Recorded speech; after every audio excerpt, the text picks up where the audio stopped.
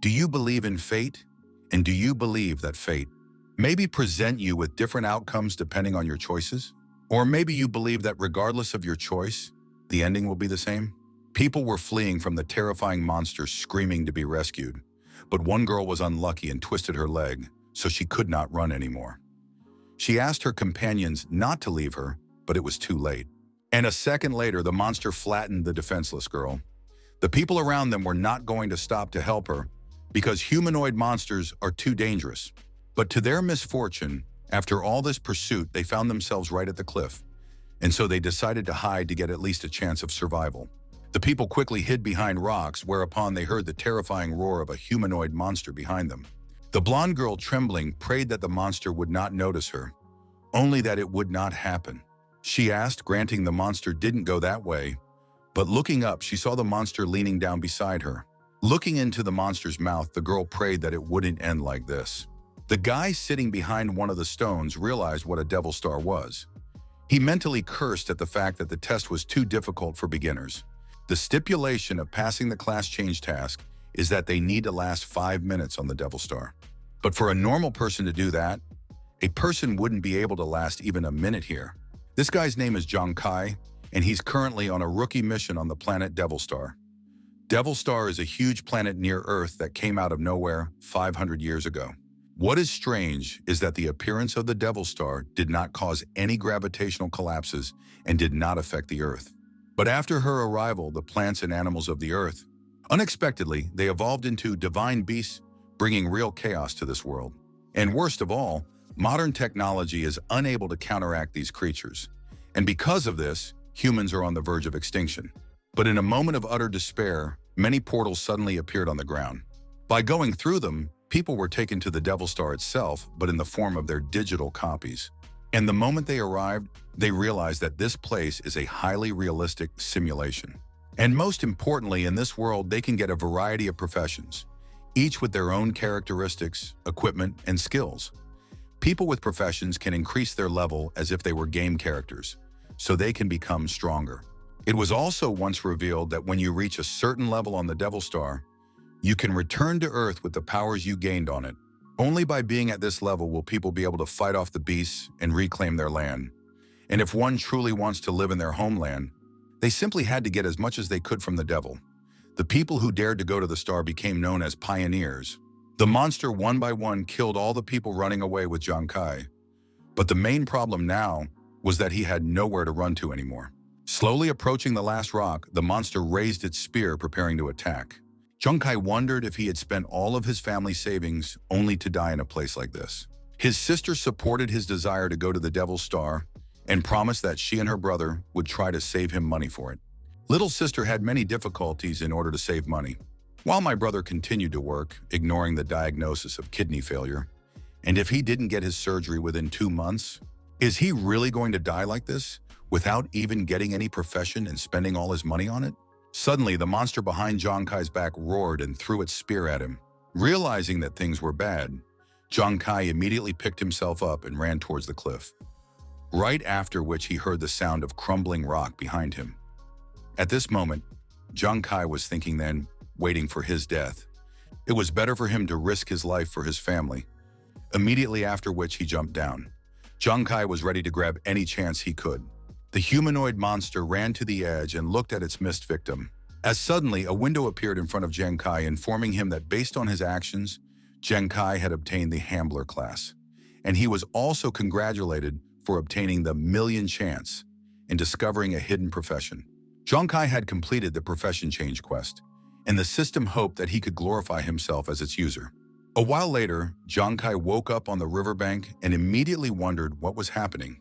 Not finding any pain after falling off the cliff, Kai examined himself and saw that all the wounds from before had suddenly healed. Just as suddenly, a system chime rang out, and a girl appeared out of thin air. And above her was the information that Kai's characteristics had been updated after changing his profession, which was tantamount to rebirth. Kai asked if she was the artificial intelligence of the Devil Star, to which she replied with several pop-up messages that he might think so. But in any case, she congratulated him on his successful career change. She would now explain to him what talents he had gained as a gambler. The first talent is multiplier. All rewards and punishments given out by the system will be multiplied by a factor of 2, and on top of that, there is a 1% chance of activating the super multiplier, which multiplies rewards and punishments by a further factor of 10. Also, his multiplier talent triggered during the profession activation, and therefore he will get another gambler talent. Jung Kai was pleasantly surprised because he was lucky enough to receive another talent, while others only received one at a time. The Devil Star AI replied that it was like that, and that his next talent was Super Crit, which caused Jung Kai's critical damage attacks to be increased to 20,000%. But his original critical strike chance is 0.1%, after which a status window appeared in front of Jung Kai, listing him as a level 1 pioneer. And what surprised Jung Kai was that he had a total of 36 characteristic points. Jung Kai asked the AI how he could have 36 characteristic points, since normal players only got 20 points after changing professions, to which the AI replied that his points also doubled after changing professions, surprising him once again. This meant that for each new level, Jung Kai would gain 20 character points instead of 10. Except, wouldn't that equate to him growing twice as fast as the other first-timers?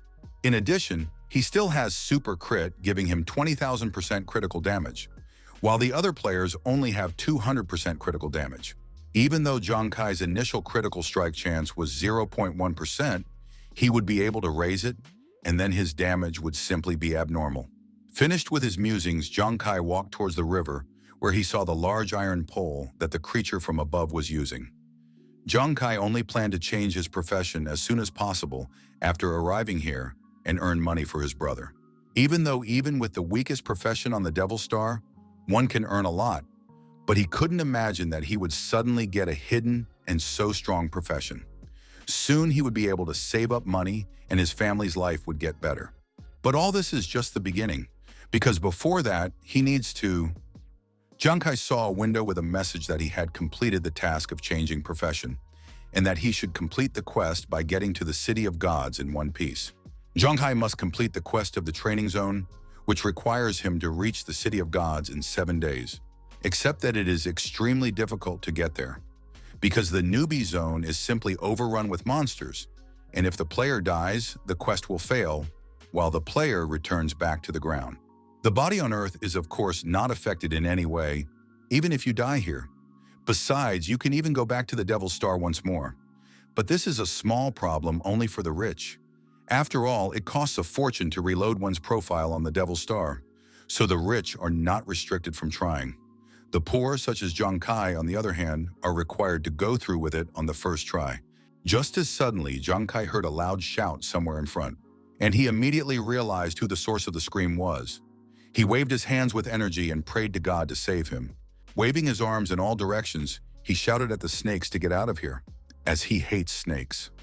This guy is Yuan Ju, Jung Kai's childhood friend. Jung Kai looked out from behind the tree and verified that the scream was indeed Jung Kai's, and he was now trapped by snakes. The venom of these snakes is extremely strong, and even humanoid beasts can die from a single bite from them. Yuanju is clearly in danger. Jung Kai shouted to Juji not to be afraid since he was here, and rushed towards him with his spear. Noticing his friend, Yuanju asked Kai why he was here. Crying because of the creepy snakes, Yuanju asked to leave him and leave, as these snakes have quite high characteristics, and what's worse, they are very poisonous, which means they don't stand a chance against the snakes.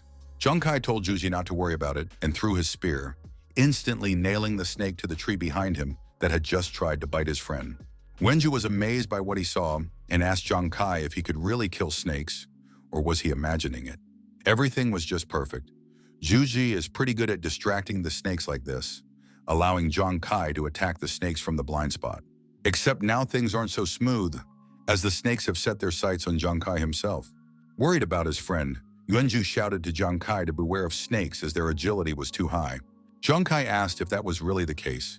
He did a cartwheel while dodging all the snake bites and once again impressed Yuanju with his agility.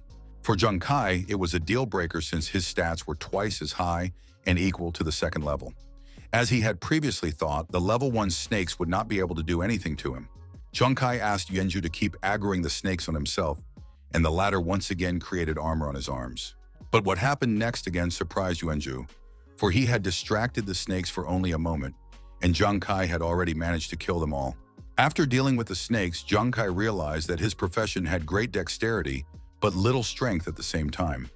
That said, the damage was enough to kill level 1 monsters with a single strike. Thanks to killing 3 snakes, Zhang Kai gained 3 experiences out of 100 to level 2. Thanks to this iron spear, he will be able to increase his strength for a while. And he needs strength because strength is the basic characteristic responsible for attacking on the star. Just as suddenly, Yuanzhu grabbed Zhang Kai and started hugging him and shouting in his ear about how he had only heard of rookies being killed by monsters, but not the other way around. And so he asked how the latter was able to do that. After breathing after the heavy hug, Zhang Kai said that he was lucky to get the rare profession of gambler, and he also asked that Zhu Zhi not to tell anyone about it. Yuanzhu did not question Zhang Kai about his unknown class, after which Yuanzhu flaunted his muscles and revealed his status and said that he didn't know how Zhang Kai was doing, but his profession was not bad either. Zhang Kai didn't expect to see the martial arts masterclass here, but he could understand how Yuanzhu was holding his own against these snakes, because this profession was ranked 5th in the realm of the gods. How many professions are there on the Devil Star? It's unknown to anyone, but the first thing people have to do once they get here is to get a profession. The profession will depend on the quality of the material one has before entering. The rich spend tens of millions on materials for themselves, and that's how they get very strong professions when they get here. The poor, on the other hand, cannot afford good materials to get professions, and hence they are weak. Professions are given out randomly. Zhang Kai wondered if Juji had taken out a loan. After all, a martial artist profession cost at least 50 million. Yuanzhu chuckled and replied that it was a long story and that he would tell it later. Zhang Kai thought a bit about what he had heard, but in the end he suggested collecting the scattered materials from the snakes. After all, they could be sold. The money earned here can be exchanged for the currency of the land, which will help him and his family. A variety of remains, cores, minerals, equipment, and materials are available. When it came to Devil Star items by type of remains and equipment, Zhang Kai reached for the snake, and effects began to appear above it. After which, Zhang Kai managed to place the snake into a card. Once obtained, the remains and equipment could turn into cards that were just transferable and sellable. Judging from the battle that happened, a gambler is actually stronger than a martial artist. While Zhang Kai was pondering, Yuanzhu heard the sounds of footsteps. Suddenly, an unknown person greeted them. Yuanzhu immediately hid behind his friend's back and shouted. Zhang Kai himself asked who it was. A pink-haired girl who immediately introduced herself as Su Nuanuan came out from behind the bushes and trees and said that she wouldn't be able to pass the trial by herself. Therefore, she asked if she could join their team. Zhang Kai apologized and explained that they were having a hard time themselves, while it would only get harder with her. Yuanzhu wiped the sweat from his forehead, as it was only a pioneer, not a monster. Su Nuanuan asked them not to abandon her, but in return she could treat their wounds since she was a healer. With tears in her eyes, she said she could also extract poison from the snakes and improve their weapons if they found more snakes. She prayed only that they would not leave her here alone. Hearing that Su Nuanuan could both heal and buff, Yuanzhu was so delighted that stars shone in his eyes. Zhang Kai, on the other hand, was pondering that healer was one of the 10 most valuable professions. Thinking back to his first encounter with the humanoid beast, Zhang Kai thought back to the fact that it would really be good for them to have a hitman, because if he hadn't regenerated back then, he would have died. Zhang Kai agreed to accept Su Nuanuan into their small group to reach their final destination and shook her hand, then introduced himself. Su Nuanuan thanked him for saving her. Suspecting something wrong, Yuanzhu approached Zhang Kai and quietly asked him if he had changed his mind because he liked this girl. Zhang Kai replied that he was going to punch him in the face. At the same time, the Kingdom of the Gods, Jinjiang City, Devil Star Portal, Base 18. Data Research Laboratory. Sitting in front of the monitor, the professor could not help but start praising the wristwatch in his voice, as it was really a great invention, because with its help, they could determine the location of the pioneers on the Devil Star with high accuracy. There was the sound of footsteps behind, and the girl said that it was a matter of course. And as she knew, most watches on the market easily gave off all kinds of devil's data. And the more expensive the watch, the more features it has. Su Lanlan, the rookie test inspector, asked Professor Li if her little sister on the Devil Star was okay, to which he replied that according to the GPS data, most of the newcomers had already been eliminated, while her sister was currently on a team with 2 people. Su Lanlin was surprised to hear this. She wondered if her little sister was really that cowardly to join a team with others. After all, she had already warned her not to join teams. After all, the more newcomers gather in one place, the more monsters they will attract. While Jung Kai and the others were talking, 2 huge humanoid monsters arrived. 3 minutes later, Professor Lee confirmed that there were indeed 2 humanoid beasts near Sunuanuan. Su Lanlin began to tremble with excitement for her sister. After all, for a group of newcomers, even one humanoid was too much. And against the others, Nuan Nuan would have even less of a chance. Death on the Devil Star is the same as losing a character in the game, and the person's body will take no damage. But there can be psychological trauma from the experience that can cause serious harm.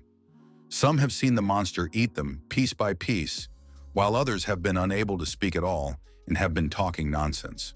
Su Lanlin shouted that she would pick up Li Nuanuan for psychological tests right away and headed towards her sister.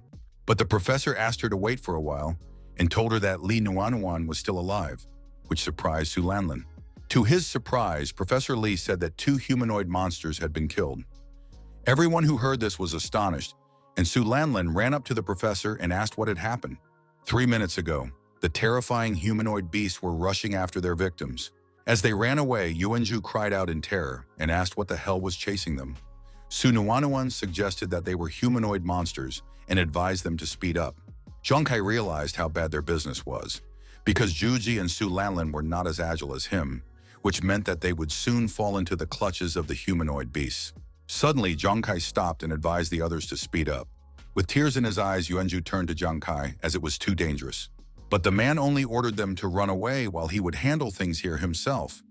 Zhang Kai suspected that if things continued like this, they would all die together. Therefore, he was going to stay here and kill these beasts. Zhang Kai jumped towards the monster, preparing to attack it with his spear, and to his luck, he was able to fly unhindered to the monster and stabbed his spear into it. Suddenly, he noticed an approaching object out of the corner of his eye. The humanoid monster's hand was too fast, causing it to hit Zhang Kai, sending him flying. Zhang Kai mentally chided himself, thinking about how much health these humanoid monsters had since he was unable to kill the monster with a single blow. Zhang Kai wondered, would it really end like this? He would die in the rookie trial. Su Nuanuan could not watch the monsters kill Zhang Kai, and holding back tears, she asked Yuanju to help save him. Looking at the humanoid monsters, Yuanju trembled and couldn't utter a word due to the terror he felt. A residential neighborhood of a polluted river. Yuanju's mother served tea to the guest who gave Yuanju materials to work with. She confessed that she was not sure how the guest evaluated her son, but even though Yuanju is tall, he is also very shy. And if he met a monster, Yuanju would hardly dare to fight it.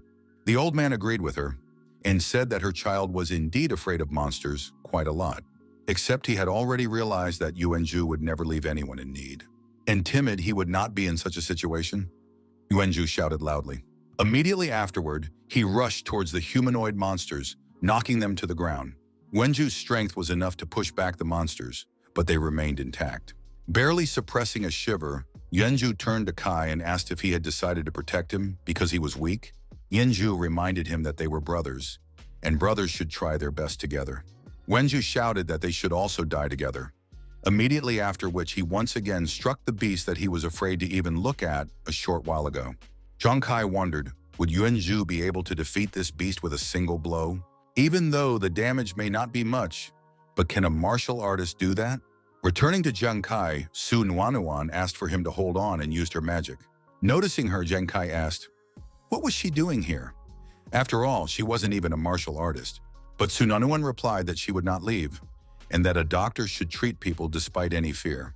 Su Nuanuan's father had once lost the support of the healers during a battle, and because of that, he died. Su Nuanuan asked if she could abandon her team when they needed her support. After briefly healing, Zhang Kai's wounds finally healed, and his XP once again reached 100%. Rising to his feet once again, Zhang Kai praised Su Nuanuan as she really wasn't afraid of death. When Zhang Kai headed to Yuanju's aid, Su Nuanuan realized that the two of them together would not have enough damage to kill the humanoid beast. Just as suddenly, Zhang Kai stopped as it suddenly hit him. When they first met Su Nuanuan, she said that if they met more snakes, she could extract their venom and strengthen the team's weapons. Zhang Kai took out a snake card and questioned Su Nuanuan if she knew how to extract venom. After which, he held out the snake from the map and asked if it could heal Yuanju and extract poison at the same time. Su Nuanuan replied that she wasn't sure about it herself, but promised to try her best, then set to work. Immediately after that, Zhang Kai's spear began to improve thanks to the snake venom. If Zhang Kai's timing was right, they could win.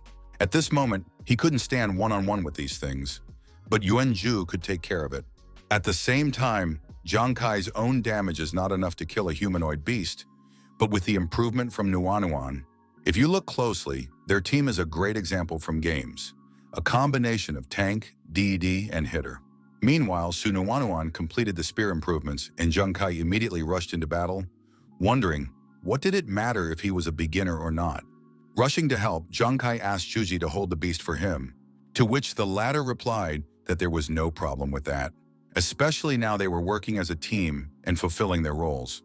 After blocking the attacks of the humanoid beasts, Yuanju prescribed a powerful uppercut to one of them.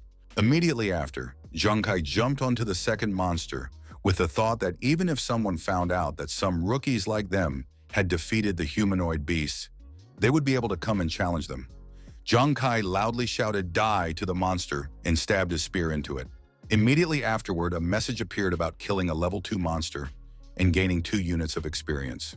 Wenju could hardly believe that they were still able to defeat one of the monsters, while Su Nuanuan was glad that it had worked. The remaining monster roared at the pioneer team, but at the same time it began to tremble. Teamwork had really helped them defeat one of the monsters. Now it was the turn of the other. Zhang Kai suggested that everyone deal with it as well, immediately after which they attacked the monster following the same tactic. Su Lanlin was trying to figure out what had happened in these minutes.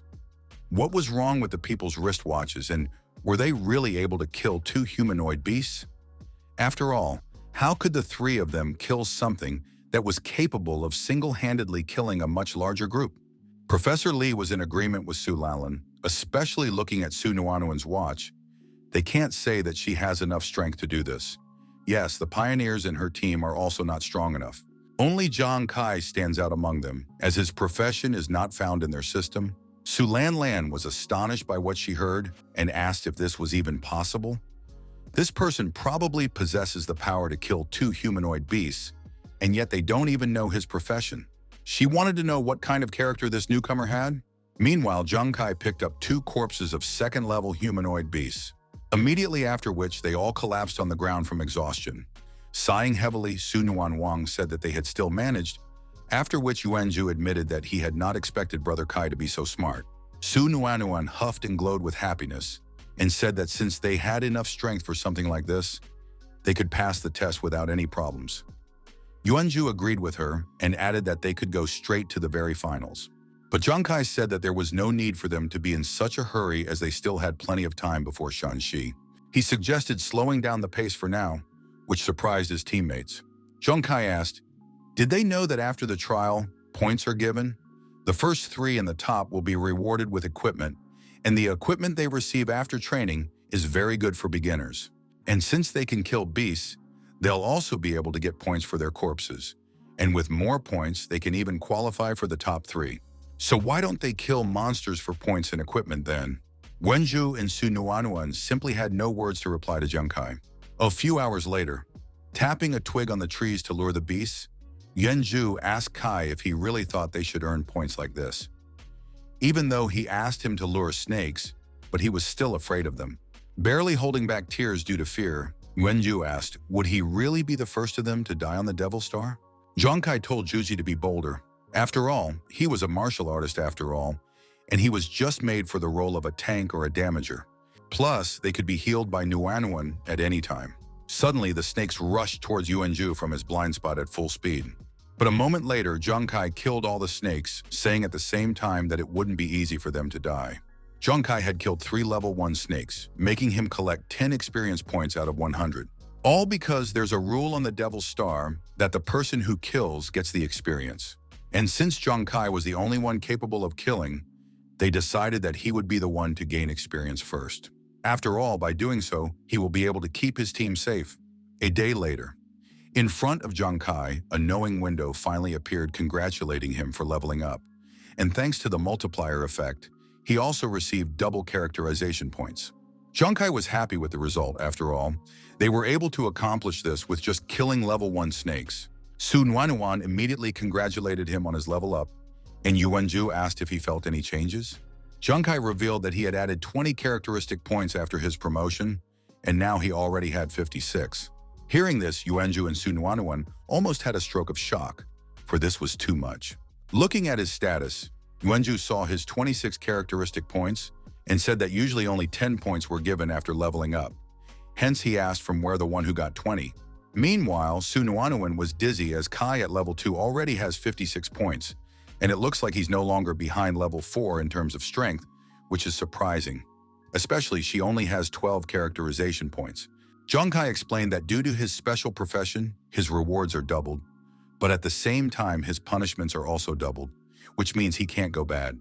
Su Nuanuan recognized that Junkai's profession was pretty cool, and this was despite the fact that she hadn't fully figured it out. Yuanju reprimanded and kicked the snake, saying that it was much cooler than his master's. Suddenly, a passage opened up in the air, and the AI girl once again came out of it. Immediately after which she said that since the player had reached the 2nd level, he was entitled to 1 new skill, but since he possessed the multiplier talent, Junkai's skill would be doubled. Junkai was surprised at what he heard, and just in case, he asked again, is it possible that he could get an additional skill at the 2nd level as well, much less get 2 at once? Hearing this, Yuanju and Su Nuanuan were even more amazed at what they could do from the AI has confirmed that this is true, and the first skill is the card in the hand of a ghost skill, thanks to which the strength of flight when throwing an object is increased by 20%. If he uses a card other than the same one, the effect is increased by 200%, but at the same time the energy consumption increases by 100%. The second skill obtained is Ghost Eyes Focusing, thanks to which you can increase your range of vision by 50%, but your energy consumption increases by 100%. Junkai had obtained 2 new skills, and although he hadn't fully understood them yet, he could already tell that they were very useful in his profession. After sorting everything out, Junkai told the guys that he had gotten stronger and offered to go and further earn experience points. Su Nuanuan happily agreed, and Yuanju asked why Kai again. 2 days later, Inspector Su Lanlin and his scientists continued to monitor what was happening on the Devil Star.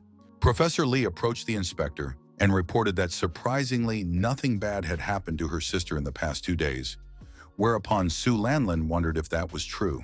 Su Lanlan smiled and acknowledged that the newcomer appeared to be very tenacious. Then she recalled that his name was Junkai. As suddenly sounds of running were heard, and a soldier ran into the hall shouting urgent announcement. Immediately after which, he briefly reported that a danger had been detected in the newcomer's territory, and therefore all the scientists should gather. Su Lanlin and the scholars immediately became agitated because of what they heard. Immediately afterward, the commander came out to them and told them that the enemy country had sent their men to the newcomer zone and that an invasion was expected. The commander-in-chief of Zhangzhong City, Wei Ying, ordered them all to prepare. Su Lanlin asked with horror, was it true what he said about a full-scale invasion? To which Commander-in-Chief Wei Ying replied that if that were a lie, he wouldn't be here. Su Lanlin mentally cursed because this meant that they would be attacked by stowaways who were soldiers of the enemy country L, with a special profession whose role was to kill newcomers. Advanced players can't and shouldn't even enter the beginner zone so as not to hinder their development. But L country's stowaways are different from other players. It's all about them having special skills that allow them to infiltrate another nation's territory. Moreover, they use very brutal killing techniques during their missions. The main goal of stowaways is to make newcomers of other countries fear the Devil Star, increasing the chances of other players to successfully pass. Su Lanlin slammed her fist on the table and quietly said that Nuanuan was too weak, and if these beasts attacked her, Commander-in-Chief Wei Ying said that they needed to train the new recruits, and that the large-scale attack of the stowaway army had already begun. Therefore, they should prepare for the fact that none of their men would survive. Meanwhile, Junkai and the others, unaware of the attack, continued to look for beasts for prey. Just as suddenly, Junkai turned around and with his spear at the ready said that there was something there. Not understanding what the matter was, Wenju asked what he was doing and suggested that they continue on their way. Su Nuan was also surprised by Kai's words and said that there was nothing in that direction. Junkai was the only one who spotted the enemy thanks to his new skill, Ghost Eye Focusing. Junkai cried out that there was someone further away and threw his spear with all his might. Immediately afterward, his spear flew through the trees with great force until the sound of a hit was heard. Jonkai said that he was in trouble and offered to go and check everything and ran off. Yuanju and Su Nuanuan couldn't understand what had gotten into him. Yuanju wondered what kind of vision Kai had, because there was really nothing there. With a spear throw, Jonkai had almost instantly killed a level 2 wild boar, thanks to which he had already accumulated 199 experience out of 200. The guys were amazed at Jonkai's keen eye. Since he was able to spot a target at such a distance, he had also killed him. Pulling out his spear, Jonkai said that there was nothing surprising about it. After all, it was all due to his skills. A window appeared in front of Jonkai whether he wanted a wild boar carcass. A wild boar carcass with 19 sharp spikes that could be used as weapons, and Jonkai agreed, after which the carcass started to disappear. Jonkai's current skill card in the ghost's hand increased the damage, and due to the focusing of the ghost's eye, his vision became much better, making him able to follow attacks better. In other words, the enemy wouldn't even notice them when they were already dead. Jonkai decided to put his thoughts aside as he was only 1 experience point short of the 3rd level. Jonkai offered to kill some more monster, and Su Nuanuan agreed with him, while Yuanju resented the fact that he was still level 1. Not far away from Jonkai's squad, laughter was heard underwater, after which one of the stowaways reported to the captain that the second team had great luck. After which they all swam out of the water. It was their hour of entertainment. Jonkai immediately covered Su Nuanuan with himself and asked the strangers who they were. But one of the strangers asked Jonkai not to be afraid of them, as they are good people. They only want to rip out his chest and make him bleed, or else they could remove the skin and then feed it to the animals. During the conversation, the stowaways completely surrounded Jonkai's squad, whereupon a ripple went rippling across the water again, and the commander of the stowaways came out of it, whereupon he said that they had one object too. Captain of the second team of stowaways, Smuggler, said they should not let the newcomers pass the test. Su Nuanuan said that she knew these people and revealed that they were stowaways who specialized in killing newcomers.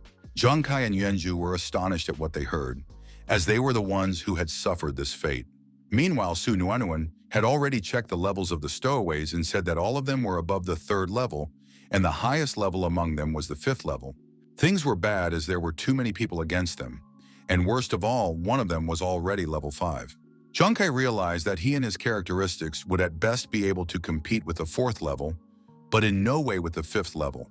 The smuggler asked his brothers to stop standing around and get down to business. Just as suddenly, Jonkai burst out of his seat and shouted to Juji and Nuanuan to stick together, as he needed to split up with them for a while. The smuggler grinned and said they were too slow, as they had only now decided to spring into action. After which, the smuggler ordered the 2 3rd-level subordinates to go chase after the escaped victim, while they had fun here. Chasing after Jonkai, the stowaways couldn't help but admit that this guy was fast, except that he had nowhere to escape them. Suddenly, Jonkai shimmered and completely dissolved into thin air, startling the pursuers, because of which they were forced to stop and started looking around for their victim. The stowaway chuckled and asked the kid if he had decided to play with them, whereupon his masked comrade admitted that he was very excited about it, and that as soon as they found him, they would break all his legs. Suddenly, a spear came out of nowhere. The masked stowaway smirked and raised his blade to ask if he had decided to fight them. Either way, the trash was incapable of doing anything to them. Just as suddenly, the enemy's attack was much stronger than the stowaways expected, thanks to which Jonkai managed to hit one of them. But even after that, the spear did not stop and continued to drag the stowaway further. The stowaway asked his comrade how he was doing, because the attack had caused him to fly up. But coming closer to him, the stowaway saw that his comrade was already dead and nailed to a tree. Jonkai chuckled and asked, "Do all stowaways die so easily like this?" And walking out with the boar spikes in front of him, Jonkai said that it seemed like he had nothing to envy them. Stowaway asked if that one wasn't a normal rookie and used his watch. He wanted to know how a rookie could kill his level 3 comrade. Scanning Jonkai, Stowaway learned that it was a level 2 rookie with unknown crit, and for some reason the clock was giving an error. Looking at Jonkai's characteristics, the Stowaway suddenly trembled and asked, "How could this be?" After all, his level 3 characteristics were only 45 units, while Jonkai's were 60. The Stowaway asked, "How did that happen?" Immediately afterward, boar spikes flew into him. Whereupon the stowaway screamed hoarsely in terror and a few seconds later fell completely silent. Zhang Kai had succeeded. In terms of overall performance, he was not inferior to the 4th level, which was why he was able to deal with the 3rd level. He suggested running away to attract a small portion of the stowaways, since it was more convenient to kill them separately. He had almost reached level 3, and all he had to do to get promoted was kill a stowaway. The Devil Star AI reappeared in front of Zhang Kai and said that he had managed to kill the stowaways, but before the victim's body dispersed, did Zhang Kai wish to gain their experience? After which she explained that from the corpses of enemies, Zhang Kai could get up to 100 experience points, which definitely wouldn't be unnecessary. Zhang Kai immediately agreed, then he asked, could he get more experience just for killing stowaways, so he doesn't have to kill monsters anymore?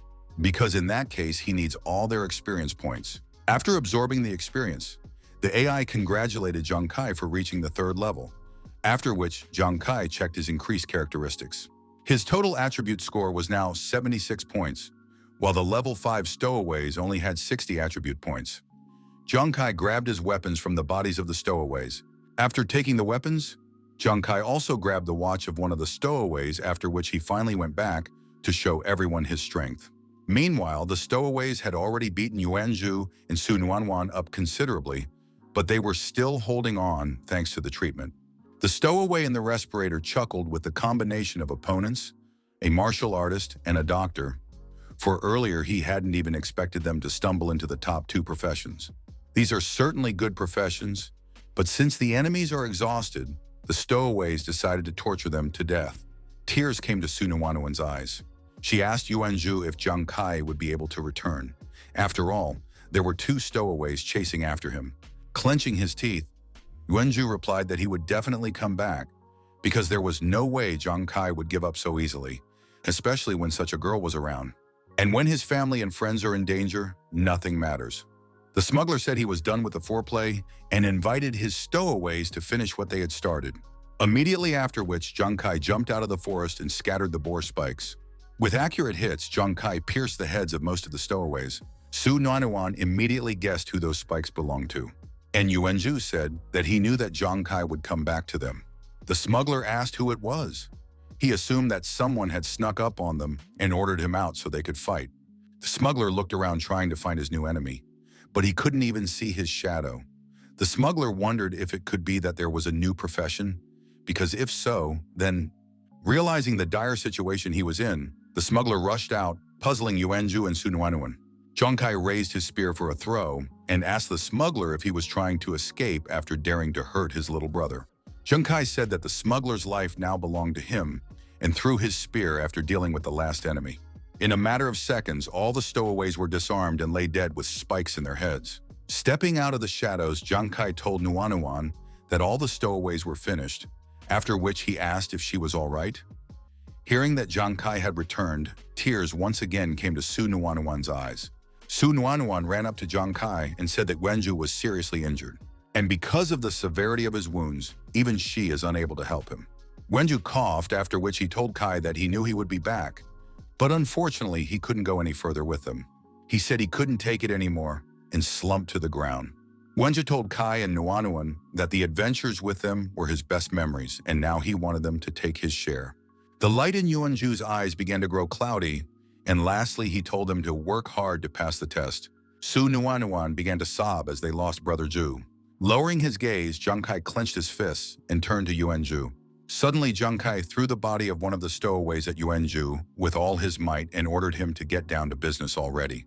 Zhang Kai explained that he purposely didn't kill the stowaways so that someone could replenish their experience and recover.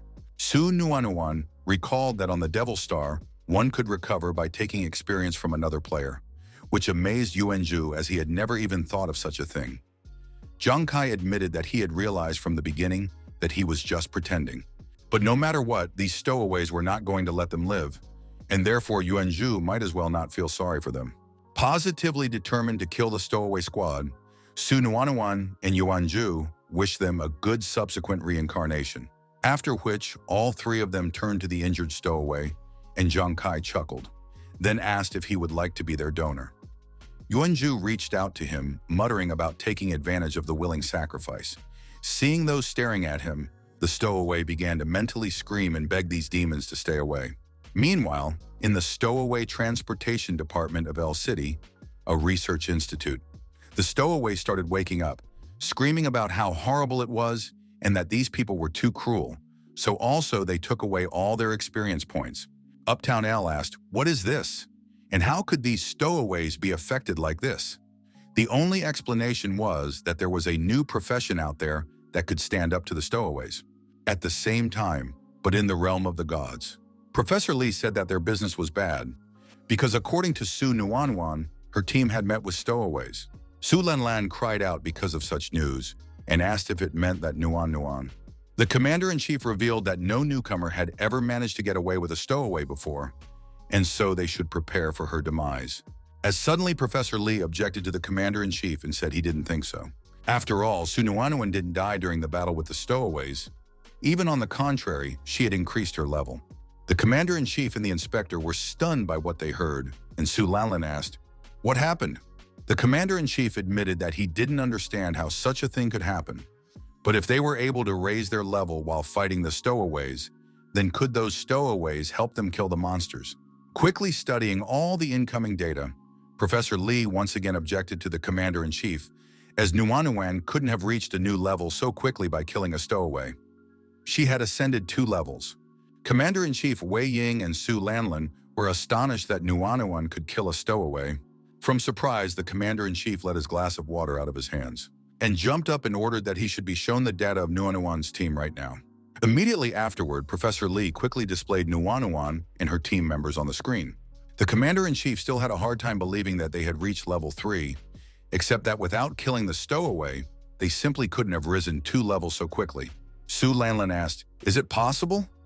After all, Nuanuan didn't even possess combat abilities, unless Zhang Kai could deal with stowaways, but this was all too strange. The commander-in-chief gasped, after which he said that his intuition told him that it was indeed his doing. He also dared to ask why Zhang Kai's indicators were undecided. After checking the information, Professor Lee said that he found information to this effect. The fact is that all travelers are given a special watch to determine the formation. Zhang Kai's is the oldest, literally the very first model used on the Devil Star. The server of this model stopped being maintained more than 10 years ago, and they are not connected to the internet, so they can't access this information. Su Lanlan couldn't believe what she heard, after all, in their years. Someone using an antique watch. The commander-in-chief recognized that this is really interesting. He ordered to gather real information about Zhang Kai's performance for him, as he wants to see his characteristics. Having fully recovered, Yuanzhu was glowing with joy. There were also several level-ups and healings that Su Nuanuan was also happy about. Yuanzhu revealed that in addition to healing, he had obtained a professional skill called Earth Stomping, thanks to which he could strike nearby enemies. Su Nuanuan, on the other hand, had obtained the Healer's Benevolent skill, thanks to which her abilities were improving. Zhang Kai agreed that these were worthy skills for a healer and martial artist. Wenju began to boast that he was now a level higher, and asked if that meant that he could now fight stowaways as an equal. Zhang Kai recognized that he too had leveled up and pointed to his status window with a level 4, startling Yuanzhu. Wenju grabbed his head and asked when he had just reached level 4. After all, he had just been level 2. Su Nuanuan glared when she saw that Kai had 96 attribute points, and after all, those numbers were equivalent to level 8. Zhang Kai said that he had reached the 3rd level when he killed 2 stowaways chasing after him. When he came back here and killed 5 more, he reached the 4th level. Wenju started to complain that it pissed him off since Zhang Kai was better than him again. Su Nuanuan walked up to Kai and asked what they would do next, thus making Zhang Kai think about it. Zhang Kai said that he had heard the stowaway captain talk about them belonging to the 2nd group of stowaways, which means there's also the 1st stowaway squad, which is exactly what they're going to kill. Half a day later, somewhere in the woods of the newcomers' neighborhood, the stowaways of the 1st group laughed at where those people could only get out of, and just how weak were the 2nd team guys that they got blown out so quickly. The stowaway with the choker said they were long overdue for a change. The captain of the 1st squad of stowaways, who also possessed the 5th level, told his subordinates to stop being so relaxed, because their superiors had clearly told them that this was a serious matter, so they should behave accordingly. In any case, newbies are limited to level 5, and so they won't have much trouble straightening them out. Yuanju asked Kai if he was confident that he could fight 9 fifth-level stowaways, and Su Nuan said with fear that if they went, they would. Yuanju asked them not to worry because even if he couldn't kill them, he could definitely protect them. Besides, if they didn't try to kill those stowaways, they would kill the other newcomers. And so they should strike first, said Zhang Kai, immediately after which he jumped out of hiding, puzzling Yuanju with Su Nuan. The commander of the first squad was the first to sense the approach of the enemy and warned the stowaways to be more careful. The choker stowaway checked the level of the stranger and then started laughing as he was only level 4. After hearing this, one of the masked stowaways recognized that the man had leveled up quite quickly, so he assumed that it was Zhang Kai who had killed the second squad. The commander smirked and admitted that it was indeed not bad, whereupon he ordered the stowaways to advance. He ordered them all to remain on alert and not even dare to lose to him. Immediately afterwards, the stowaways rushed to their victim. Zhang Kai turned around and started to run away. It was worse than he thought as these stowaways maintained their formation. The original plan was to lure the enemy and then slowly get rid of them one by one. He needed to catch the stowaways one by one. But this squad was proving to be too big, which meant it wouldn't be easy. At this point, the most important thing is to save himself and kill some stowaways if possible. The only problem is that he has no countermeasures. And if he wanted to get rid of all the stowaways at once. Suddenly, Zhang Kai slowed down and turned around. Immediately afterward, he began to run straight into the enemy formation with his spear at his side. The stowaways suddenly slowed down in surprise. They wanted to see what this guy was doing. The stowaway continued running towards Zhang Kai, and with a chuckle, he asked where he was going. And could it be that he was so scared that he couldn't decide which way to run? Running past, the stowaway slapped Zhang Kai's arm. But even after that, Zhang Kai didn't stop and continued running, puzzling the stowaway. Zhang Kai was still not close enough. The stowaways standing further away prepared to greet the stranger, and one of them threatened to skin Zhang Kai. After running into the crowd of stowaways, Zhang Kai never attacked them and instead began to dodge all attacks. The stowaway commander wondered what the big deal was here. After all, they were all level 5, while this newcomer was only level 4. How could he be able to withstand their attacks? Realizing that something was obviously wrong, the masked stowaway used his watch to check everything again. Stowaway told the commander that they had too little time to determine his characteristics.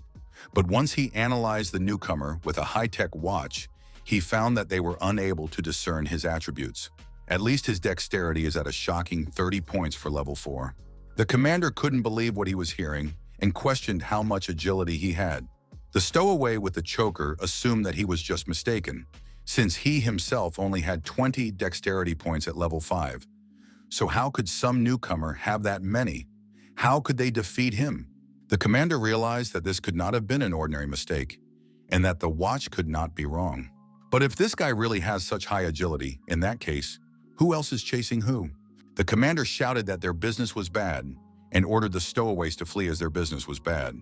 The stowaways were surprised at what they heard, as the newcomers suddenly chuckled and said that they had finally figured it out.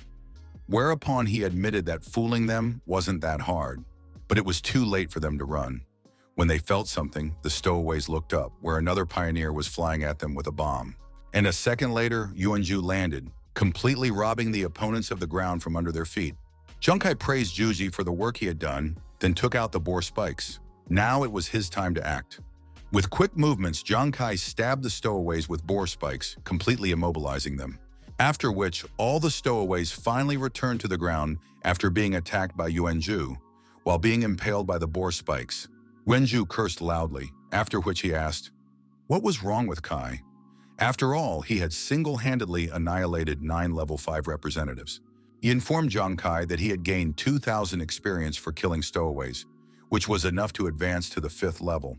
For each pioneer killed above the 1st level, the amount of experience he received doubled, so he received 400 experience from each person. Su Nuan was delighted that Zhang Kai had already reached the 5th level. Then she said that she had heard that this was the limit one could reach in the beginner's zone. Yuanju cried out again upon hearing that Kai had already reached the limit of their zone, to which Zhang Kai himself replied that it was nothing, as a lot of experience would fall from stowaways. Besides, there were still survivors here, so Zhang Kai advised the guys to hurry up. Su Nuan agreed to deal with them, and Yuanju asked what they would do next. Junka said that he used to have to kill monsters to gain experience points, but now that was no longer necessary, so he would help the two of them. After they gained enough experience, they would all head toward the finish line. Perceiving the spirit, Sunuanuan agreed with Kai, and Yuanju laughed and while showing off his muscles said that it was his turn to become stronger. On the way to the finish line, Zhang Kai asked the guys to be more attentive as they need to score more points on their way to the finish line. But the closer they get to the finish line, the more ferocious the monsters become. And most importantly, even in the beginner's zone, bosses can be encountered, so they should be careful. Just as suddenly, a loud roar was heard from the front, causing Zhang Kai and his squad to come to an abrupt halt. Walking a little further, they saw two dead humanoid beasts. Su Nuanuan was surprised to see the corpse of a beast here, and Yuanju assumed that someone had bitten them to death since there were many bite marks on them. Zhang Kai used his ghost eye focusing skill. He then said that he had just seen a golden light in the distance and asked if they thought that this golden creature was the one who had killed those monsters. Su Nuanuan was surprised when she heard about the golden creature. Meanwhile, a golden glow appeared behind them. Not noticing the threat behind him, Yuanju asked, "What kind of creature was this?" What's worse, such a creature could attack them. Just as suddenly, the golden creature attacked Su Nuanuan, causing her to scream and ask what the hell happened. Immediately after that, an unknown golden essence attacked Yuanju as well. He assumed that this thing was chasing them. After injuring Su Nuanuan and Yuanju, the golden creature immediately rushed towards Zhang Kai. Yuanju shouted to Kai to save himself as this thing was too dangerous for them. But Zhang Kai didn't run away. He reached forward and stopped the golden creature. Yuanju and Su Nuanuan were astonished when they saw the golden creature's true appearance. And even Zhang Kai's words fell away after catching the golden creature. Yuanju marveled at how Kai was able to catch the creature so quickly. Zhang Kai was a little surprised at their reaction and asked, "Did they really think this thing was fast? And wasn't it just an ordinary mouse?" With her paws, the mouse started squeaking at Zhang Kai. She asked the bastard who he was and told him he'd be sorry for this. Zhang Kai recognized that this mouse was too bold and simply let the mouse out. But a moment later, the mouse regained its former speed and flew towards Zhang Kai again. Yuanju screamed in fear and asked Kai why he let the mouse go. After all, this mouse was able to kill even a monster. Unexpectedly for the mouse, but Zhang Kai once again managed to catch it. Afterward, he let go of the mouse and said it was okay, because this mouse was too slow for him. The mouse tried to attack Zhang Kai again and again, but he kept intercepting it before releasing it. Using the ghost eye focus and agility attribute, Zhang Kai intercepted this mouse 10 times per second. Yuanju frowned at the fact that Kai appeared to be really fast. Su Nuanuan was delighted at how cool he was. A few minutes later, the mouse collapsed exhaustedly in Zhang Kai's hand and raised a white flag. It had lost this battle. Realizing that the mouse had given up, Zhang Kai said that it had nowhere else to run. Yuanju approached and asked Kai how did he get such speed. Zhang Kai admitted that he didn't know if this mouse would come in handy during battles, but a free helper wouldn't be superfluous to them for sure.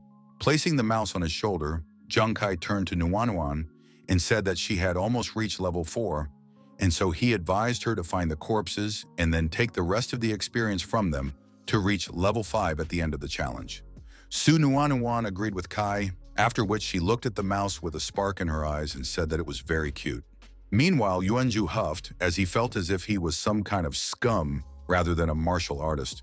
A while later, finally arriving at the place, the cloaked man laughed because after so many days, he still managed to reach the newcomer zone. The cloaked man headed inside Shengyao Rookie City. As soon as he approached the gate, 3 pioneers in armor came out to him. The chief among them congratulated the newcomer for passing the test and said that he could now officially become a Devil Star Pathfinder. This person was Xiao Tao, who was the rookie's escort. After which, Xiao Tao touched the newcomer's shoulder and said that it was unfortunate that he didn't come first, except that the ranking wasn't that important, it was the journey itself that was important. The newcomer in the cloak raised his hands and turned to the captain, still agreeing that he was not the first. After which, he showed Xiao Tao all the monster cards he had collected with a wide smile and asked, what made them think that he was aiming to run in first? Xiao Tao and his subordinates were astonished by what they saw. The soldier behind him said that the ranking was calculated by points, while the rookie had a lot of monsters killed. But would he be able to exchange them for points? Xiao Tao asked. How did the rookie even manage to kill so many monsters? The newcomer laughed and throwing off his hood said that it was all nonsense. After all, he is the second lord of the Huang family and the future guild leader, Huang Wei. He had undergone special training before he even got here. Xiaotao cried out because of what he heard. After all, this was the same Huang family of the Xuanwu Guild. The soldier behind him said that Xuanwu Guild was one of the top 10 cities in Shengyao. Since that was the case, he was not surprised that this newcomer was so capable. Xiaotao congratulated Huang Wei on his achievements and said that although he was not the first in points, he would definitely enter the top 10 of Shengyao City in terms of power. Spreading his arms to the sides, Huang Wei laughed loudly and said that Huang Wei, would definitely become great, and winning first place was just the first step on his path. If he is given a little more time, the whole Star of the Devil will fall at his feet. Somewhere in the back of the rookie zone, Oh Yunsen and his squad continued on their way. The matter was strange, after all. They had already traveled half a day but still hadn't encountered a single monster along the way. So what could be the matter? Gloomily glancing back, Zhang Kai wondered if the mouse was scaring them all away. But Su Nuanuan asked, was that even possible? After all, this mouse is just incredibly cute. Suddenly, they heard a loud roar again, causing them to stop abruptly. When Zhang Kai saw who was walking towards them, his pupils narrowed due to fear. The creatures that caught up with Zhang Kai's squad are the Dusky Wolves. And worst of all, they were together with the boss of Shengyao City's rookie zone, Shadow Wolf King. Zhang Kai and the others piled up, and Zhang Kai shouted that things were bad as they had gotten right into the boss's territory. And they were already surrounded by the entire pack of wolves. Shivering with fear, Yuanzhu turned to Kai and said that he had heard that the Shadow Wolf King was the most powerful creature in the novice zone that no one had managed to kill yet. After which he asked, what would they do? Trying to suppress the trembling in his hands, Zhang Kai tried to think of a way out. There were too many wolves around, and he would be able to escape, except Zhuji and Nuan wouldn't. Since things were so bad, he could only stay and fight to the death. Zhang Kai turned to the boys and explained that they couldn't escape, so they could only fight their way out. Oh Yunsen said that they needed to kill the king as quickly as possible, then rushed forward. Wenju crouched down on the ground and using one of his skills, he said that now they would see him. Immediately afterward, he rocketed into the air, and a second later, he bombed and landed not far from the boss, clearing the path ahead. Zhang Kai said that this was an excellent skill, after which he shouted to Nuan to take advantage of his technique. Now it was also Zhang Kai's turn. He used the focus of the ghost's eyes and the card in the ghost's hand to throw the boar spike. But the one simply crashed into the boss mech without doing any damage. Everyone was terrified as even Zhang Kai was unable to break through the boss's defense. Not intending to tolerate this any longer, the king of the Dusky Wolves growled menacingly, ordering his pack to attack the outsiders. Immediately after which, a pack of Dusky Wolves pounced on Zhang Kai's squad. Very quickly, they began to be covered in wounds. Things were not good. Holding back the Dusky Maw, Yuanzhu shouted to Kai that they couldn't attack the Wolf King and that they needed to think of something else. While restraining the Dusky Wolves, Zhang Kai thought about what else he could do to the Wolf King, but he gave up on that idea rather quickly, as the Wolf King's defense is too strong and his pack doesn't give them a pass. Such a fight couldn't help but wake up the mouse in Zhang Kai's hood. The mouse ordered those who were disturbing his sleep to go away. But still not hearing silence, the mouse turned to one of the noisiest wolves. Immediately afterward, the mouse activated its powers to the maximum, and lightning flew out from Zhang Kai's hood, after which it attacked the Shadow Wolf King with a loud squeak, and even managed to pierce through his steel fur. Zhang Kai was amazed that the mouse had managed to bite through the Wolf King, and to get a better look at everything, he used the focusing ghost eyes. As it turns out, the mouse actually managed to injure the Wolf King, which is just fine because now the boss's defense is breached.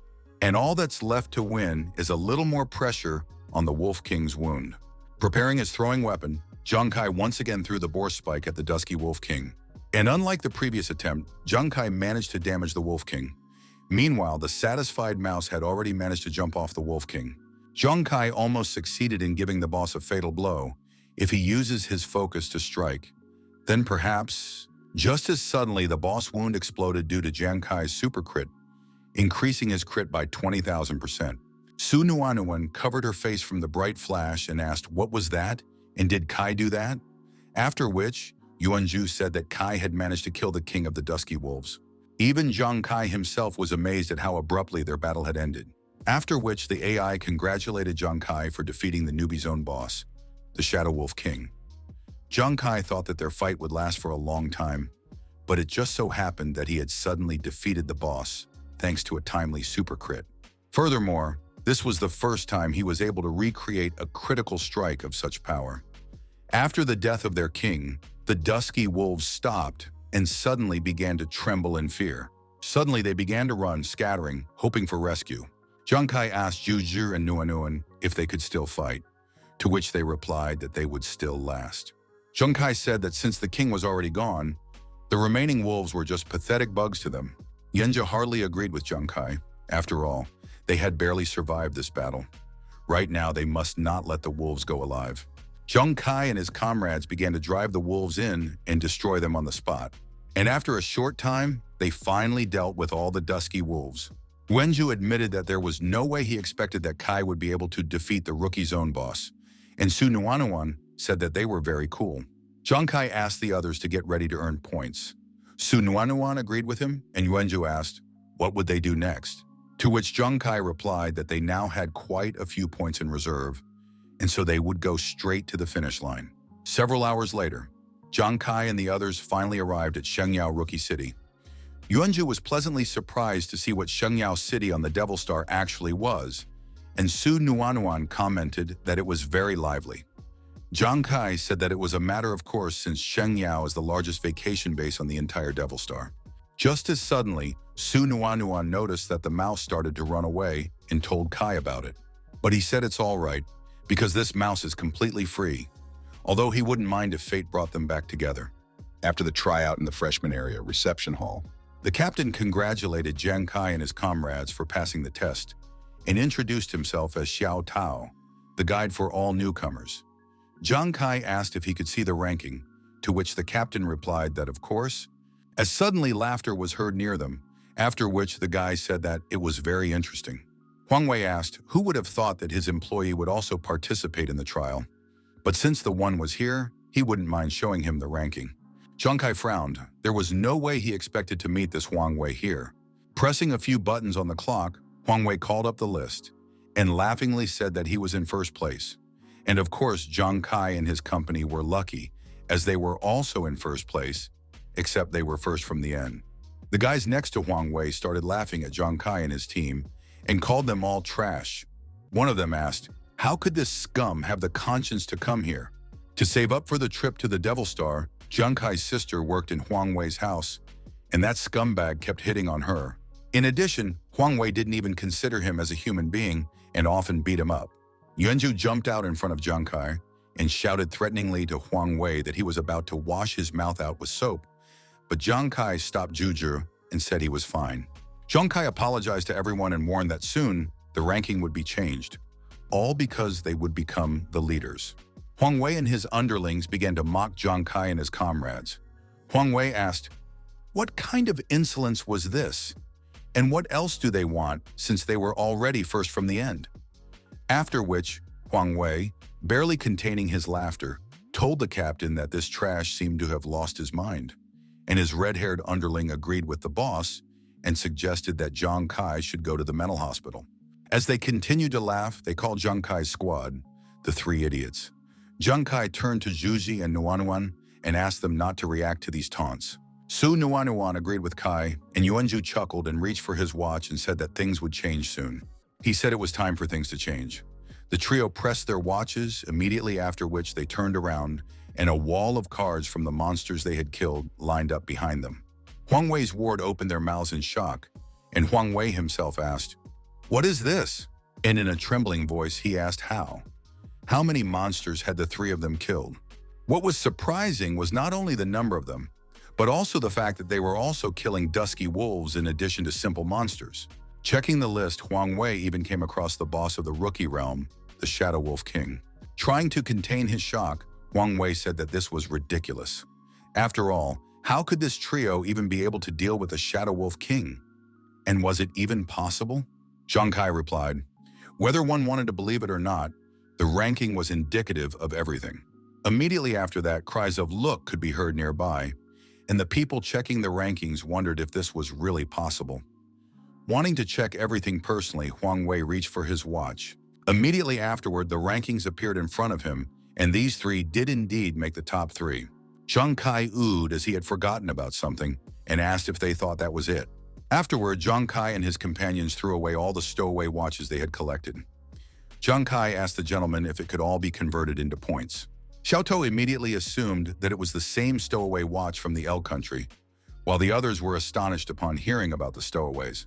Huang Wei laughed and said that they were definitely lying. After all, how could some rookies kill stowaways? Spreading his hands out to the sides, Huang Wei asked loudly, how could there be stowaways in the competition? After which he asked the people if any of them had seen these stowaways, to which he replied that none of them had. Huang Wei turned to Xiao Wei and pointed at the trio and asked him to look into it, all of them saying that they hadn't seen any stowaways, which meant that Zhang Kai and his friends were lying. So he advised to cancel their points and check them strictly. The captain tried to reply as the cries suddenly grew louder.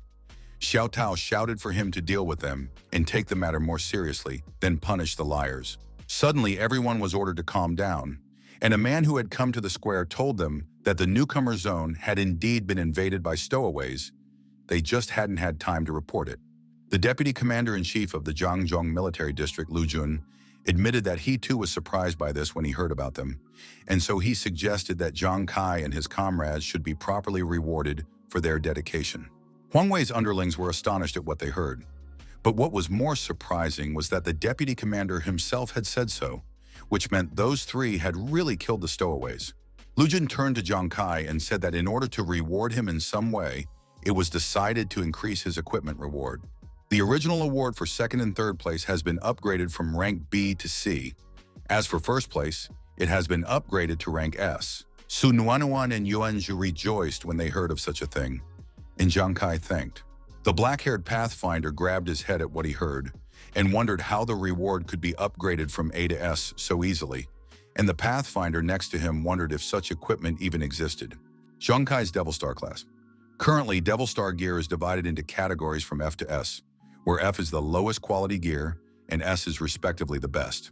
As a rule, C and B gear is considered to be pretty good, and more rare is considered to be A and S rank gear, which is what every traveler dreams of. Huang Wei mentally reprimanded Zhang Kai, barely containing his anger, for not only had he displaced him from his position as leader, but he had also obtained an S-rank equipment. Not willing to tolerate it, Huang Wei shouted that it was unfair and that there was definitely something wrong.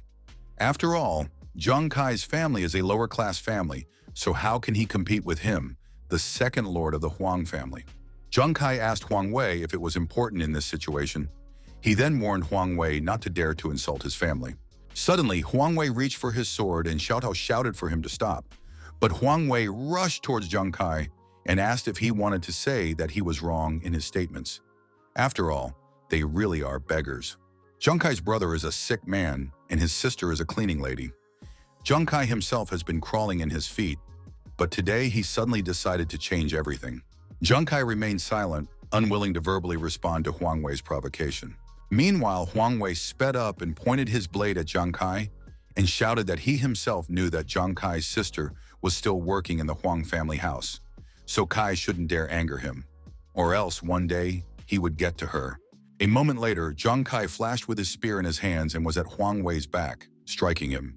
Everyone was amazed at what had happened, as Zhang Kai had slashed down Huang Wei in an instant.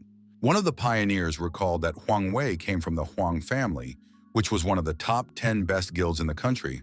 So how then did Zhang Kai have the courage to oppose them? Pressing down on the wound, Huang Wei asked Zhang Kai, how did he dare to hurt him? And did he know what would happen to him now? After a short chuckle, Zhang Kai reminded Huang Wei that he was the one who first insulted his family. So does he really think like he doesn't understand who Huang Wei is?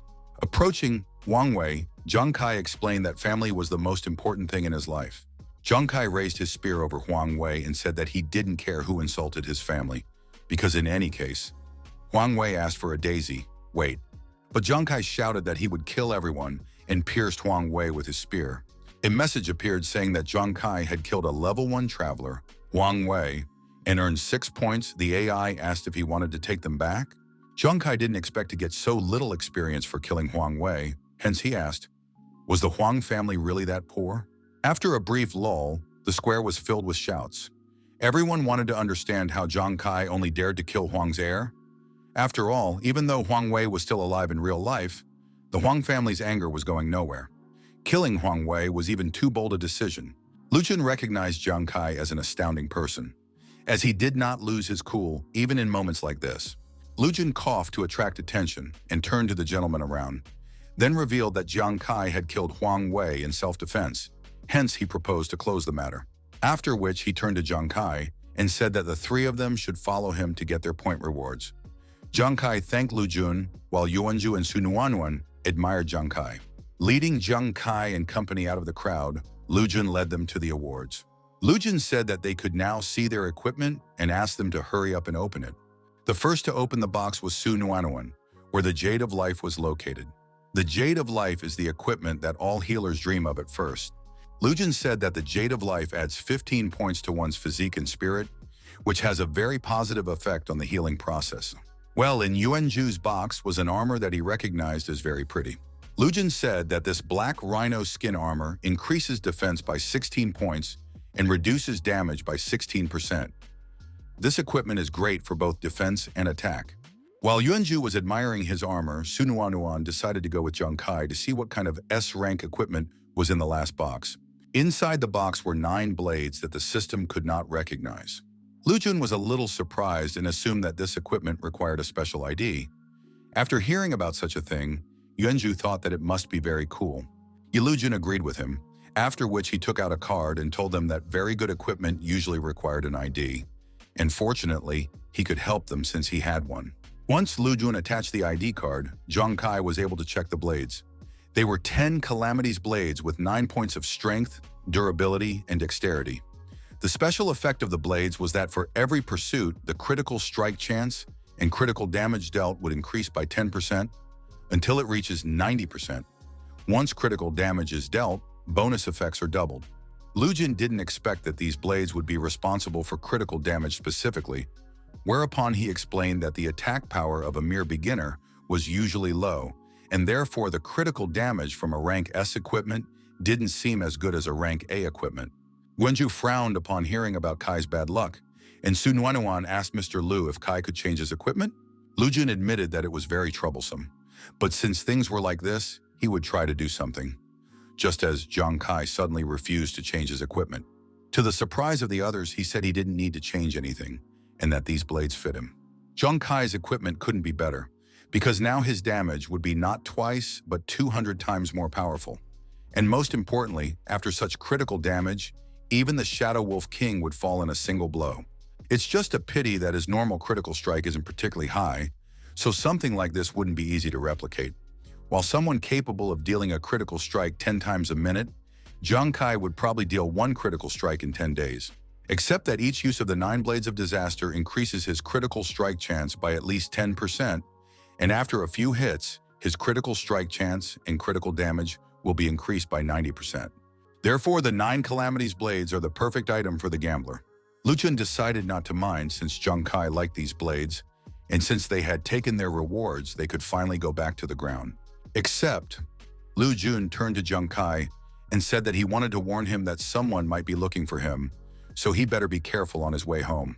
Earth, Kingdom of the Gods, a poor neighborhood of Jiangzhong City. Zhang Kai had finally returned to Earth and was already riding his bike home. He didn't expect the Devil Star trial to go so smoothly, and he couldn't wait to see what his brother and the others had to say. But once he was near the house, Zhang Kai suddenly noticed expensive cars in the parking lot. Completely oblivious to Lu Jun's advice, Zhang Kai assumed that someone was just going to develop their neighborhood. After entering the house, Zhang Kai told his brother that he had returned home and asked him to guess who passed the pledge test today.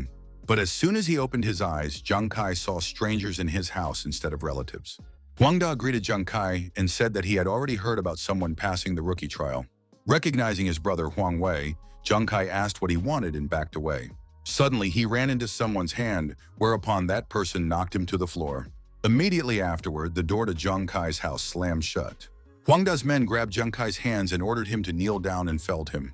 Huang Da took the bat from his ward and asked Zhang Kai if he knew that his little brother Wei had to undergo psychiatric treatment after he killed him on the Devil Star, and no one has ever dared to do that to a member of the Huang family.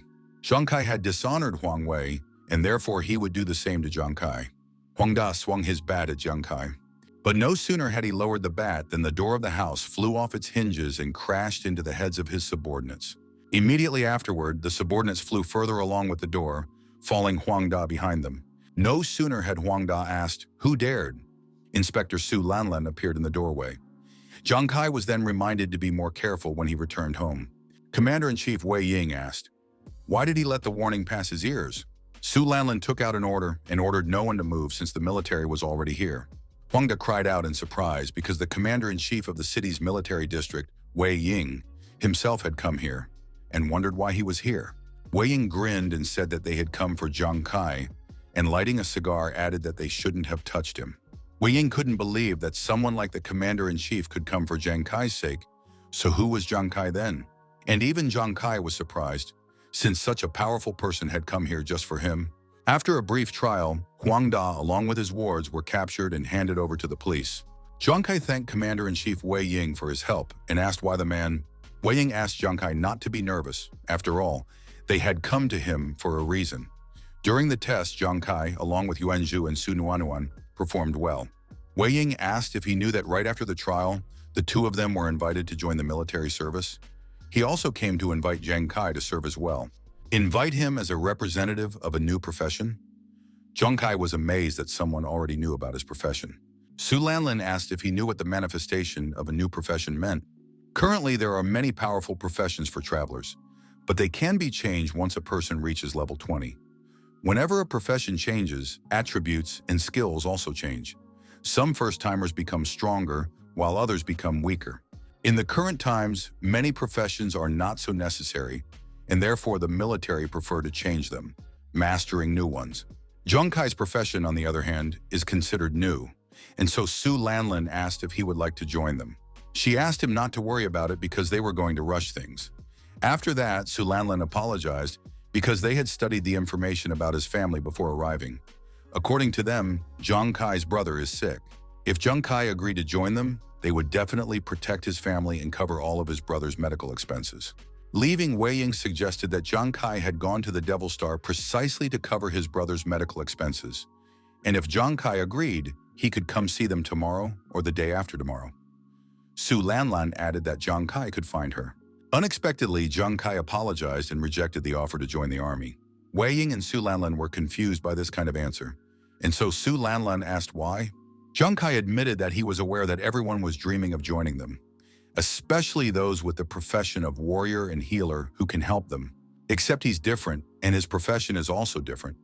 Zhang Kai asked if they remembered when the profession of drunkard appeared. At that time, the entire military was fascinated by it, trying to attract such people to them. The military all over the world helped the drunks, which caused alcohol to become freely available and distributed. And when the military found that drunkenness did not bring them the expected effect, they simply threw out the drunks. Because of which, people who changed their profession to drunkard began to be considered even worse than people with the profession of beggar. As for himself, this time, the Huang family had taken everyone by surprise, and he hadn't even considered that they would strike so soon. After what had happened, they would leave the Huang family's land as soon as possible. Zhang Kai thanked the military for their help and added that the three of them had lived together for over 10 years. And in all that time, they have become accustomed to taking fate into their own hands rather than shifting responsibility to others. Su Lanlan reminded Zhang Kai that humanity was now experiencing the end of the world, and Zhang Kai's profession could help the world a lot. Humanity needed him more than ever before, so why would he even have bad thoughts about them? Zhang Kai apologized and explained that he just wanted to protect his family, that's all. Commander-in-Chief Wei Ying touched Su Lanlan's shoulder and asked her not to interfere. Besides, he understood exactly what Zhang Kai wanted to say with this. Habits developed over a dozen years were hard to change in just a couple of days.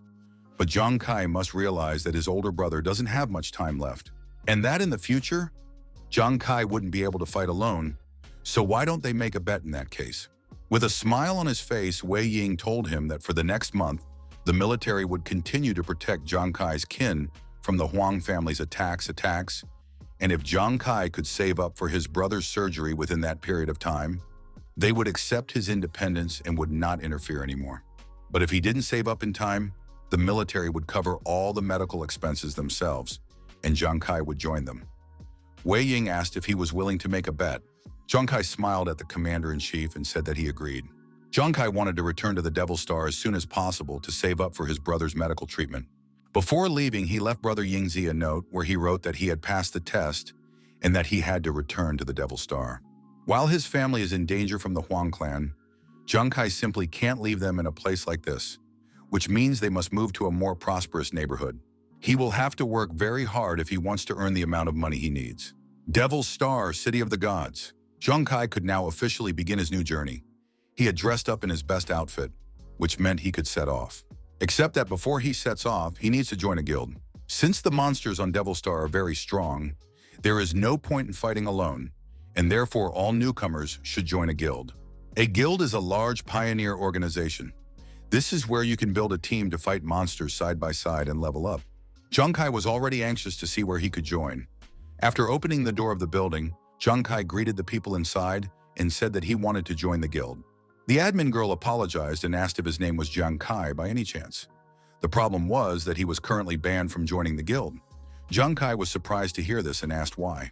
Instead of answering, the receptionist pointed to a crossed-out poster of Zhang Kai and explained that the Huang family had blacklisted him.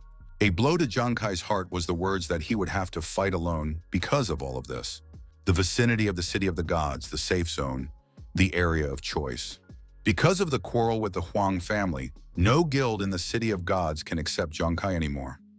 So will his adventure end before it begins? Suddenly, a stranger approached Zhang Kai and asked if he had decided where he was going. Zhang Kai turned around and saw a girl wearing hemmed clothes. The girl said that she was a fortune teller and offered to help him decide on a zone. The cost of one fortune telling would be 100 coins. Zhang Kai silently stared at the smiling 29th level fortune teller. Suddenly he apologized and left saying that he didn't believe in such things. The fortune teller asked him to wait a while. She asked him not to leave, and then she would make a discount, especially for him, and the divination would cost 80 coins, or even 30. Or it would be completely free. He could count it as a reward. Upon hearing about the freebie, Zhang Kai quickly approached the fortune teller and said that such a thing suited him. He wasn't so adamant now. The fortune teller mentally cursed because this parasite had really fallen for the free fortune telling. But since she'd offered, the fortune teller decided to try and fortune tell him and reach for a wooden hexagram. Taking a deep breath, the fortune teller used her powers, immediately after which a golden light appeared above the hexagram. The fortune teller said that Zhang Kai was now in a crisis, and in his given situation, she suggests he go to the Valley of the Ruler. Zhang Kai pondered, wondering since it was even too dangerous in the Ruler Valley, but at the same time, as long as he was in a safe zone, then no one could injure him, hence it was safe here. At the moment, newcomers usually earn experience in the Plane of Ashes. Players from the 1st to 10th levels gather here, but there's a slight chance that the Huang family will send someone here to kill him. The mountain pass is usually accessed by players from level 15 and up, and if he went there now, he would surely die. Well, as for the Ruler's Valley, it was created for level 10 travelers, and with his current strength, he would hardly be able to stand up to the monsters in those places. This could mean that Huang's family wouldn't even consider him going there. Well, since he's not allowed to join the local guilds, then so be it. He'll go alone, and the Ruler's Valley will be his starting point. Zhang Kai thanked the fortune teller and hurried to the Ruler's Valley, which caught the fortune teller by surprise. The fortune teller had not expected him to go to the Ruler's Valley alone. When she said the Valley of the Ruler, she meant that he should go there with a team. The fortune teller wondered if he even knew where he was going. In that case, this place would definitely ruin this pioneer. Quickly packing her things, the fortune teller told herself that she didn't care. After all, it was none of her business, and she needed to get out of here as quickly as possible before someone gave her a negative review. A short while later, Valley of the Ruler. Zhang Kai had studied the Ruler Valley a bit and was already curious about how strong the monsters here were. Suddenly, he heard a loud roar, which made him realize that something was wrong here. Not far away from Zhang Kai, a huge rampaging monkey was fighting against a squad of pioneers. The monkey was beginning to crowd the squad, so the commander shouted for them to hold on. He scanned the monkey and said that it was only level 11, and if they tried their best, they could probably overpower it. The commander ordered more effort, immediately after which his squad went into a second round of battle. As it turned out, that noise was from the rather lively team battle of the pioneers. Oh, and the monsters in the valley looked quite strong, and so Kai wasn't sure if he could handle them. Just as suddenly, a vile stench from the side reached Kai. Turning around, Kai saw 3 huge monkeys in front of him. Kai immediately bounced back and asked why they had come. After all, he had just thought of them, and such coincidences don't exist for sure. Using his watch, Kai scanned the monkeys and saw that each one was signed as dangerous, and their levels went from 12th to 14th. Meanwhile, the team of celestial swordsmen had managed to kill an 11th level black giant ape. The team members rejoiced at their victory, and since they had defeated such a beast, they thought they were cool. Tank turned to the captain and said that being at level 10, they were able to defeat a level 11 black giant ape without any losses, which meant that they could even break records. The captain smirked and said it was a matter of course, since they had such a cool captain. As suddenly there was a commotion behind the captain, and a cloud of dust rose up. Kai tried to run away from the 3 giant monkeys and dodge their attacks as best he could. Kai mentally cursed and wondered if he had wandered into their territory by mistake. The members of the Celestial Swordsman team cried out in surprise. The tank shouted that that man alone was fighting against 3 at once, after which the archer added that each of them was above their level, and the priestess offered to help him. But the captain said that the man was an idiot, and that he must have accidentally attracted those monkeys. They could not help him, for then they would risk dying themselves. Just as the captain turned around, he heard a "gotta run" behind him. Immediately after which, the body of a 12th level black giant ape dead body flew out of the dust cloud. Everything was just perfect. The chance of critical damage was increased thanks to the 9 disasters, and there was also the ability to super crit. The captain was amazed at what he saw. They all fought together to barely kill a level 11 monkey, and this man alone, he killed a level 12 monkey in a matter of seconds. After dealing with 1 monkey, Kai ran away from 2 monkeys, preparing for another attack. Just as suddenly, he jumped up again and threw his blade at one of the monkeys. Immediately afterward, a critical strike was triggered, and the level 13 monkey was instantly killed. Kai was satisfied, because this time the chance of a critical strike had increased by another 10%. It couldn't be better for him. The Heavenly Swordsman team members' mouths dropped open in shock as this player had once again killed a level 13 monkey. There was only 1 black giant ape left against Kai, and it jumped to attack Kai. The captain said it was a level 14 ape, and that it was the strongest one here. He admitted that he didn't believe this man could kill it either. Kai's physical strength was already running low, and soon he would no longer be able to escape. That meant he needed to speed up and deal with the black monkey before it caught him. Kai took the blades of the 9 scourges and the boar spikes, immediately after which he threw all of his weapons at the last black giant ape. As soon as the weapon caught up with the giant ape, a painful scream rang through the neighborhood, and the ape took a huge amount of damage. Kai was pleased with the last attack, as he was lucky enough to make a critical hit. The members of the Heavenly Swordsman team looked at the 14th level black giant ape that had just been killed with shock. This man had single-handedly killed 3 black giant apes, while their team of 12 had barely managed 1. So they wanted to know who he was. Kai collected the weapons from the black giant ape's body. Previously, he hadn't even thought that he would have to sweat so much here. But now that he had gotten his hands on 3 monster cards, things didn't seem as difficult as he had previously thought. After finishing his business here, Kai quickly left, and only now did the captain come out of his stupor. The captain cried out that it was trouble, for the great man was leaving them, and what should they do now? Sobbing, he asked why no one had apprehended this man. It was a terrible pity. Meanwhile, the squad members wanted to understand what was even going on with their captain. Meanwhile, on the Plain of Ashes, a place where newcomers hunt, the newcomers were surprised at what they saw, for they saw 3 warriors, 1 soldier, and 1 healer. The girl who had her neck squeezed recognized these people after all. They were the famous Falcon team from the Huang Guild, all of whom had reached level 20. But just what did they come to the beginner's zone for? After all, it was even too simple a location for them. The 20th level healer tisked and complained that they had already searched the entire plane, but hadn't found Kai. The warrior who had grabbed the fortune teller said that she was rumored to have seen Kai, so he ordered her to tell them where he was. Though with difficulty, the fortune teller asked why they needed that man. The warrior girl asked the fortune teller, Didn't she know Zhang Kai?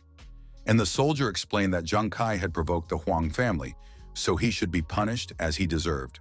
The fortune teller asked if it was real. Then she said that Zhang Kai was now in the ruler's valley, and that they would be able to find him there. Upon receiving the answer, the warrior tossed the fortune teller aside and warned that if she lied to them, they would find her and finish her off. The newcomers were dumbfounded after seeing the strongest team of level 20 hunters, which meant that Zhang Kai didn't even have a chance to stand a chance against them. Coughing, the fortune teller asked if these people were really strong. The fortune teller would not tell the truth to rude people, and after all, she had already made a hexagram that showed that if they went to Zhang Kai, they will simply die before they fulfill their purpose. A day later, the ruler's valley. Zhang Kai was pleased with himself after all. He had already killed 16 black giant monkeys and had finally broken through to the 6th level. Rumor has it that the corpse of a black giant ape can be sold for a very decent amount of money. And if he can make money, he can easily pay for his brother's treatment. Just as suddenly, Zhang Kai was approached and asked if he wanted to join them. Turning around, Zhang Kai saw a large group of players in front of him. Their commander said that they had 3 teams of people here who were hunting the black giant apes in groups. And if Zhang Kai joins them, he will be able to gain access to elite treasure chests. So will he join them? Asked the commander. Zhang Kai pondered after hearing about the team and said that he didn't have a team of his own. So would he really be alone? The commander replied that there was nothing wrong with that and that he should just give them a little help. A while later, Zhang Kai and a group of players arrived at the hunting site, and the commander asked if he could see it. 4 black giant monkeys of level 15 dwell below, and a treasure chest is stored in the cave next to them. Except there are 4 monkeys, so their level is also too high, and without Zhang Kai's help, they definitely won't be able to cope. Zhang Kai's goal is to take one of the black giant monkeys away while they deal with the other 3. For his help, he will gain access to the chest. Zhang Kai was interested in this elite treasure chest because it was rumored that the elite treasure chest holds many good things that can be sold for a decent price, and since that's the case, he should get his hands on it. Except these people don't care about his safety at all, since they asked him to go alone. They're probably hoping he won't come back to them alive. Since that was the case, it was time for him to show his true skill. Zhang Kai told the commanders that he agreed. Immediately after that, Zhang Kai ran down the slope, and the commander ordered the first team to move forward. As agreed, Zhang Kai threw his blade at one of the giant monkeys to attract its attention. Immediately after which, Zhang Kai began to run away, luring the black giant ape away from the group of players. The commander laughed and praised Zhang Kai for his work. He then shouted to his subordinates that they would be receiving the chest very soon and that it was time for them to go into the game. Meanwhile, the black giant ape had caught up to the inferior Zhang Kai and struck him. But at the last moment, Zhang Kai managed to dodge, barely calculating everything. Zhang Kai assumed that elite giant apes were much stronger than ordinary ones, which meant that he needed to be more careful. Except he's far from the easiest player to play either. All the blades stabbed into the black giant ape's body, and after a moment, it exploded due to the critical damage that entered it, after which a message about killing a level 15 giant ape appeared. Zhang Kai was pleased, as he hadn't even thought of killing a giant ape in just one critical strike. For the sake of the chest, he could try a little harder. Meanwhile, the players were fighting the 3 remaining black giant monkeys, and the commander was yelling for them to work harder and that they still had rewards to share. While everyone was busy, Zhang Kai stealthily snuck into the cave with the elite chest. As he walked deeper into the cave, he saw light reflecting off a chest at the end of the cave. Zhang Kai admitted that getting to the chest was even too easy, and now he already had a large sum waiting for him. Everything was just perfect. This chest was clearly worth taking such a risk with killing a level 15 monkey. Just as suddenly, Zhang Kai heard a terrifying roar from above, after which some kind of liquid dripped onto his shoulder. Zhang Kai immediately bounced up, thanks to which he was able to dodge the monkey's attack. Zhang Kai was surprised after all. It was a level 20 elite giant ape, but the hunters hadn't informed him about it. It was an elite earth elemental giant ape that was rated dangerous by the system. Zhang Kai assumed that this monkey was purposely hiding, and since that was the case, he would also have to fight since this monkey wouldn't let him go. Zhang Kai bounced off the elite giant ape and threw the 9 scourge blades at it. Unexpectedly, Zhang Kai's attack completely failed as 9 blades bounced off the monster's fur. And the worst part was that even attacking the monster's eye didn't do any damage to it. Zhang Kai simply couldn't deal damage to the elite giant ape since it had 23 points of defense. Zhang Kai could only take down 9 points of defense, but the monkey had 23, which meant that he had to take down the defense first before he could take down the monkey's basic health. It was the same as the Twilight Wolf King. The elite giant ape took advantage of Zhang Kai's hesitation and quickly attacked him. Although Zhang Kai noticed the attack at the last moment, but it was too late to dodge, and the giant ape managed to throw him back, driving Zhang Kai into the wall. Zhang Kai barely survived the elite giant ape's attack and began to cough painfully due to his injuries. Zhang Kai was in a lot of pain after this attack. His attributes were too few, and he also felt dizzy after being hit. Zhang Kai wondered, would he really die here? An elite giant ape approached Zhang Kai and lifted him off the ground.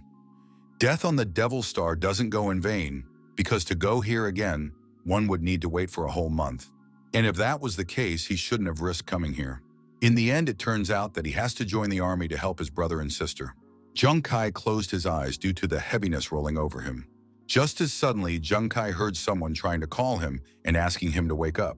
Sighing heavily, Yingzi asked Zhang Kai not to fall asleep.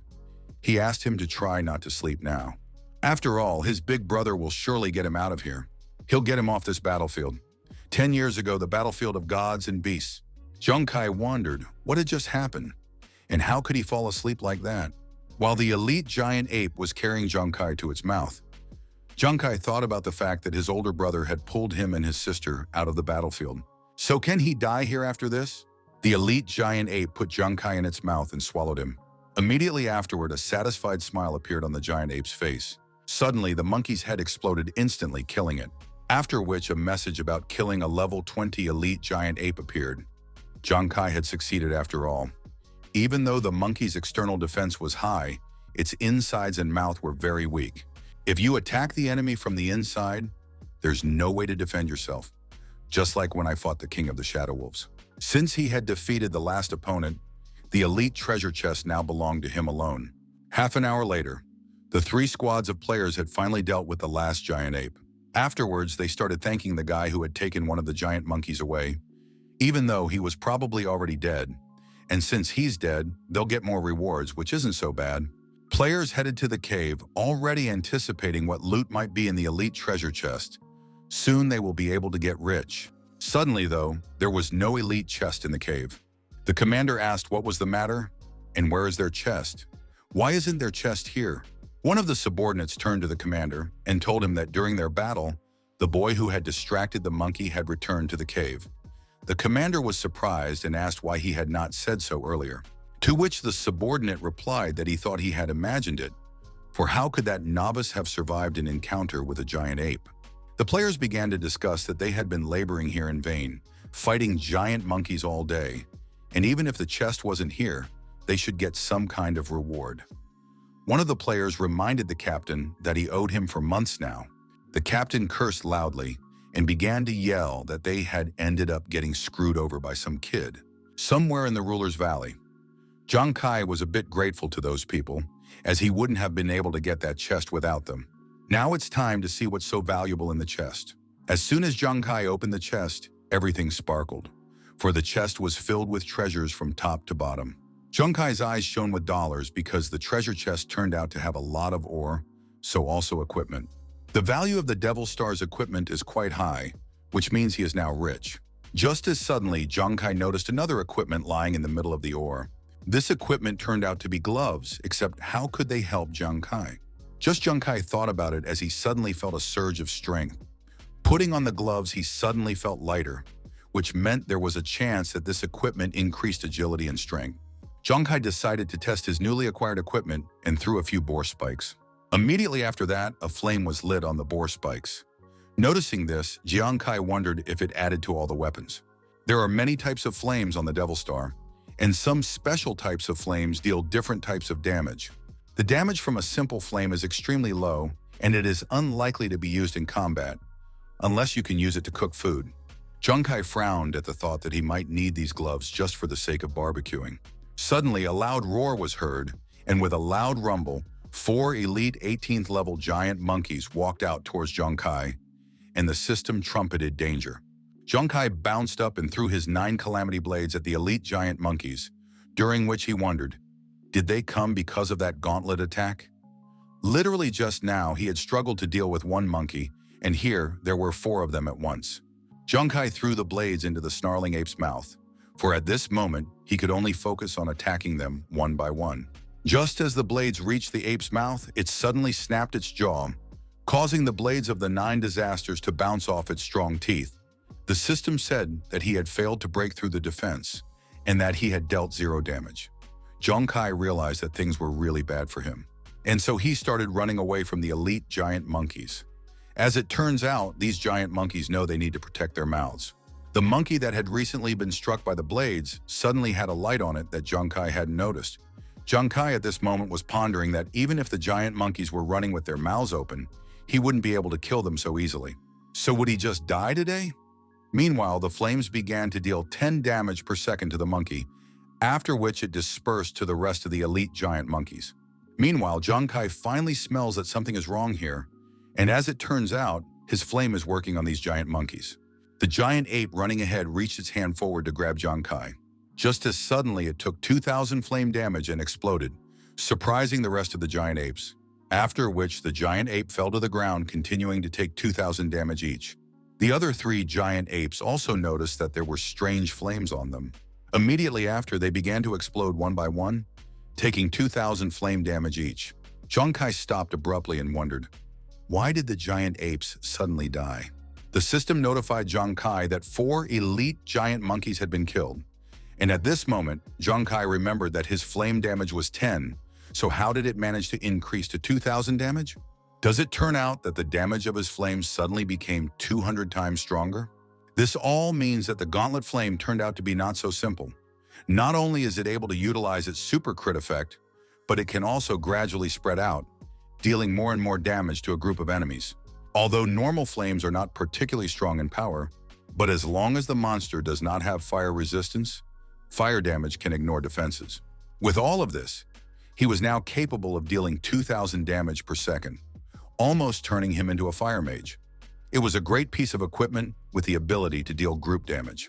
With this gear, he no longer has any reason to worry, as he will now always be able to pierce his enemy's defenses. A little later that night of the same day, all the giant monkeys in the Valley of the Ruler, they were all victims of a true genocide. They had never seen a common man kill them with a common flame, and they had never seen a man capable of shedding so much blood. It felt as if the valley was ruled by a demon that wasn't going to let anyone go. Junkai chuckled evilly, setting everything around him on fire, because there were no treasures or monkeys left within a 10-mile radius. The next day, the Valley of the Ruler. In just one night, Junkai had managed to kill dozens of elite monkeys, thanks to which he had finally raised his level to the 7th level.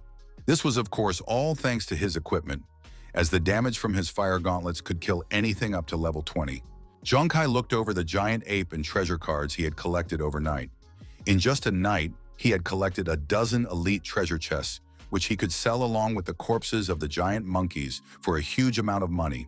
But hiding the cards, Junkai suddenly groaned, as it was even too lonely here, and he was already starting to miss the days when he fought alongside Juju and Nuanuan. Thinking back to his friends, Junkai wondered how they were doing in the military. Though for what it's worth, they were doing much better than he was. Somewhere in the Ruler's Valley, Wenju asked, "What kind of place is this? And why is there no one here? Where could these monkeys have gone?" Wenju plopped down on the ground and howled, then wondered, why did they come here? After all, they had already searched for several days but had not found a single monkey, so who could have killed them? Su Nuanuan, on the other hand, howled as she lacked Junkai's swiftness. Just as suddenly, the elder turned to the soldiers and ordered them to stop idle talk. Li Biao, a 38th level rider, explained that before, it was easier for them to fight monsters just because they were in the beginner zone. But now everything had changed, and if Junkai had brought them here, nothing would have changed anyway. Therefore, he had purposely brought them to the Ruler Valley so that they would become more independent. Li Biao ordered the new recruits to stop whining. Li Biao ordered them to go forward and continue searching for the giant ape. Except that Yuanju still missed Junkai as well as Su Nuanwen. 3 days later, after killing the monkeys, the hunter laughed, after which he said that no one would have thought that after spending so long in the Ruler's Valley, they would only come across ordinary giant monkeys. Especially with them, there was no problem since these monkeys were too weak for them. The soldier grinned and pointed his finger at himself and said that killing Zhang Kai would probably go much easier for them. Except that one person objected to this, saying that killing a man and a beast are completely different things. The commander of the Celestial Swordsmen said that a few days ago, they had seen a great master single-handedly killing 3 black giant monkeys. An archer from his squad gave a thumbs up and said that it was a cool sight. The Falcon team commander asked, "So what if one person killed 3 black monkeys in one go?" After which he suggested that it seemed simply unbelievable for such low-level players. The Heavenly Swordsman commander only tisked as he continued to chew on the fruit. The Falcon team commander showed the portrait of Zhang Kai and asked if they had seen this person. He replied that by coincidence, the man in the portrait was the great master who had single-handedly killed several monkeys. The archer raised his thumb and said with a twinkle in his eye that he was very cool. The red-haired warrior suggested that they were just mistaken, because if you look closely, you could see that this player was only level 5. The commander agreed with his subordinate and asked the Celestial Warriors not to talk nonsense because they were jealous of them. The commander threw away the remains of the fruit and turned around and said that if they didn't believe him, they could just check for themselves. They had recently seen him coming out of the ruler's valley. The healer blushed at the thought of the great master and said that she even felt like saying hello to him. A sinister smirk stretched across the Falcon squad leader's face, and he asked if they wanted to say that Zhang Kai was nearby. The red-haired warrior offered to leave now so that they could finish their mission as soon as possible and not sit in this insignificant place any longer. It was time to explain everything to young Master Huang Wei. The commander agreed with him and said that he would finally be able to kill Zhang Kai. Hearing the Falcon team's conversation, the archer assumed that these people were going to fight the Grand Master. The healer then said that at first glance, the Great Master's aura showed that he was a humble hermit, while people as arrogant as these players in front of them were portrayed as cannon fodder in the comics. Meanwhile, at the crowded entrance from the ruler's valley, the players were complaining about how much bad luck they had because no matter how hard they tried, they couldn't manage to meet the black giant monkeys. The player with the glasses said that there was rumored to be a fire in the forest that caused all the black giant monkeys to die, and they would have to wait for them to renew themselves before entering. The player next to him agreed and said that they would have to wait anyway, so it didn't mean that someone could take all the credit.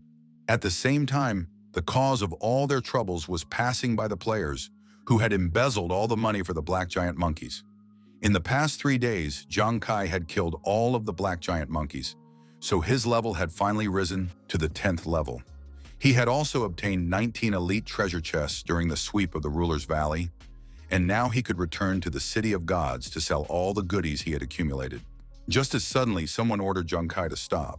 The captain of the Falcons told Zhang Kai that he had been hiding from them for too long, and that though with difficulty, they had finally found him.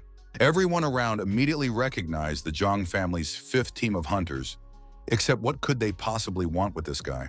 Hearing about the Huang family, Zhang Kai assumed that these people were from the guild and that the Huang family had sent them after his soul. The commander grinned and pulled out his sword, asking if Zhang Kai was asking such obvious things because he was scared and trying to delay his doom. How could such a lowly person dare to provoke Master Huang Wei? The Falcon team prepared for battle, after which the commander said they were here to kill him.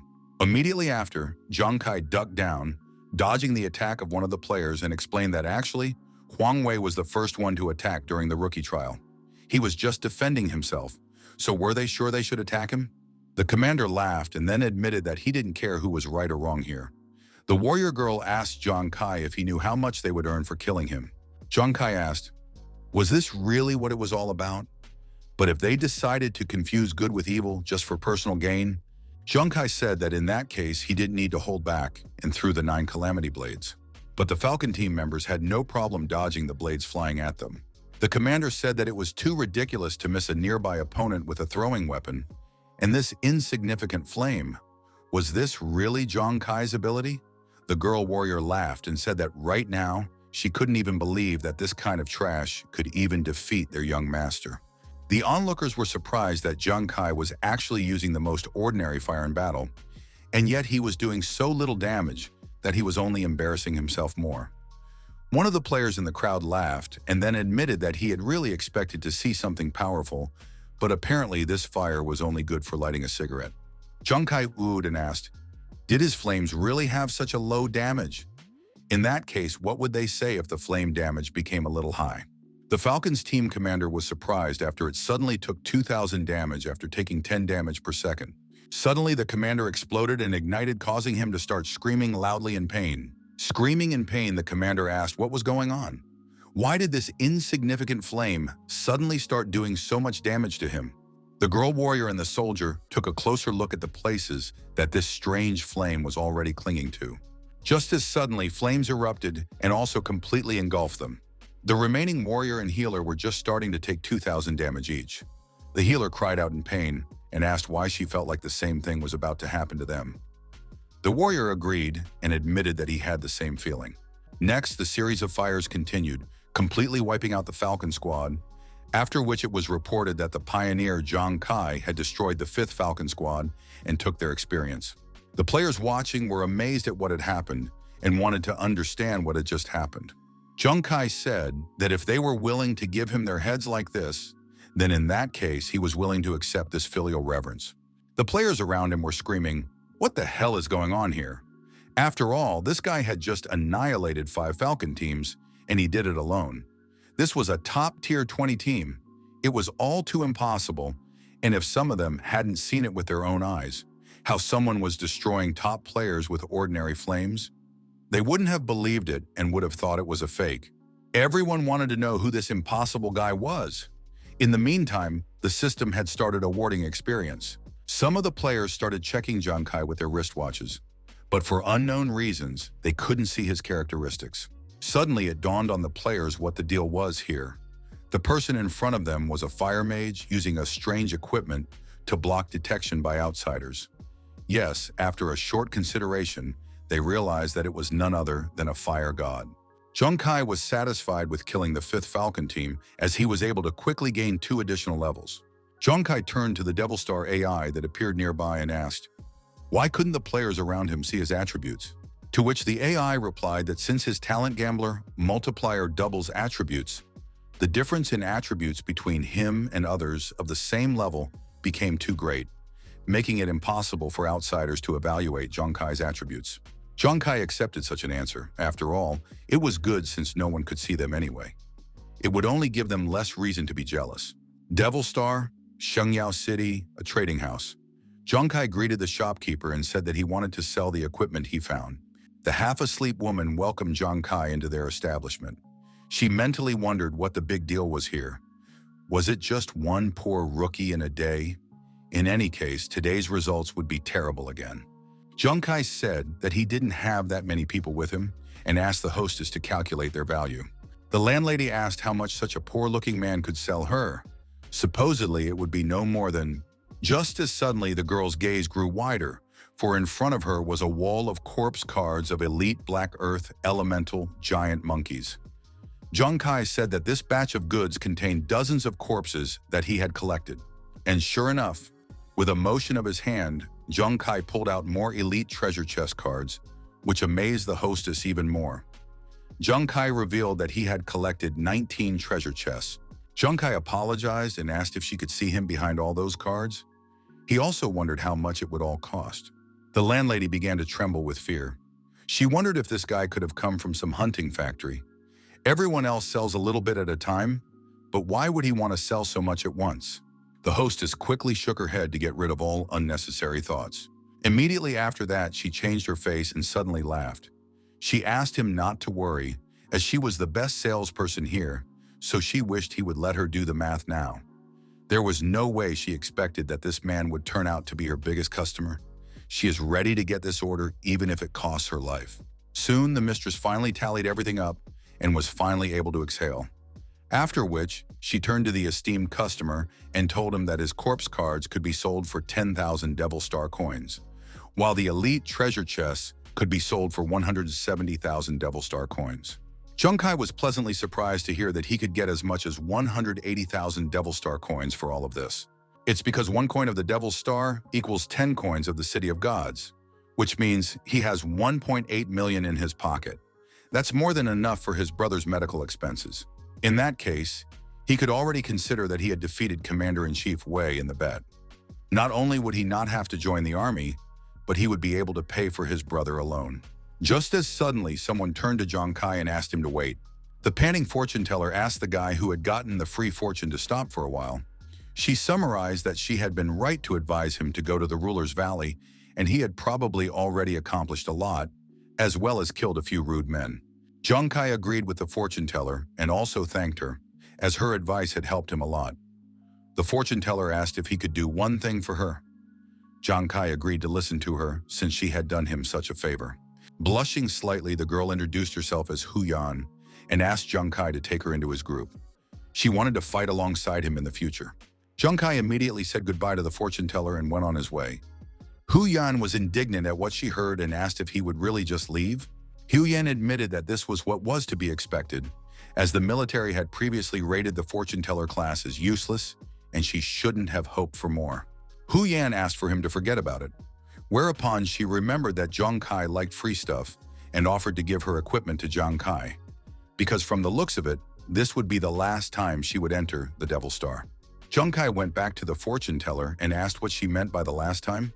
Could it be that she is also poor? So then, why does she want to leave the Devil Star? Does she really not want to earn any more money? Hu Yan admitted that she certainly wanted to earn money here, but unfortunately she couldn't.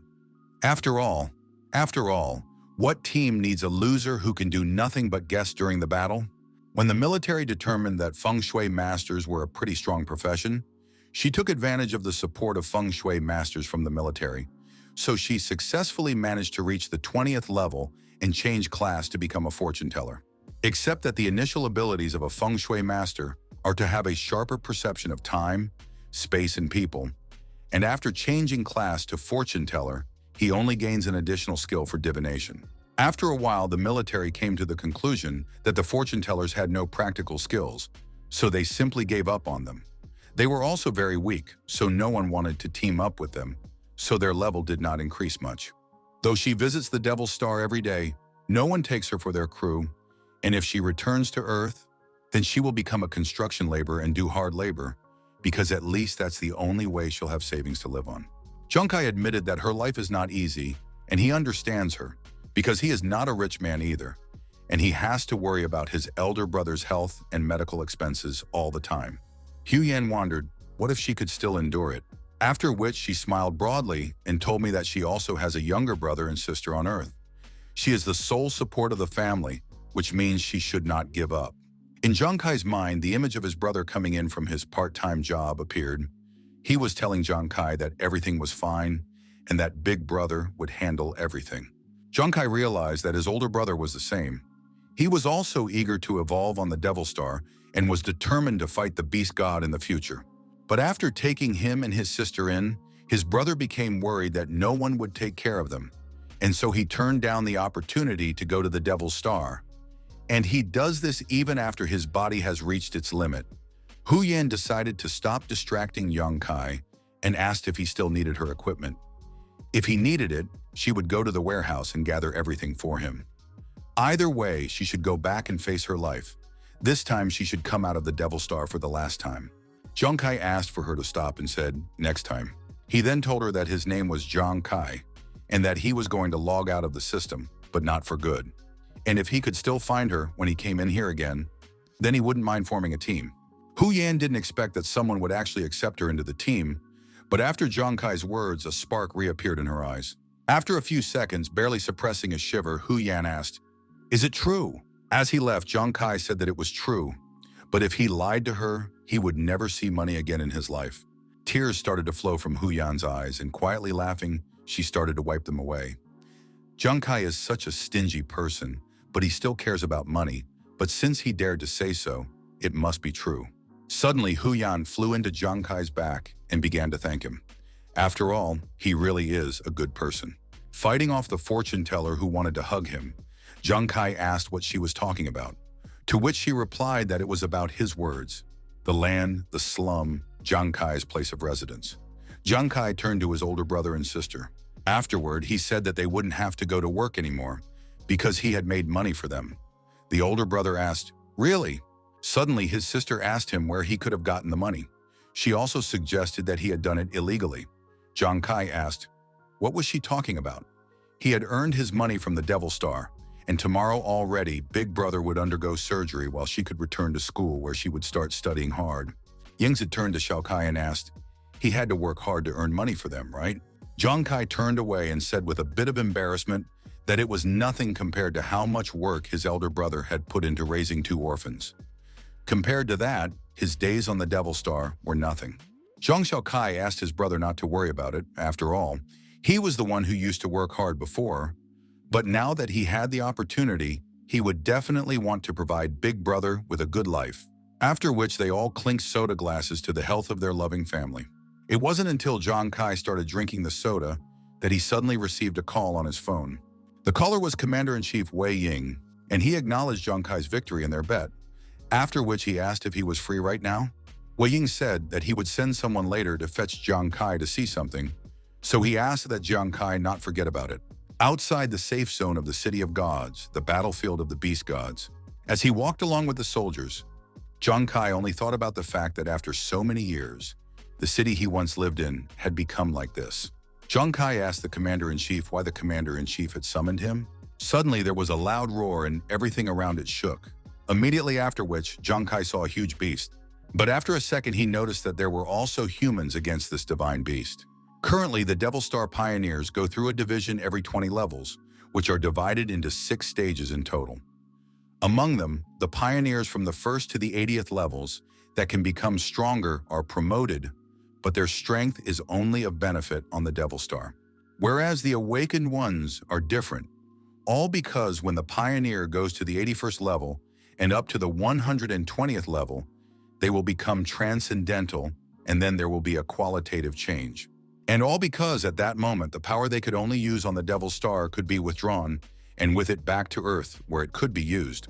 The emergence of such supernatural forces is not only making a huge difference to humanity's military might, but also helping to counter the huge divine beasts that inhabit the Earth. It is currently mankind's most effective way of dealing with beasts. Zhang Kai was delighted after seeing the humans kill the divine beast and said that they were very strong. Commander-in-Chief Wei gasped upon hearing Zhang Kai's words and asked, did he really think they were strong? After all, even Zhang Kai should realize that this was an ordinary divine beast, and to get rid of this guy, they already had to part with 2 transcendent ones. Wei Ying turned to Zhang Kai and said that the situation of humanity right now was far from the best. And even Zhang Kai should not forget to be prepared for danger just because he had lived in a safe zone for so long. Zhang Kai won their bet, and therefore he will keep his word and not force him to join the army. As for the Huang family, he reminded them not to even dare to touch Zhang Kai. Wei Ying let out a short laugh before admitting that it was indeed strange. After all, what was the reason why he was paying so much attention to Zhang Kai? Wei Ying said that maybe it's all about believing his intuition. His intuition tells him that Zhang Kai can become a strong man, and in the future, he will become so strong that the entire City of Gods will need his help. At the same time, he still remembers that at the end of the day, Zhang Kai just wants to protect his family. While joining the army means going to the battlefield, and the battlefield is indeed a dangerous place. But still, everyone is responsible for the ups and downs of this world, because someone has to stand up and fight the monsters. Wei Ying spat and threw away his cigar, then said that after all, it might be that he too would die on the battlefield one day. But as a resident of Shengyao, if he can die for his country, for him, he will do so with honor. Zhang Kai continued to listen to the Commander-in-Chief's words in astonishment.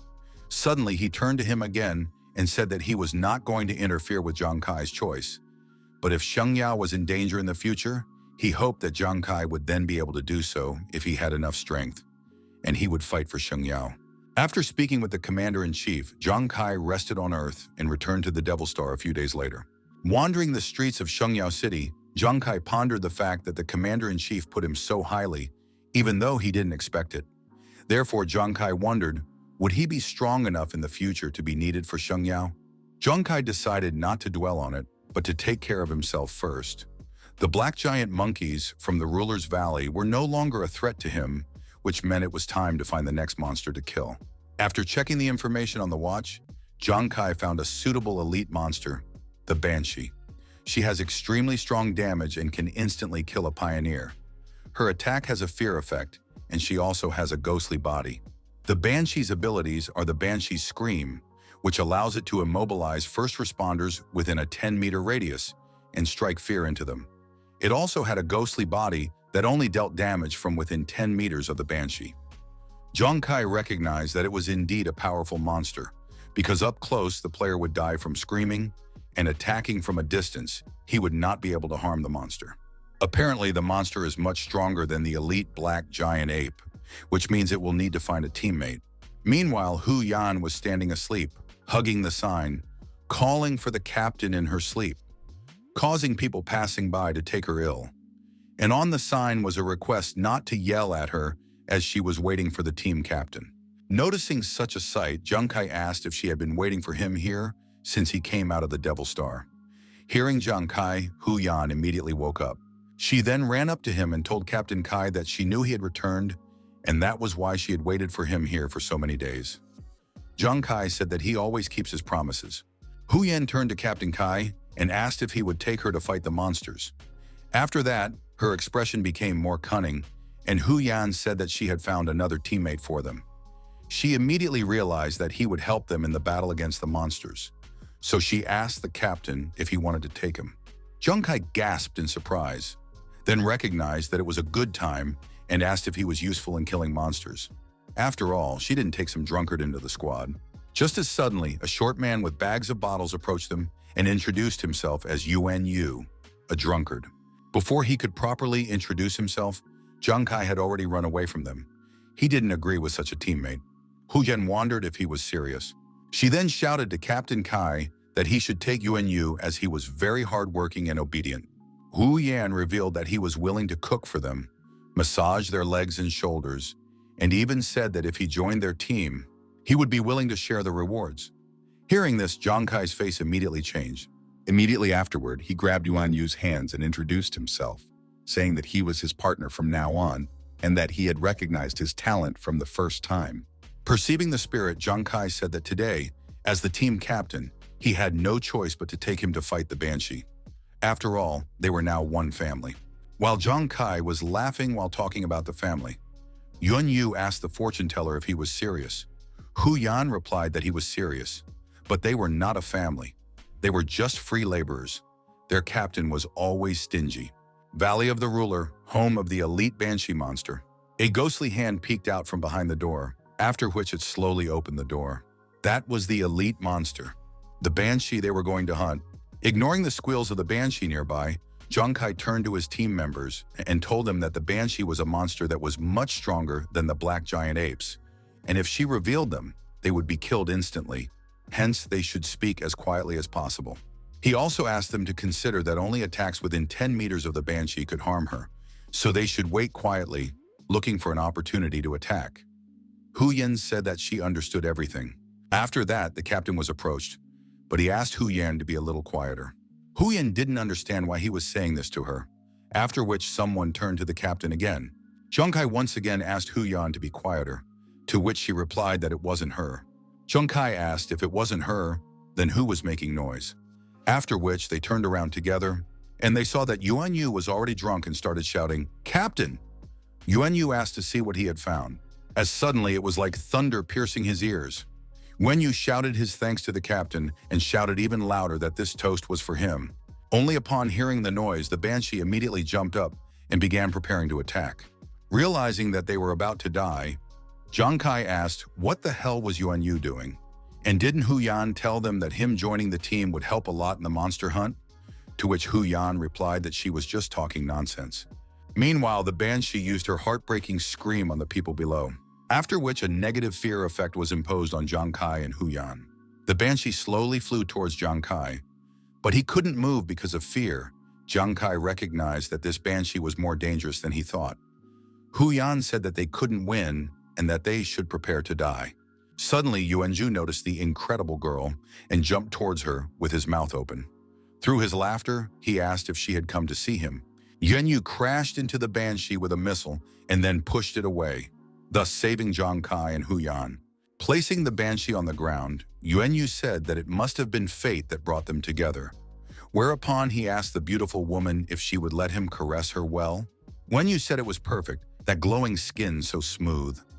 Banshee was just horrified by this boy.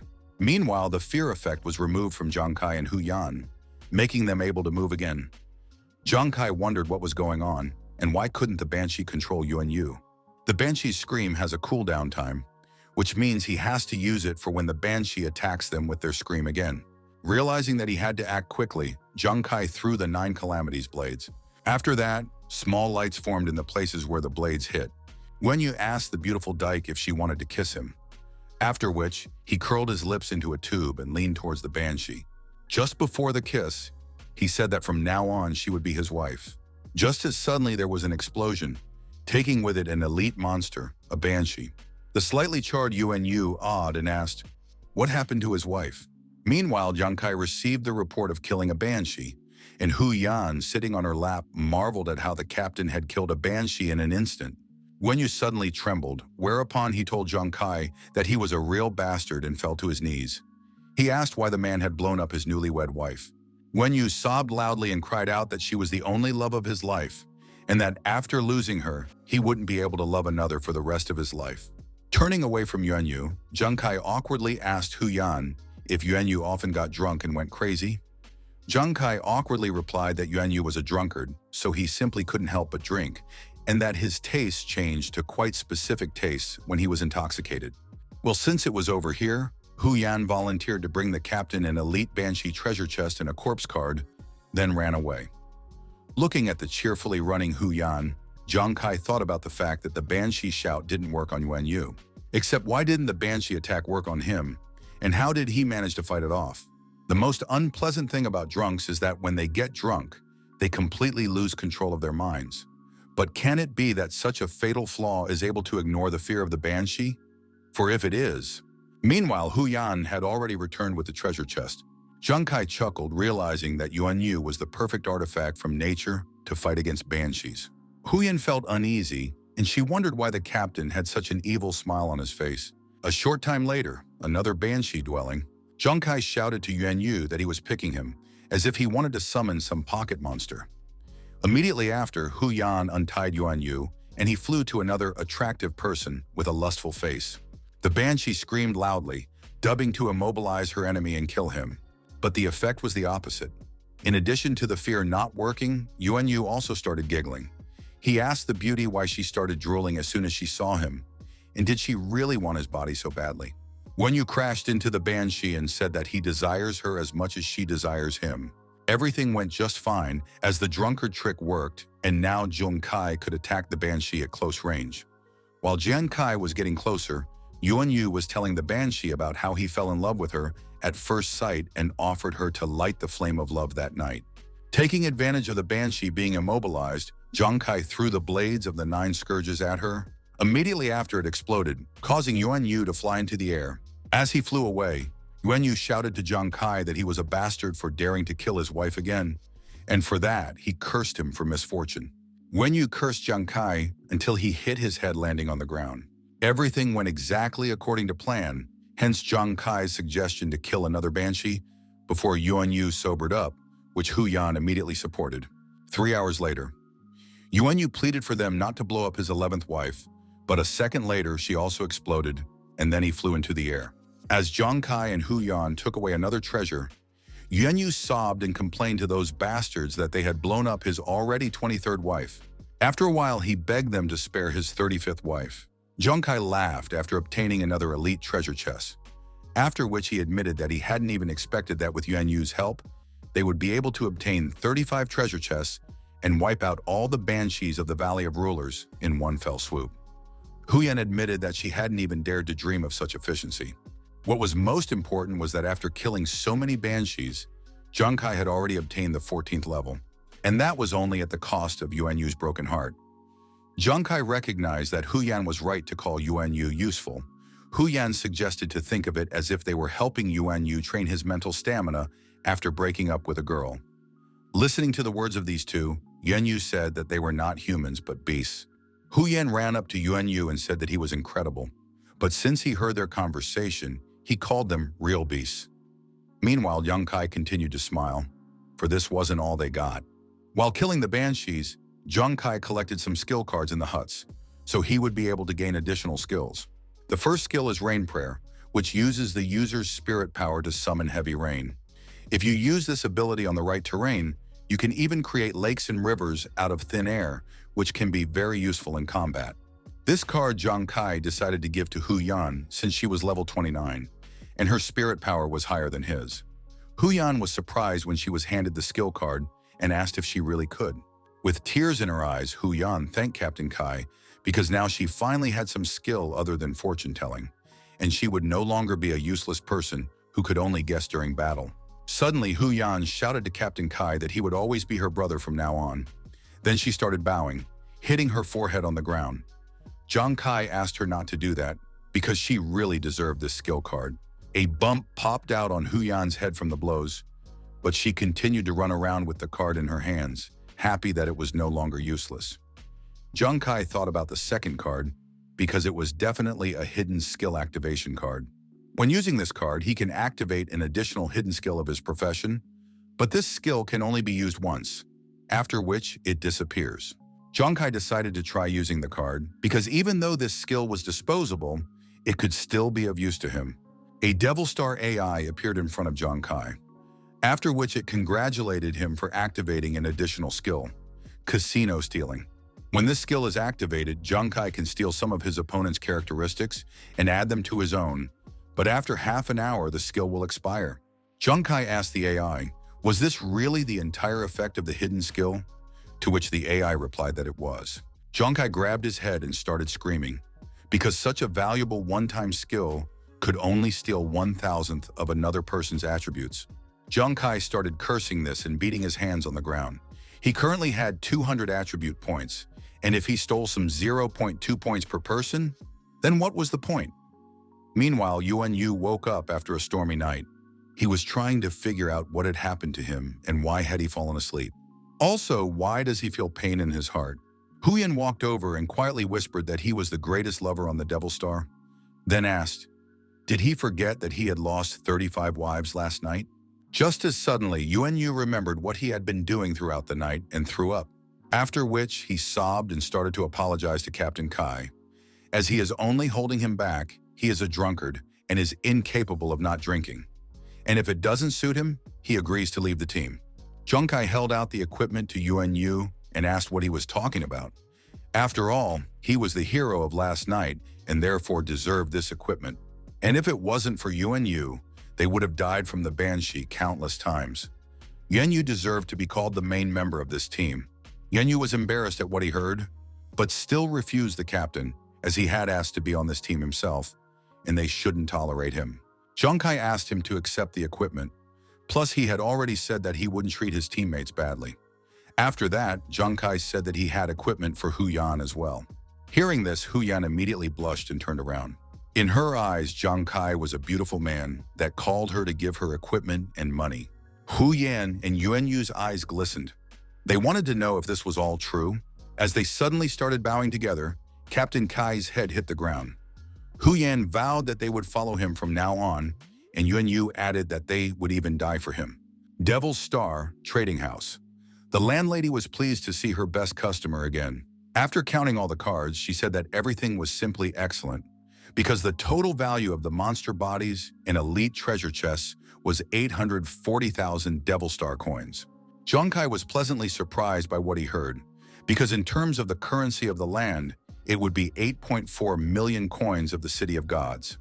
More importantly, this money was more than enough for his brother and sister's future expenses. The dressing room of the trading house. Kai not only collected enough money to live on, but after selling it, he also had 2 pieces of equipment left over that fit him perfectly. The first piece of equipment is the night pants, which along with his night cape make up a set that allows him to become no longer visible for 3 minutes. While the second equipment is ghostly leather armor, with which you can avoid deadly attacks, avoiding critical situations. Additionally, he has determined the effect of his arsonist gloves, and as he speculated earlier, they can actually inherit his critical damage, making them just perfect for him. He now felt much stronger than before, and would even be able to stand up to a level 20 pioneer without a problem. Just Zhang walked out of the building as he heard Yuan Yu running towards him with a log on his shoulder and a blade in his hand. He was clearly pleased to see the captain and shouted that he had modified the blade. Suddenly, he threw a blade at Zhang, shouting for him to check the result of his work. A shocked Zhang raised his hands and asked what the man was doing. He suggested that Yuan Yu might still hold a grudge for killing his 35 wives. A few moments later, the blade was a few centimeters away from Zhang forehead. Just as suddenly, Yuan Yu ordered the blade to return and threw the log. Immediately afterward, the blade flew, back cutting through a log on the way. After catching the blade, Yuan Yu turned to Captain Kai and told him that during their night farming, he had seen him having to raise his blade time and time again while fighting, which was very problematic. Therefore, he decided to add a magnet for his blades. Now, after throwing a blade, Zhang could return the blades of the 9 disasters with the help of the magnet. Zhang was pleasantly surprised by what Yuan Yu had done, because he would no longer have to worry during the battle about how many blades he had left. Moreover, 9 calamity blades can also deal damage to the opponent while returning to the hand. Zhang patted Yuan Yu's shoulder and admitted that he had no idea that he would prove to be so useful in modification. Embarrassed, Yuan Yu said that he had learned it all, and after a slight hesitation, he asked the captain if he was really that good. Zhang said that of course it was, after which he raised 3 fingers and said that he swore by God. As a sudden response to Zhang vow, a bolt of lightning struck the roof of the building behind, making Zhang look bad. Zhang wondered why this was happening now, and Yuan Yu asked resentfully, why did the captain lie to him? A loud laughter was heard, and along with the rain, Hu Yan in her new outfit came running towards them, shouting that it was her. She had already learned the basics of the rain prayer, even though it seemed useless. Yuan Yu felt embarrassed since that lightning was the result of Hu Yan's spell, and not because of Captain Kai's lie. Zhang asked, could her skills be useless?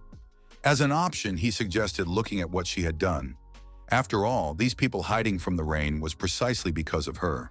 If they managed to enhance her prayer of rain, it would definitely be enough to restrict the enemy's movement. After that, they would all become live targets, and he would have no problem killing anyone he wanted. Hu Yan laughed haughtily, after which she wondered if this was really the case. In any case, she was not useless, and she would continue practicing hard to improve her rain prayer skill. Hearing her ambition, Zhang wished Hu Yan good luck, after which he looked up at the sky, opening his face to the rain. He thought about the fact that now Yuan Yu could fight and Hu Yan possessed the rain prayer, which meant that not only him, but also his whole team would become stronger. The passing players were complaining about the rain that had come out of nowhere because it made all the equipment they were going to bring to the frozen islands soaked. And even worse, what if the Huang family started blaming them for the delay? Hearing about the family Huang, Zhang pondered for a moment. He then asked the player to pause for a moment and asked if they had just said something about the Huang family. One of the players asked if it was possible that they didn't have internet at home since they didn't know. After that, the second player said that the Huang family guild was going to send 200,000 people to the ice island to hunt a king-level boss. Defeating the boss will help the country expand its territories on the Devil Star. Blondie added that in addition to the Huang family, there will be many pioneers who will be there to help clear the area of monsters. Everyone has their share of responsibility for the country, so how could anyone not be aware of such important news? The commander ordered them to hurry up and ignore this idiot, for if they were late, they would be punished. Zhang thought about the Zhang family's hunt, because it must mean that Huang Wei would also go there. Currently, while the divine beasts are sowing destruction on Earth, the only way for every nation to fight them is to obtain the resources of the Devil Star, which is not possible for everyone, except that the resources of the Devil Star are in the possession of various bosses, and only by defeating these bosses, a country can open new territories and get its resources. The monsters on Devil Star are categorized into normal level, elite level, warrior level, commander level, king level boss, map boss, and guardian lord. Among them, the king level boss is a terrifying monster that requires hundreds of thousands of players to kill. And of course, the Huang family is going to lead the Xuanwu Guild to contribute to the country's war. Zhang wondered if there was a chance that Huang Wei's family had turned upside down and they had become the kind of people who cared about the world. Just like Commander-in-Chief Wei had said, every man in this world has his share of responsibility for the fate of his country. There must be someone in this world who will stand up and fight all these monsters. If Huang Wei really does, then he too should go to the frozen island to contribute too to the development of their country. The Devil's Star, the land of permafrost. Shivering from the cold, Hu Yan struggled to remind Captain Kai that he was the one who said they were going to the frozen island. So why hadn't he bought clothes for the weather here? Zhang Kai admitted that he hadn't even expected it to be this cold. Suddenly, someone called out to them. The man at the top of the cliff asked which team these idiots came from. And don't they know about the fact that it is better not to walk on the lake until it is time to go to war? Zhang Kai said that it was their first time here, after which he asked, "Why can't they walk here?" The player was surprised that they knew nothing, then asked the newcomers from below where they came from, because everyone knows that under the frozen island is the lair of the monster. And if they continued to walk on the ice like this, as they were talking behind Zhang Kai's group, the ice began to crack. Suddenly, a monster with a trident emerged from under the ice. Just when the player asked if they thought it would alarm the large fish under the ice, that monster was a bipedal fishman. Pulling Yuan Yu back, Zhang Kai asked what was that, and Hu Yan recognized the monster as a fishman. One of the players at the top grinned because of how idiotic those newbies at the bottom were. After that, the group commander said that a level 20 different level fishman required a group of people in which every person would be above level 20. Besides, everyone knows that fishmen are good at close combat, and if you're caught off guard by a level 22 fishman, in that case your best fate would be death. The fishman pierced Zhang Kai with his trident, but the latter took advantage of his ghost armor's evasion. And by the end of the dodge, he was just behind the back of the fishman with his knives at the ready. He thought it was going to be something really strong, but in fact the monster turned out to be a small fish. Zhang Kai ordered the fishman to get lost and threw all his blades at him, immediately after which that one exploded due to Zhang Kai's super crits and flames. The eyes of the players above were rounded with shock, for some rookie had defeated a 22nd level fishman. None of them could understand how this newcomer was able to dodge the fishman's melee attack so well, and yet they were able to defeat the fishman without having a level 20 team. How on earth could a person with this level kill a fishman instantly? Zhang Kai chuckled and said that after warming up a bit, he hardly felt so cold anymore. Zhang Kai waved his hand, calling the blades back to him, and ordered them to return. Zhang Kai's strength was now at 76 points, and while his critical strike was working, his attack will deal at least 15,200 damage, and that's without taking into account the critical damage of the 9 Calamity Blades. Even if he makes a conservative estimate based on his current minimum critical strike damage, his damage is in the realm of the 20th levels, be it monsters or first-timers. That's why they won't be able to withstand his critical hit. Zhang Kai's team caught up with him, after which Hu Yan waved a card at him and said that she had already picked up the fishman's corpse for him. Zhang Kai thanked Hu Yan and offered to go further to the shore. Suddenly, Zhang Kai turned to the elders, which startled them, and said that he wanted to ask them something. Do they know where Huang Wei might be now? The first player asked the master what he was talking about. After all, they are not his older brothers, but his younger brothers. And then the second player said that it just so happens that they know where Master Huang Wei is now. The third player said that the 3 younger ones, would be happy to show him the way. Somewhere on a frozen island. Zhang Kai didn't want Hu Yan or Yuan Yu to interfere in his and Huang Wei's affairs, and so he went alone. The 3 brothers told him that Huang Wei was around here somewhere, and he wanted to talk to him alone, but he was unable to find Huang Wei. Just as suddenly, Zhang Kai heard a familiar voice as Huang Wei addressed him. Zhang Kai admitted that he was impressed that Huang Wei was going to fight the boss for the sake of his country, and so he thought about them putting aside their former grudges, because he too was willing to contribute to the development of the country on the ice island. Suddenly, Zhang Kai saw a flash in front of him, simultaneously sensing danger. Immediately after, he dodged Huang Wei's sword that struck him stealthily. Zhang Kai asked what he was doing. After all, he had come here to make peace between them. But Huang Wei asked, what kind of peacemaking is he talking about? After all, it was Zhang Kai who killed him first, which caused him to take so long to heal. And after all this, Zhang Kai is talking about a truce. Huang Wei asked if the man knew how much he wanted to kill him after Zhang Kai killed him in public that time. So right after that, the military ordered him to leave Zhang Kai alone. And of course, he's not going to do that. After which, Huang Wei shouted that he had decided to take part in this battle to defeat the king-level boss. hoping to use this achievement to force the army to stop protecting Zhang Kai and his family. Zhang Kai was stunned by what he heard and asked, was Huang Wei really going to deal with a king-level boss just for the sake of it? To which Huang Wei replied that it was exactly like that and immediately rushed towards Zhang Kai preparing to behead him. Huang Wei admitted that he had in no way expected Zhang Kai to personally come to him. However, the war would soon begin and he would kill Zhang Kai first. After that, he would take the military rewards from the boss to pay back the military for all their crimes. Huang Wei made a vertical strike at Zhang Kai, but he managed to bounce away, saving his head.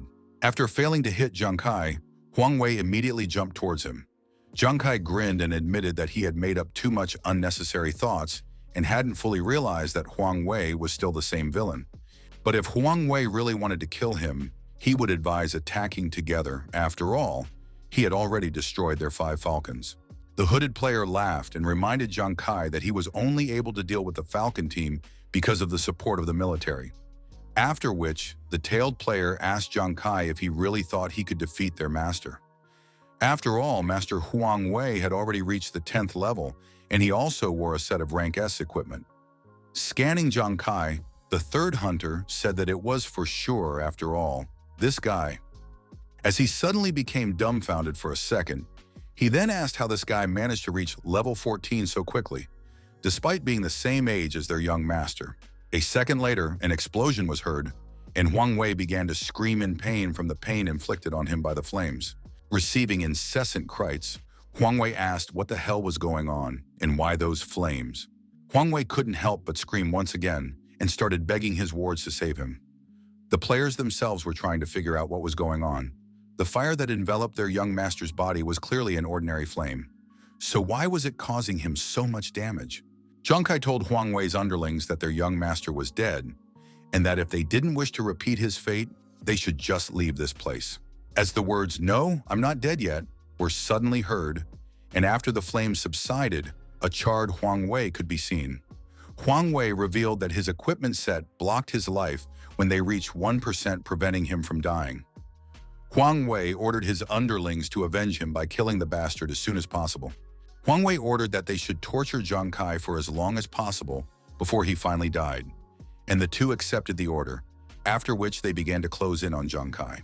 After preparing his blades, Zhang Kai asked, did he really wish to send more people to their deaths? Immediately after which, Zhang Kai threw the 9 Calamities blades, shouting that this was the perfect opportunity to test the modification of his 9 Calamities blades. Of course, Huang Wei's men managed to dodge some rookie blades without any problems. The player with the tail tesked and asked what Zhang Kai's aim was, since he hadn't managed to hit any of them. The levels of these players ranged from 28th to 32nd. The player who came forward asked Zhang Kai not to tell them that his hands were shaking after seeing that they were all around level 30. After which, he shouted that he would attack first and rush towards Zhang Kai. Zhang Kai hummed, after which he raised his hand and asked if they had ever heard about the nail that sticks out is hammered in first, as suddenly a player running ahead flew a blade into his back. The player immediately caught fire and exploded a second later due to the critical flame damage. The players behind were trying to figure out what was going on and why the throwing weapons were suddenly back. And most importantly, how did a level 10 guy manage to kill a level 32 captain? And he did it in a matter of seconds. Suddenly, Zhang Kai was behind the mage player's back and said that this wasn't the end. Immediately afterward, he commanded his blade to return, and it instantly pierced the stomach of another high-level player. The remaining players were then forced to watch as another of their partners burned, screaming in agony. Players were trying to figure out what kind of skill it is and why it has so much damage, and can it be that this guy is a master playing the role of a pig that can eat a tiger? Huang Wei shouted to his subordinates that they were idiots because they failed to notice that Zhang Kai was simply good at long-range attacks, after which he ordered them to attack together so that one of them would be able to get close enough to Zhang Kai.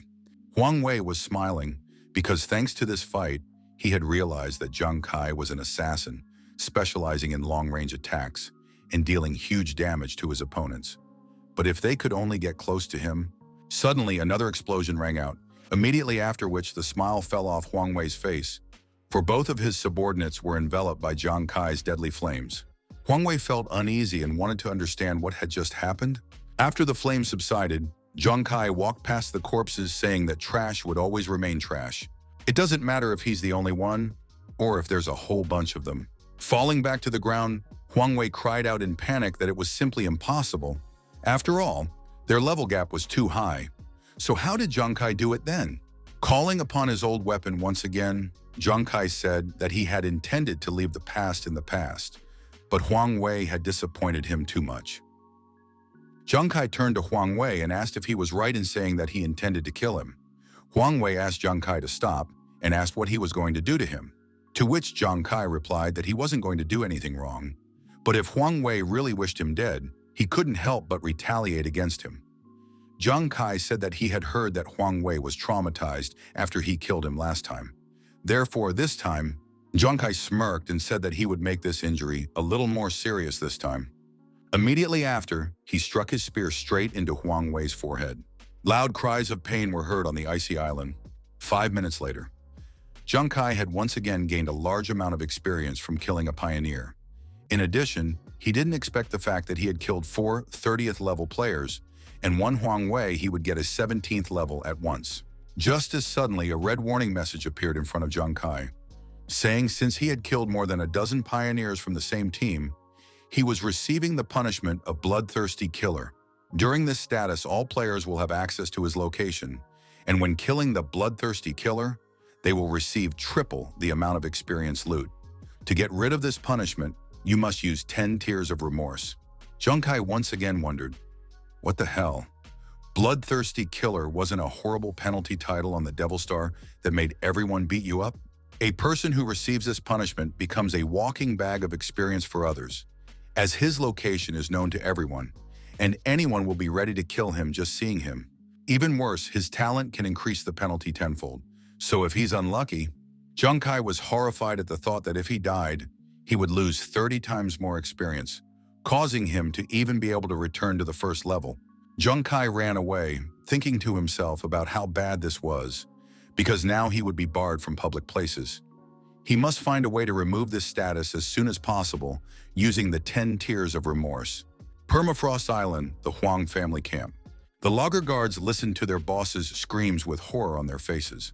The boss asked, how come Huang Wei was killed while the level 30 players were supposed to take care of him? He even said that they father and son would fight together for their country, but now Huang Wei was dead.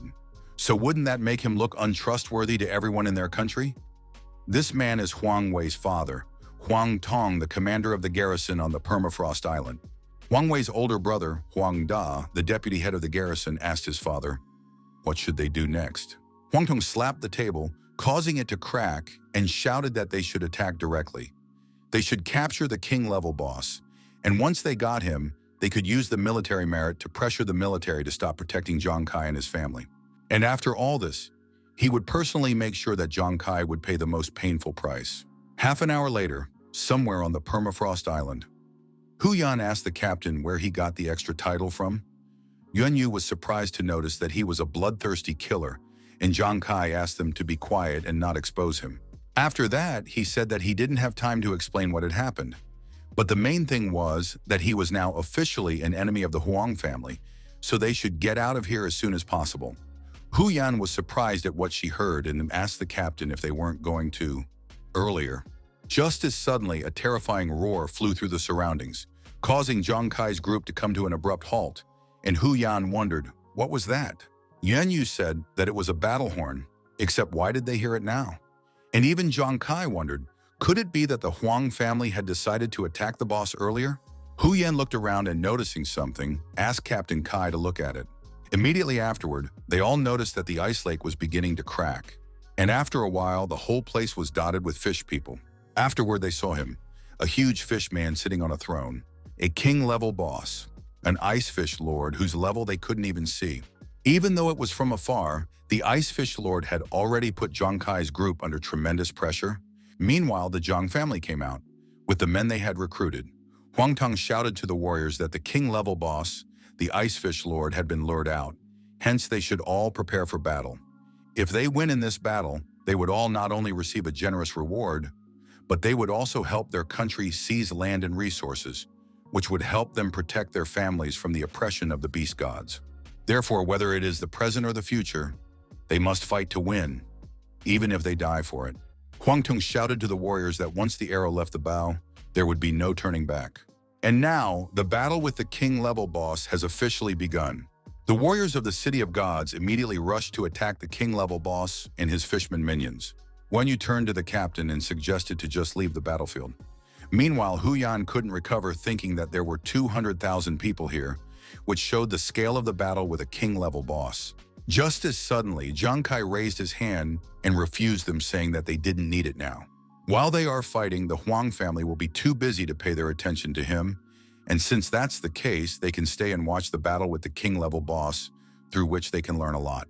The warriors rushed toward the mountain as suddenly the ice ahead cracked, and a huge head emerged from underneath. It was an ordinary level 25 fishman. The warriors were frightened when they saw this monster, but through fear, the commander ordered the warriors not to be afraid. After all, this is just a stinking fish, while there are many of them, which means they can easily deal with this. Suddenly, everything in front of the commander's eyes swirled. Immediately afterward, the fishman grabbed the captain and threw him into his mouth while he begged for rescue. After that, everyone saw the fishman chewing on their captain, who was screaming in pain, begging and pleading to be saved, after which the screams began to subside. The warriors were terrified, for this fishman just grabbed and ate a human. It was simply terrifying. Hu Yan wondered, are these ordinary fish people really that much stronger than the pioneers? After which Yuan Yu added that there are quite a few of these fish people out there. Zhang Kai revealed that it was rumored that the fishman army would endlessly appear until the boss was killed, which means that the key to winning this battle is not a battle between 200,000 pioneers against an army of fishmen. It will be a battle between the strongest and the boss. One of the hunters announced that their team of 8 had made their way into the boss's territory, and each of them must give their best and perform as well as possible. They should do their best. The 8 strongest players attacked the boss at the same time, trying to do maximum damage to the boss, then caused a huge explosion. Huyan was amazed by the strength of these people and wondered, is this the strength of the special ones? After which, Yuan Yu said that it looked like they would really be able to kill the boss. But Zhang Kai said that wasn't true, and that he thought their situation wasn't that good. After which, Zhang Kai used ghost eye focusing to get a better look at the boss fight. The skills of these people seem very strong indeed, but thanks to his ghostly eye, he sees that they are actually using such powerful attacks they didn't even manage to break through the boss's defense. After a few attacks, the players went into a stupor, as they couldn't even manage to penetrate the boss's armor. Immediately afterward, the Ice Fish Lord struck the players, causing all of them to take serious damage. After taking down the invaders in one blow, the boss began to laugh at their helplessness. Everyone was dumbfounded by what had just happened, as the Ice Fish Lord had just killed the 8 strongest players with a single blow. At this moment, everyone realized just how powerful the king-level bosses were. Unexpectedly, but suddenly, another player who arrived after the top 8 strongest players rushed at the boss. Shocked by this, Zhang Kai wondered who else could dare to attack the boss after he had killed the strongest so easily. Hu Yan asked for the player to stop and not march to his doom. With his spear in hand, the player rushed towards the boss, but the boss raised his trident and attacked the hapless player. Everyone was sure that it was over, and that another player who dared to challenge the boss was about to die. Suddenly appearing out of nowhere, the player raised his spear and completely blocked the boss's trident. Everyone wanted to know what was going on, and how did this man manage to take on the boss's attack like that in person? The player told the boss that he was too dumb because his teammates sacrificed themselves on purpose. After which, he asked, did the person not think that they could be killed so easily with an ordinary strike? That person was the strongest person, Zhang Fang, with the class of a spearman, and he is also the strongest person of the Xuanwu Guild. Zhang Fang activated his talent, Blessing of the Dead, granting a 25% increase in strength for every Supreme that died, and said that on behalf of his fallen comrades, Zhang Fan shouted that he would kill him immediately, after which he punched the boss. Zhang Fan's attack was strong enough to finally break through the boss's defense and damage it for the first time. Zhang Kai was inspired by the strength of the strongest, for he was indeed strong, and even broke through the boss's defense. The players, however, began to praise the great hero for being able to defeat the king-level boss. Huang Tung asked, did they all really think that their Xuanwu Guild was that weak? After all, those higher-ups that had just been killed had been created specifically to increase Zhang Fan's strength. All because, already being the strongest, using the Blessing of the Dead, Zhang is able to increase his strength by another 200%. Thanks to all of this, one Zhang is comparable in strength to the 20 strongest. With his next strike, Zhang spun, successfully inflicting a ton of damage on the boss. Zhang was happy with the way things were going, for if something unexpected didn't happen now, in that case, they would be able to obtain the ultimate victory in this battle. While Hu Yan was shouting words of encouragement to the Supreme that was fighting a king-level boss, a shadow appeared behind them.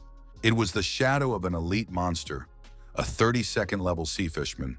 While checking the map, Huang Da suddenly noticed that something was wrong and called out to his father, whereupon he shouted that their affairs were bad, for he suddenly discovered a great number of sea fishmen coming towards them from outside the ice island. Huang Tong shrieked at what he heard and asked if he wanted to say that that army of sea fishermen had been summoned, to which Huang Da replied that that was probably the case and that he was afraid that there might be hundreds of them. And worst of all, they were all elite fishermen above the 30th level. It was a bad thing because Zhang Fan could only safely fight a king-level boss because they had stabilized the situation on the battlefield. The current battlefield is divided into 5 zones according to the levels of the 5 types of fish people, namely normal zone, elite zone, general level zone, leader level zone, and boss zone. He sent a large number of pioneers to each zone to engage the fishermen in those zones, allowing them to create balance on the battlefield. But if the rear is suddenly interrupted, there will be complete chaos in the middle of the battle, which will not only cause Zhang Fang to be unable to kill the boss, it's also where 200,000 trapped players will die. Starting to lose patience, Zhang Tong shouted to his son that Zhang Fan needed at least half an hour to win, and so he asked how long it would take for the sea fishermen to arrive at the battlefield. Zhang Da said he would look it up right away and continued to study the information on his wristwatch. The clock trumpeted a warning of danger as a huge number of fish people were approaching them. Zhang Da estimated that the fish people would reach them in about 10 minutes. 3 ignited spikes flew into the body of one of the fishmen. Immediately after that, the one exploded due to the super crit inflicted by the flames, and a report appeared that the pioneer Zhang Kai had defeated the elite sea fisherman. Hu Yan asked Captain Kai why there were suddenly so many fish people around and suggested that they leave this place as soon as possible. Hong Kai wondered, should they really leave now? Apparently, the balance on the battlefield had suddenly become too fragile, and if no one stopped all those sea fish people, it would lead to the complete failure of the entire battle. Huang Tong, along with Huang Da, were trying to figure out what they should do now. The Huang family are Zhang Kai's enemies, and he would love to see them lose. But at the same time, the 200,000 people called to fight for the country's future are innocent of the showdown between them. Commander-in-Chief Wei Ying said that the fate of the country is everyone's responsibility and that someone has to stand up and fight all these monsters. Zhang Kai turned to Hu Yan and Yuan Yu and said that they couldn't leave the battlefield, after which he said he wasn't done, as he needed them to apply all the neighborhood fish people to him, and then he can deal with all those fish people himself. Hu Yan and Yuan Yu were stunned that their Captain Kai decided to stay and go for suicide. 10 minutes later, the balance on the battlefield was beginning to collapse, and the sea fishermen were beginning to gain the upper hand. One of the players turned to the captain and begged him to stop the fight, because they can barely contain the enemy. But many of their men began to notice a huge number of sea fishermen approaching from the rear. And if all these fishermen surround them, everything will be over, and that's why he suggests to run away. Remembering the huge elite monsters, many of the soldiers began to agree to retreat, because if they died, they wouldn't be able to enter the Devil Star for a month, and without that, some of them wouldn't be able to earn money, which would cause their families to be kicked out by the landlords. More and more people agreed to the retreat, for otherwise they would all die. The captain stepped forward and said they can't do that. They can't run away. After which he asked, hadn't they still noticed it? It had been over 10 minutes since they had first discovered all those sea fishermen, even though it had been said earlier that they would get to the front just in that time. But after all this time, none of the enemies still arrived. So what does that mean? The soldiers were surprised at what they heard. And indeed, why didn't anyone show up? Could it be that there was a strong man behind the scenes? Except that the Huang family hadn't sent any troops there. After thinking about it for a bit, the captain assumed that there was a powerful figure behind the scenes. But for someone to be able to contain such a huge number of fish people, this should be a group of powerful elite pioneers fighting ceaselessly. Meanwhile, Zhang Kai was running away from the huge elite fisherman. How suddenly he stopped, and after a chuckle said that the last person who dared to open his mouth like that in front of him was... In the next instant, Zhang Kai flew past the fishermen while throwing flaming blades into their mouths. And a moment later, several elite fishermen were modeled by Zhang Kai, during which he said that the grass on that person's grave had grown as far as meters. Looking at the report that he had killed a few elite fishermen, Zhang Kai said that he had already killed over 20 fishermen, but those kept on coming one after another, making his exertions rather slow. As Zhang Kai suddenly heard cries for help, it was Hu Yan, who was tearfully running away from the crowd of elite fishermen to bring them to the captain. Immediately after, a similar thing happened on the other side, where Yuan Yu shouted out that he had also brought the fish people. Zhang Kai praised his comrades for doing an incredible job attracting so many elite fishermen, after which he told them to leave the rest to him, while they themselves ran and hid as quickly as possible. Hu Yan tearfully turned to Captain Kai and said that there were too many, then asked if he was really sure he could handle them all. Yuan Yu Yi agreed with Hu Yan's worries and recalled that not too long ago, he was struggling to kill at least one or two. Looking at the snarling fisherman, Zhang Kai agreed with his comrades. After all, it really wasn't easy for him to kill one or two, and rushing into battle, he said that they were still unaware of the fact that this was the way he was more comfortable killing his enemies. After all, it was much easier for him to kill them in groups than individually. A few seconds later, a sea of flames rose into the air from the elite fishermen being burned. After that, it was reported that the pioneer, Zhang Kai, had killed 257 elite fishermen in one go. Seeing what he was capable of, Hu Yan and Yuan Yu clasped their hands in fear. Hu Yan wondered what this was, and was this their captain's true strength? Yuan Yu shouted and said that the one was only slightly above the 10th levels, so where could such damage come from? The flames that rose up from killing hundreds of elite fishermen were so huge that it was seen by the players who wanted to escape a short while ago. They wanted to understand why there was suddenly such a huge explosion behind them.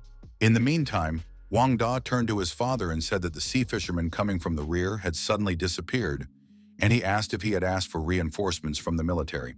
Zheng Tong was surprised to hear of such a thing and replied that it wasn't, or rather it shouldn't be. Zheng Tong tried to understand how the military had arrived so quickly. After all, he had only contacted them. In that case, since the military had already arrived, it would be a good time to let everyone know that they had managed to balance the situation on the battlefield so that Zhang Fan could deal with the boss in peace. Half an hour later, Zhang Fan attacked the wounded boss, but the boss blocked his punch with his hand. After so much time, Zhang Fang had reduced the boss's health to 65%, and the boss was clearly not happy about it. The soldiers were shocked by this because the boss' health had finally been reduced by 1/3, which meant they would still be able to win. Immediately after the attack, Zhang Fan landed on the ground as the boss suddenly roared and accelerated, instantly bringing his trident straight above Zhang Fan and was ready to strike. Huang Da shouted to Zhang Fan to keep his eyes open, for after losing 1/3 of his health, the boss had entered the second stage of Berserk. The boss started attacking Zhang Fan, forcing him to activate his shield, but it immediately began to crack. At the Berserk stage, the boss's attack speed becomes so fast that it becomes almost impossible to dodge it, which is why Zhang Fan can only receive these attacks. The key to defeating the boss depends on whether Zhang Fang is able to withstand the boss's onslaught or fall. Unable to withstand the onslaught of the king-level boss, the shield was broken, and Zhang Fan's equipment was destroyed along with it. Zhang Fan saw the message that he only had 5% health left. Everyone who watched Zhang Fan's fight gaped their mouths in shock and wondered, had they really lost? Clenching his teeth, Zhang Fan grinned and told the boss that he was just a bastard who thought that with that much damage he could kill him. Just as suddenly, a blue glow appeared and began to envelop Zhang Fan's body. This was a supreme talent, intentional armor. Zhang Fan shouted to the boss to continue attacking him. Immediately after that, the boss continued his attacks as suddenly all of his attacks started bouncing off Zhang Fan's armor due to his immunity to damage. After that, the Ice Fish Lord's attacks began to reflect back at him, causing the boss to take damage from his own attacks. Zhang Kai cringed at how incredible this armor was, because not only did it protect, but it also reflected all the damage. Zhang Kai wondered if this was the power of superior skills. Everyone was engrossed by such an awesome boss, and also confident that with this, Zhang Fang would be able to defeat a king-level boss. Huang Tong recalled what he had said before. Zhang Fang is their carefully selected trump card, and his extraordinary talent allows him to reflect 50% of the damage back into the enemy for 90 seconds. Meanwhile, the boss is in berserk mode, which greatly increases the speed of attacks. Taking its own damage, the Icefish Lord quickly lowered its health to 35%. Huang Tong explained that the higher the boss's attack speed, the faster he would lose his health. Huang Tong laughed, for as he spoke, the boss had already lost 30% of his health points. And if he continued like this, in that case, it won't be long before the boss is in the Huang family's pocket. A flash suddenly flashed, after which Huang Fan's eyes narrowed. With a sharp swipe of its tentacle, the Icefish Lord destroyed Huang Fan's armor and even left a dent in his abdomen. Immediately after which, Zhang Fan flew away from his attack while hitting the ground. In a matter of moments, Zhang Fan found himself completely shattered. His protective armor was disabled, and his health points stopped at 1%. But even so, he could no longer continue fighting. Seeing this, the hearts of all the players on the battlefield fell, for just now, their strongest great lord had lost. The Icefish Lord used a combat skill, armor-destroying tentacle. Huang Tong admitted that he was too hasty. He didn't even think about the fact that this boss might have an unknown battle skill to destroy armor. While he blamed himself, Huang Da tried to bring his father to his senses. This was the end, for in this battle against the king-level boss, Zhang Fang had the most important role. And since Zhang Fang had fallen, then it meant that they had been defeated in this battle. Losing all their morale, the soldiers began to give up their positions, and losing begged for help, for they could not continue to fight after losing all their aces. Li Biao had a hard time blocking the fishman's strike, and cracks went down his shield. Coughing, Li Biao turned to Juji and Nuan, then admitted that he was wrong. He shouldn't have brought them here. Li Biao admitted that he had only brought them here to prove that he was better than Zhang Kai, whom they had spoken of so reverently. But compared to him, Zhang Kai had never brought them to their deaths, but he did. Li Biao recognized that as a captain, he was a complete failure. Because of his wounds, Juji was almost unable to move, and tears appeared in the eyes of Nuan, who had used up almost all of her strength as their captain was in danger of death. Su Nuan asked if there was anyone nearby. She prayed for someone to save their captain. She no longer had the strength to heal him. Looking at a few fishmen killing players nearby, Nuan thought about the fact that now that everyone knows that the boss can't be killed, the army of fishmen will continue to appear. And if no one takes action, it will continue until every last one of them is dead. Li Biao's shield split, leaving him defenseless against the fishman's spear. Seeing the snarling monster in front of him, Li Biao wondered, was there really no one who could save them all?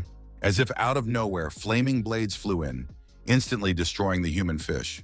Li Biao was amazed at what had happened, while Nuan and Juji were overjoyed. After all, the one who just saved them was Kai. Without wasting too much time, Zhang Kai ran onward, shouting to Juji and Nuan that they hadn't seen each other in a long time, and that he was now running to fight the boss, and he asked them to protect themselves.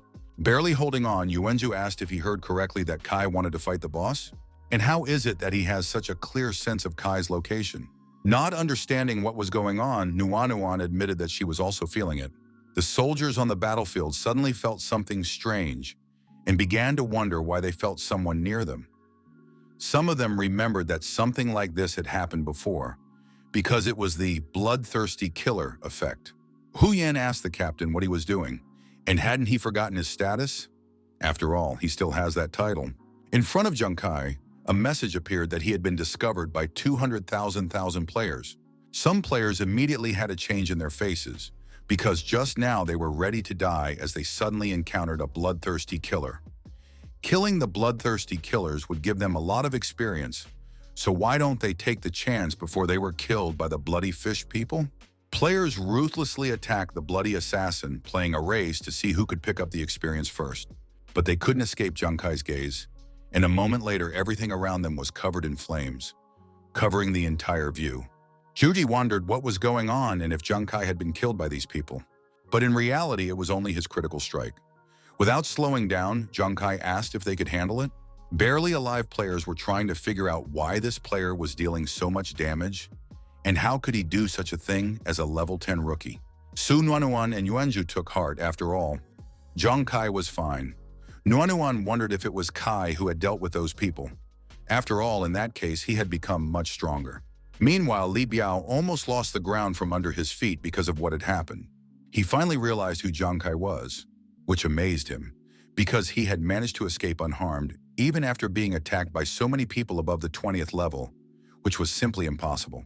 Huang Da turned to his father and told him that he suddenly sensed Zhang Kai killing Huang Wei and that he was running straight to the boss. Hearing this, Huang Tong asked, why was Huang Da still worried about Zhang Kai? And would he even be able to kill a king-level boss? At this moment, they should only think about how to reduce their losses in this battle. Huang Da couldn't agree with his father's words. For some reason, he felt in his heart that something bad was going to happen. Somehow, he had a vague feeling that Zhang Kai would still be able to defeat the boss. Zhang Kai mentally laughed. After all, he hadn't even thought of joining the battle, helping the Huang family fight the boss. In the past, he definitely wouldn't have done this. Commander-in-Chief Wei's voice echoed in his head once again. The latter hoped that in the future, when the country was in danger, Zhang Kai could fight for it as long as he had the strength. Zhang Kai promised that he would do this. Now that the country is in danger and needs new territories to extract resources, and he has the power to do it. Zhang Kai turned to the Devil Star Artificial Intelligence and said that he was going to activate that one-time skill he had acquired earlier. Immediately afterward, AI launched a casino heist. Zhang Fan had originally thought that it was a useless skill that could only steal 0.1% of the target's attributes, but he was wrong, and he didn't even expect it to come in handy at a time like this. He was currently in the state of a bloodthirsty killer, making all the players' attention focused on him. Unbeknownst to them, they had lost a grain of their attributes. Even though he can only steal 1,000th of each person's attributes, it's a very small percentage. But if you take 200,000 players, if one were to combine the attribute points of all these 200,000 players, the number would be extremely huge. Because of this, being at the 20th level, Zhang Kai had obtained more than 150,000 attribute points. Huang Da shouted at his father again, and overcoming his shock, said that Zhang Kai was running to the boss, and that he could probably take the boss out of their hands, after which he asked his father to look at it. For his watch suddenly began to show that Zhang Kai's attributes had become terrifyingly high, and that his overall attributes had surpassed even Zhang Fan's. Huang Tong was startled by what he heard, causing him to suddenly shriek, forgetting to ignore Zhang Kai. Meanwhile, Zhang Kai had already reached the warrior level, where there were fishermen above the 50th level. With a loud growl, the level 51 fishman reached for its victim. Huang Da was confident that Zhang Kai wouldn't even be able to dodge the strike, and Huang Tong laughed, after which he admitted that although he didn't know if Zhang Kai's attributes were true, but the bite of the shark-headed fishman is a skill that even level 60 players should be wary of. And from the looks of it, that's where Zhang Kai's journey will end. Without stopping, Zhang Kai ordered the fishman out of his way and struck with all his might. Everyone was amazed by this because he had attacked a high-level fishman without even using a weapon, and even managed to kill a sharkman warrior. This means that Zhang Kai's attributes are real. Many people no longer even doubted that Zhang Kai would be able to defeat the boss. Meanwhile, Zhang Kai had reached the commander's fish people zone. As Zhang Kai ran past the huge monsters, a 74th level fishman commander spotted him. Immediately after, the monster roared and turned around to defeat the players who had attacked her. Suddenly, the monster used her sonic attack, then managed to paralyze Zhang Kai. Huang Da smirked, for Zhang Kai had greatly overestimated himself. A commander-level fishman roar required special skills or equipment to gain immunity. So what good are his attributes here? Zhang Tong said that this kid really doesn't know anything, yet he wishes to kill the boss. Being satisfied that Zhang Kai would fall, Zhang Tong said that it was only a foolish dream. The monster raised its hand over Zhang Kai and was about to kill him. Suddenly, a drunkard who had already had a few drinks decided to intervene. After getting wasted, Yuan Yu shouted that he had never succumbed to anyone in his life. Immediately afterward, he flew to the fishman, screaming about how incredible she was. He shouted that he was just as good and asked not to seduce his captain. Yuan Yu crashed into the fishman at full speed, thus saving Captain Kai. After that, he asked, couldn't a high-quality human male like him attract her? Yuan Yu asked her to let him give her an interracial kiss. Embracing the face of the female fishman, Yuan Yu wished that this time, no one would come and blow up his wife. After which he kissed the fishman right on the lips, causing a cold sweat to run down her. Embarrassed, the fishman girl slapped Yuan Yu for his transgression. But the one was not even hurt thanks to the intoxication. Moreover, Yuan Yu liked this girl's hot temper. Huang Tong and Huang Da wanted to know who it was, and where did he come from. Everyone was amazed that this person ignored the roar of the fishman commander and even withstood the attack. And how could one person cause such hatred from a fishman? Stepping back from the fishman's shout, Zhang Kai wondered why Yuan Yu had come here. After all, he had told them to sit down and not follow him. As he suddenly heard another familiar voice, Hu Yan asked, did he think they would abandon him? On her way to Captain Kai, Hu Yan used the rain prayer. And approaching the captain, she asked him to hurry up, because Yuan Yu wouldn't be able to hold on for too long, because the gap between him and the fisherman commander was too huge. Rising up, Yuan Yu once again ran towards his fisherman wife, shouting that he was here. Zhang Kai was pleasantly surprised that they had come here for him. Afterward, he smiled and said there was nothing he could do about them. Meanwhile, the players watching Zhang Kai started discussing how some woman suddenly used the rain prayer. Except why the hell is she using it? Is she really thinking about all those fish people drowning in the rain? Zhang Kai said that in that case, he would leave everything to them. Realizing what everyone here was thinking, Hu Yan hummed and asked, doesn't anyone here even know the basics of physics? Suddenly, some players started to notice that something unusual was happening in the sky. What was coming from the sky was no ordinary rain. In fact, this rain gradually turned into super large hail. The fish people and the players in their territory wanted to know what the hell was going on, and why the hell was it hailing instead of raining?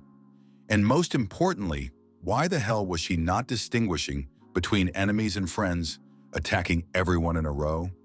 The players started begging for help because of the pain from the hail. Meanwhile, the satisfied Hu Yan was laughing. She said that taking advantage of the extremely cold weather on the ice island, praying for rain would turn into large hail. She didn't have any attack skills before, but now she could beat up 200,000 people at once, which was very cool. Hu Yan shouted to the fleeing captain that just as he said, as long as the spells prevented the enemies from moving, he wouldn't be their target. In addition, now her hail had attracted the attention of all the fish people, and they wouldn't be able to use their roaring attacks, making it safe for him to run further and fight the boss.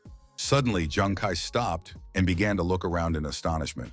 None of the fish people could really do anything to him, as everyone was suffering from the hail. Hu Yan asked, letting him remember that they were a team and that he wouldn't have to fight alone. Whereupon Zhang Kai looked in the other direction, where he saw the players were rejoicing that they had finally managed to defeat that annoying fishman commander, while Yuan Yu was sobbing over the death of his next wife. Zhang Kai agreed and wondered why he thought as if he was alone. He had clearly underestimated these two. Also, thanks to them, these nerds who are in the way, Zhang Kai took out the 9 Calamities blades. Immediately after, he threw his blades at the monsters around him, instantly turning part of the battlefield into a scorcher. Leaving behind mountains of corpses, Zhang Kai said that thanks to his comrades, he could easily deal with the opponents. Suddenly, a piece of hail fell on his head, leaving a bump on his head. Huang Tong and Huang Da were shocked that Zhang Kai had just taken to killing all the fishman commanders. It took dozens of teams to somehow stand, so what kind of incredible power could pull off these monsters? Zhuji and Nuanuan said that Zhang Kai was incredible. Meanwhile, Zhang Kai ran towards the Ice Fish Lord with all his legs, thinking that the attributes he had obtained were very powerful, but if his super crit was triggered, even the almighty god himself wouldn't be able to stop him. Zhang Kai exhaled. He had finally made it to the boss. Zhang Kai admitted that from afar, the man looked amazing, but once he got closer, it became obvious that the Ice Fish Lord was a real freak. Huang Tong and Huang Da cried out that it was simply impossible because this kid shouldn't have been able to reach the top and face the boss, but he actually did it. Hu Yan shouted for Zhang Kai to go forward, and he agreed with her and ran at the boss. The Ice Fish Lord roared, and a blue glow enveloped his body. Li Biao said that this was obviously not good, because the boss was going to unleash his berserk attack again, which meant that his speed and attack, Zhang Kai would definitely not be able to endure this. With a loud roar, the boss raised his trident and was already bringing it down on Zhang Kai. Suddenly, Zhang Kai accelerated, thanks to which he was able to dodge every attack of the boss. Zhang Kai wondered if this was the boss's full speed. After all, he was obviously too slow to dodge, which meant that the Huang family's trump card. Zhang Kai wondered if he should continue dodging in that case. During one of the boss's attacks, Jiang Kai jumped on the trident. The players started to think that they were just imagining it, because this guy had just dodged all of the boss's attacks in the second phase. Hu Yan chuckled and shouted that this was exactly what was expected of their captain. Huang Tong and Huang Da wondered if Jiang Kai's speed was faster than the boss's. Jiang Kai grabbed his blades tighter and jumped off the spear. Suddenly, the boss used his tentacle to get rid of the annoying bug, but Jiang Kai managed to dodge his attack. He was too slow for Jiang Kai. After which, Jiang Kai ordered the boss to get lost and threw the blades at his tail. The Ice Fish Lord growled unhappily, his health points already down to 25%. Players were once again amazed by Jiang Kai, as this bloodthirsty assassin had knocked out 10% of the boss's health in one fell swoop. At the same time, Zhang Fang had to attack the boss for 10 minutes to achieve the same effect. No one could understand what this abnormal damage was. The Ice Lord was furious. He finally rose from his throne and stabbed the spear shaft into the ice and gloomily stared at Jiang Kai. The players cried out once again, because after Jiang Kai's attack, the boss didn't even manage to respond to him and got up from his throne. This guy really makes the boss go all out to at least try to damage Jiang Kai. Jiang Kai asked the Ice Fish Lord, had he suddenly learned how to use his feet? The Ice Fish Lord inhaled deeply, immediately after which he used a sonic attack that Jiang Kai was able to easily evade. After all, he simply cannot fall for the same trick twice. The Ice Fish Lord suddenly stopped shouting and took the opportunity to try to attack Jiang Kai with his trident. And this time the boss's attack hit the target, creating a snow explosion at the point of attack. The players were trying to figure out what had happened and whether the bloodthirsty killer had been killed. Jiang Kai asked the boss if he could die from such a monster, after which the boss looked at his trident and saw that it was damaged and started to be covered in cracks. Jiang Kai shouted at the boss for choosing the wrong target, immediately after which the trident shattered into pieces. After which, Jiang Kai walked out of the fog without any injuries and noticed that the boss didn't have any weapons right now. So how was the boss going to fight now? A new wave of startled screams resounded among the players, for he had managed to destroy the boss weapon. Everyone wanted to understand what kind of monster he was, and was there a case on Devil Star where the boss weapon was destroyed in battle? Jiang Kai admitted that he was beginning to feel as if arguing with the Ice Fish Lord was a waste of time. If that was the case, then we could finish everything quickly. Jiang Kai threw the blades at the boss's knees, immediately after which they exploded at the point of impact. After the explosion, the boss dropped to his knees and his health dropped to 15%. Jiang Kai motioned for the boss to continue and threw daggers at the boss's surviving knee that he was standing on. Immediately afterward, there was another explosion and the boss lost his other leg. The exhausted boss roared loudly in pain due to the loss of his legs. He only had 5% health left. Jiang Kai gestured for the blades to be called back, and with that, he asked the boss if he wanted to say that he wasn't respectful enough to him. After all, the Ice Fish Lord still dared to show him his arrogant face. Jiang Kai said that he had long since had enough of his arrogant physiology and threw his blades at the Ice Fish Lord's hands that he was holding on to. Immediately afterward, a final explosion rang out, stripping the Ice Fish Lord of his remaining limbs. Everyone watched with shock on their faces as the Ice Fish Lord fell to the ground, and Hu Yan said that he was a corpse. The massive carcass of the Ice Fish Lord landed right beside Jiang Kai, bowing his head in front of him. The king-level boss has only 1% health points left. A few seconds later, shouts spread throughout the area that Jiang Kai had indeed killed the boss, and he had done so without even taking any damage. Wei Ying's second deputy commander-in-chief, He Sheng, turned to Liu Jun and recalled that the latter had told him that Huang Tong was alarmed by the situation and asked for help from them, the military, but once they arrived on the scene, He Sheng asked, wasn't there any need for them to intervene? Liu Jin agreed and admitted that there was no way he had expected such a turning point in this battle. In fact, this young man that Commander-in-Chief Wei thought so highly of, Jiang Kai noticed that the hailstorm had finally stopped, which meant it was time to finish off the boss. Just as suddenly, Huang Tong shouted, "No!" Zeranya, whereupon he explained to the soldiers that the boss had very little health left and that they shouldn't let Jiang Kai kill him. Huang Tong turned to all the members of the Xuanwu Guild and ordered them to listen to his order. They must all stop fighting the fish people immediately. They must kill the bloodthirsty killer at any cost. Whoever kills the bloodthirsty assassin will receive a reward of 150 million Shengyo coins. But if they let this bloodthirsty assassin take their boss, none of them will get a penny of the field at the end of this battle. One of the players said he wasn't expecting 50 million, but if he didn't get paid for this mission, how would his family survive next month? Someone agreed with him and said his child still needs money for treatment. Things were bad because now no one has any use for the fish people. Players must hurry up and kill the bloodthirsty killer, otherwise they will all be finished. Players rushed forward to kill the bloodthirsty killer as soon as possible, not wanting to give in to others. At the same time, they completely ignored the remaining fish people, and they took advantage of the opportunity to reduce the number of enemies little by little. Junkai grinned as he watched all these players run over to him. The Huang family wouldn't have been able to overpower the boss as it was, but now that they saw that he was capable of it, they were threatening to kill him. That's just disgusting of them. Junkai picked up Zhang Fan and, addressing him as his older brother Huang, asked if he was still alive. This surprised Zhang Fan. Zhang Fang didn't expect to see a bloodthirsty assassin here and asked if he had come to kill him. He had already crippled the boss, so why not just kill him? Zhang Kai chuckled and said that he was good at bringing monsters to low health, but no one said that he was going to steal the boss from him, right? If he does kill the boss, the Huang family with their deep pockets won't suffer that much. But in that case, those 200,000 players with their families will suffer, as they have become hostages to the bounty. Zhang Kai asked if he understood correctly that Zhang Fang was a representative of the Huang family.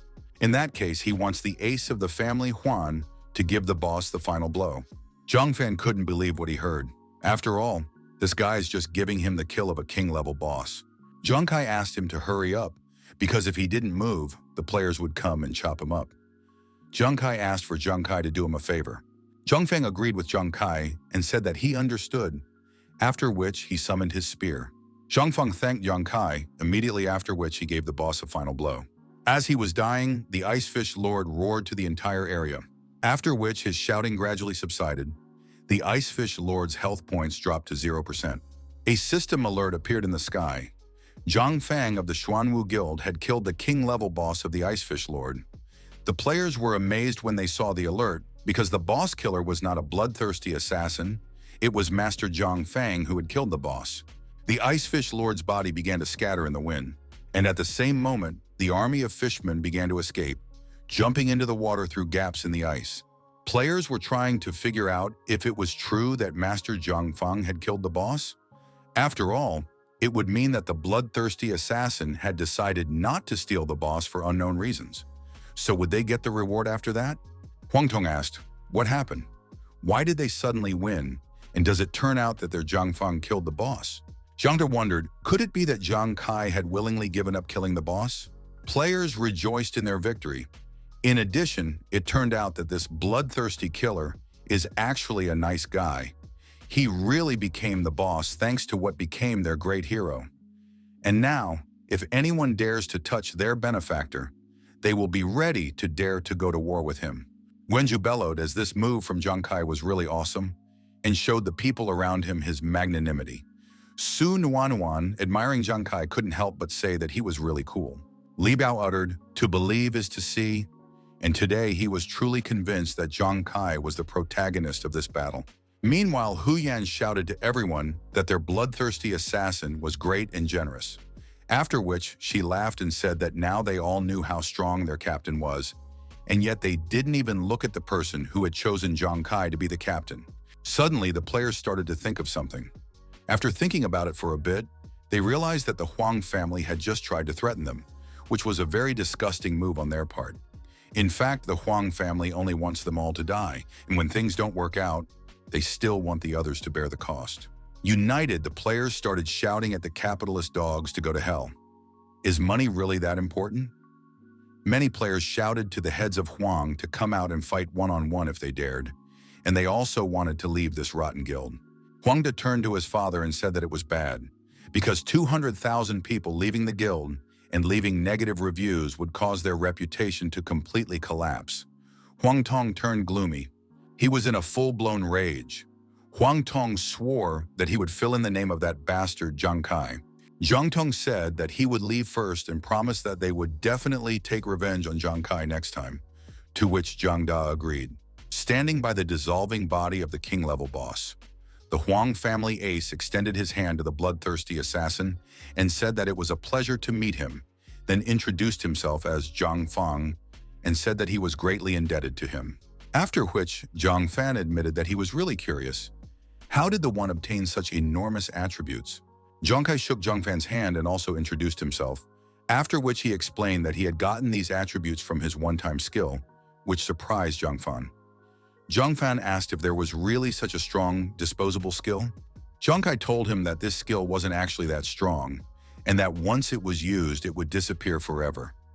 Zhang Fan was puzzled upon hearing this. A huge tentacle suddenly crawled out of a crevice nearby.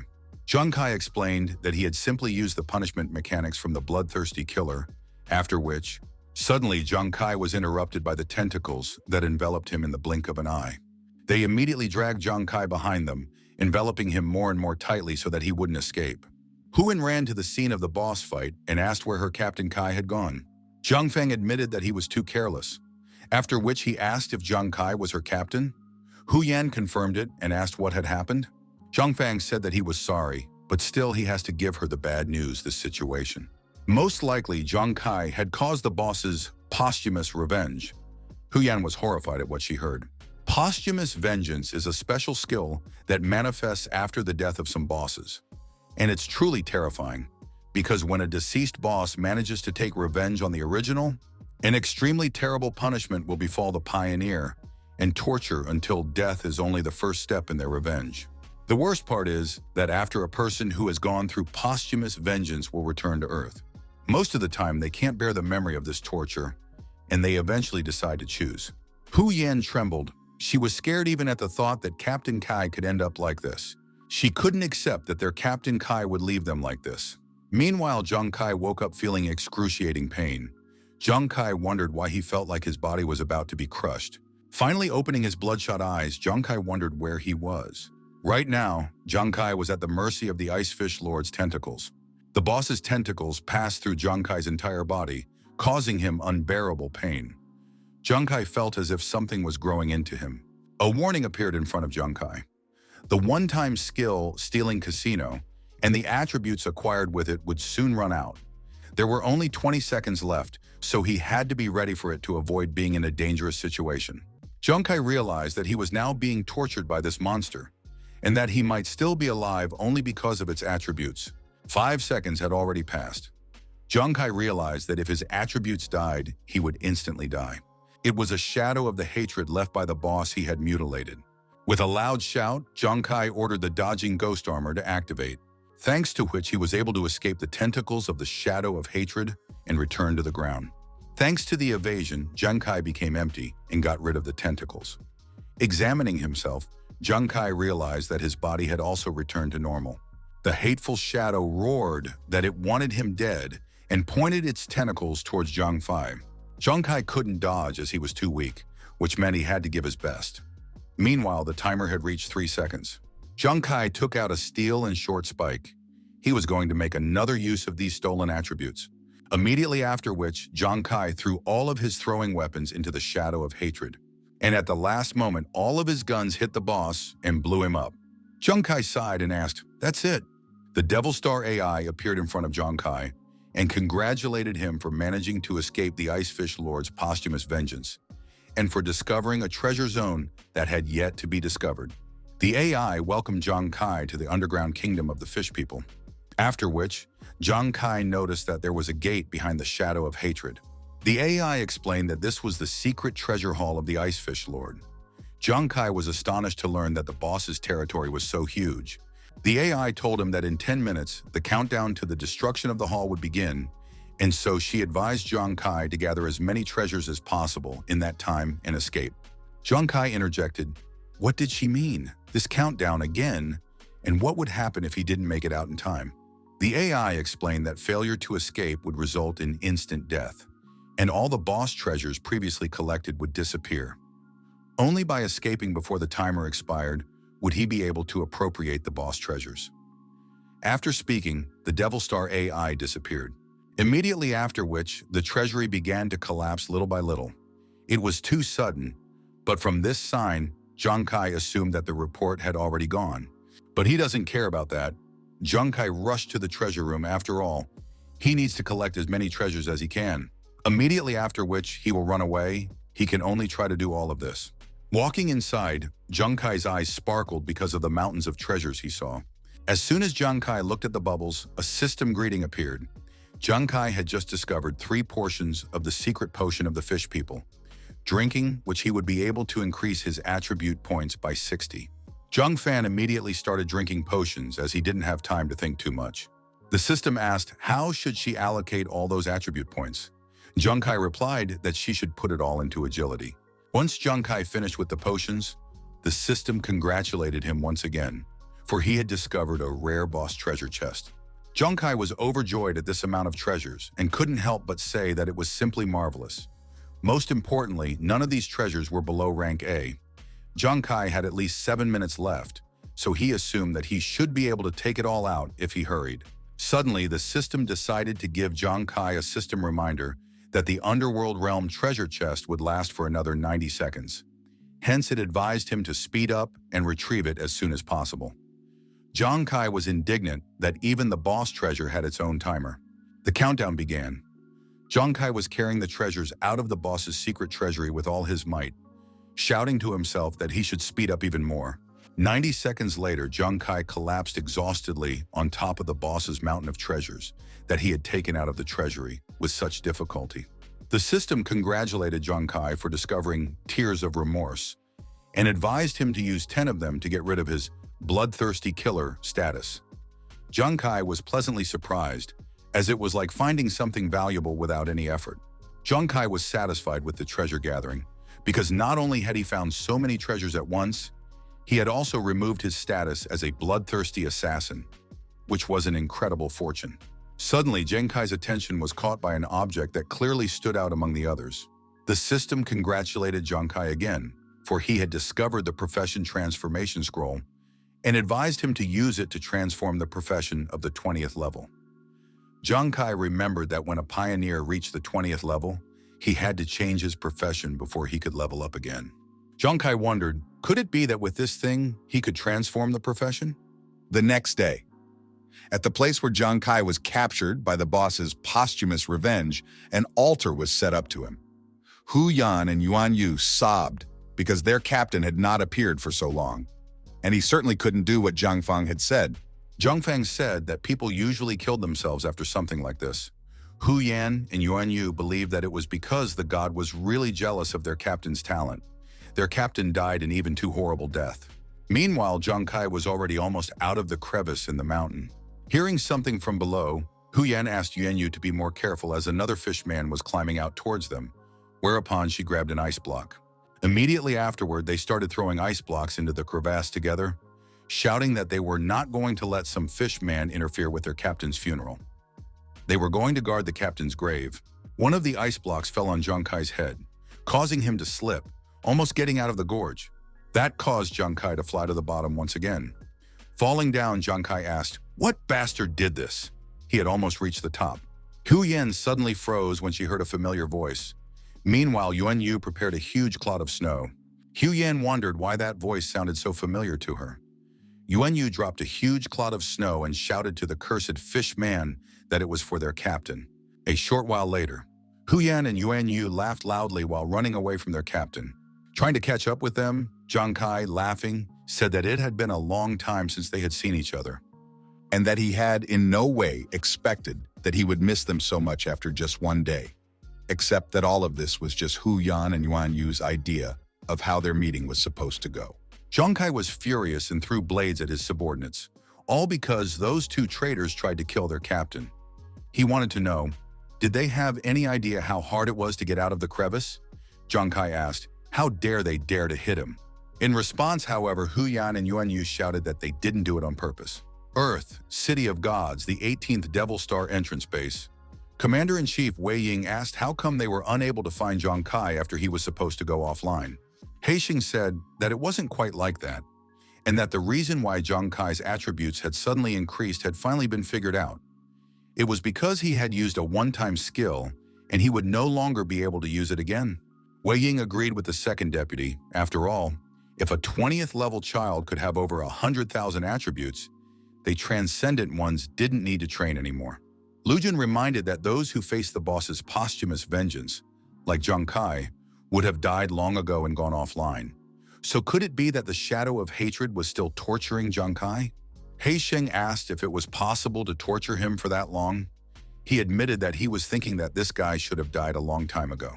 The commander-in-chief disagreed with He Sheng's opinion and asked his deputies, lest they no longer use common sense to draw conclusions about Zhang Kai. After which, he confessed that he felt as if there was indeed a possibility that Zhang Kai had not only survived the boss's posthumous revenge, but he might have even found the boss's secret treasures. But He Sheng immediately refuted this possibility, as it was definitely impossible. 50 years had already passed since the appearance of the Devil Star, and only a few people had managed to experience posthumous vengeance and obtain secret treasures during this time, and all of these people were transcendent people. Lujin agreed with his colleague's opinion. After all, it had only been 1 month since Zhang Kai had connected to the Devil Star, which meant that he certainly had no chance of surviving the boss's posthumous revenge. Wei Ying asked, is that really the case? Be that as it may, but his instincts told him that this guy... Suddenly, Su Lanlin rushed into the meeting room and immediately called out to the commander-in-chief. Immediately after which, she shouted with a puff of breath that he had put up the goods for private trading. The commander-in-chief and his deputies stared at Su Lanlin in silence, not understanding what she was saying. Lujin asked, who is she talking about? After which He Sheng asked if they needed to report someone's private trading. Still recovering from the shock, Su Lanlin shouted out that it was Zhang Kai. Not only did Zhang Kai not die, but he had also opened a private trading space on the Devil Star, and the total value of his goods amounted to over 400 million Shengyao coins. The deputies were stunned by what they had just heard. A few minutes later, Lu Jun looked at Zhang Kai's goods map and read in the report that he had just sold 1.8 kilograms of ghost green ore, after which He Sheng added that it was worth 18 million Shengyao coins. Lu Jun then said that Zhang Kai had just sold 3 kilograms of special-grade white iron crystal stone, after which He Sheng said in a less calm tone that it was worth 63 million. Following that, Lu Jun listed a strong iron stone, a black iron crystal, an obsidian steel fossil, a yellow pear ore. He Sheng shouted out that all of these were worth over 100 million. The deputy commanders were shocked because just now, this boy had made 400 million for himself. And since he had sold so many goods at once, it could only mean one thing. After listening to the deputies, Wei Ying laughed out loud, after which he recalled that he had just said that Zhang Kai would be able to find the boss's secret treasures, and this guy didn't disappoint him after all.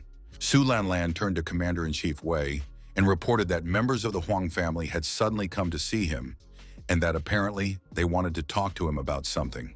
A few hours later, Shengyao City's trading house. Zhang Kai cursed loudly at what had just happened, because just now, he had so many things that he even had to open a private trading floor to be able to sell them all. More importantly, he also had his money deducted for it, making him feel cheated. Hu Yan said that it wasn't such a loss since he had so much loot that he could only sell it this way. Yuan Yu added that it was quite a funny trouble. Zhang Kai admitted that this was indeed the case, after which he revealed that he had saved some goodies for them a little earlier and offered to share the spoils with the boss. Hu Yan and Yuan. Yu's eyes glistened and they approached the captain. First of all, Zhang Kai gave Hu Yan a black ice jade, a Class B equipment that can impose a freezing effect on applied spells. Freezing can also reduce an opponent's dexterity, and if an opponent remains frozen for a certain time, they will start taking ice damage. Zhang Kai explained that if she used this spell along with a prayer for rain, she would be able to turn rain into a blizzard. Well, for Yuan Yu, he saved the Ice Tower Shield, which is a Class A equipment. When hitting the opponent with the shield, Yuan Yu will be able to freeze him for 1 to 2 seconds, but the probability of freezing will be reduced if he and his opponent have a large gap in levels. Also, in addition to the equipment, he has commandeered several eternal pages that can be used to improve skills. There are 2 ways to increase the skill level of a profession. The first way is to use a special skill book designed specifically for that skill. This type of book can usually only be obtained through chests or special quests.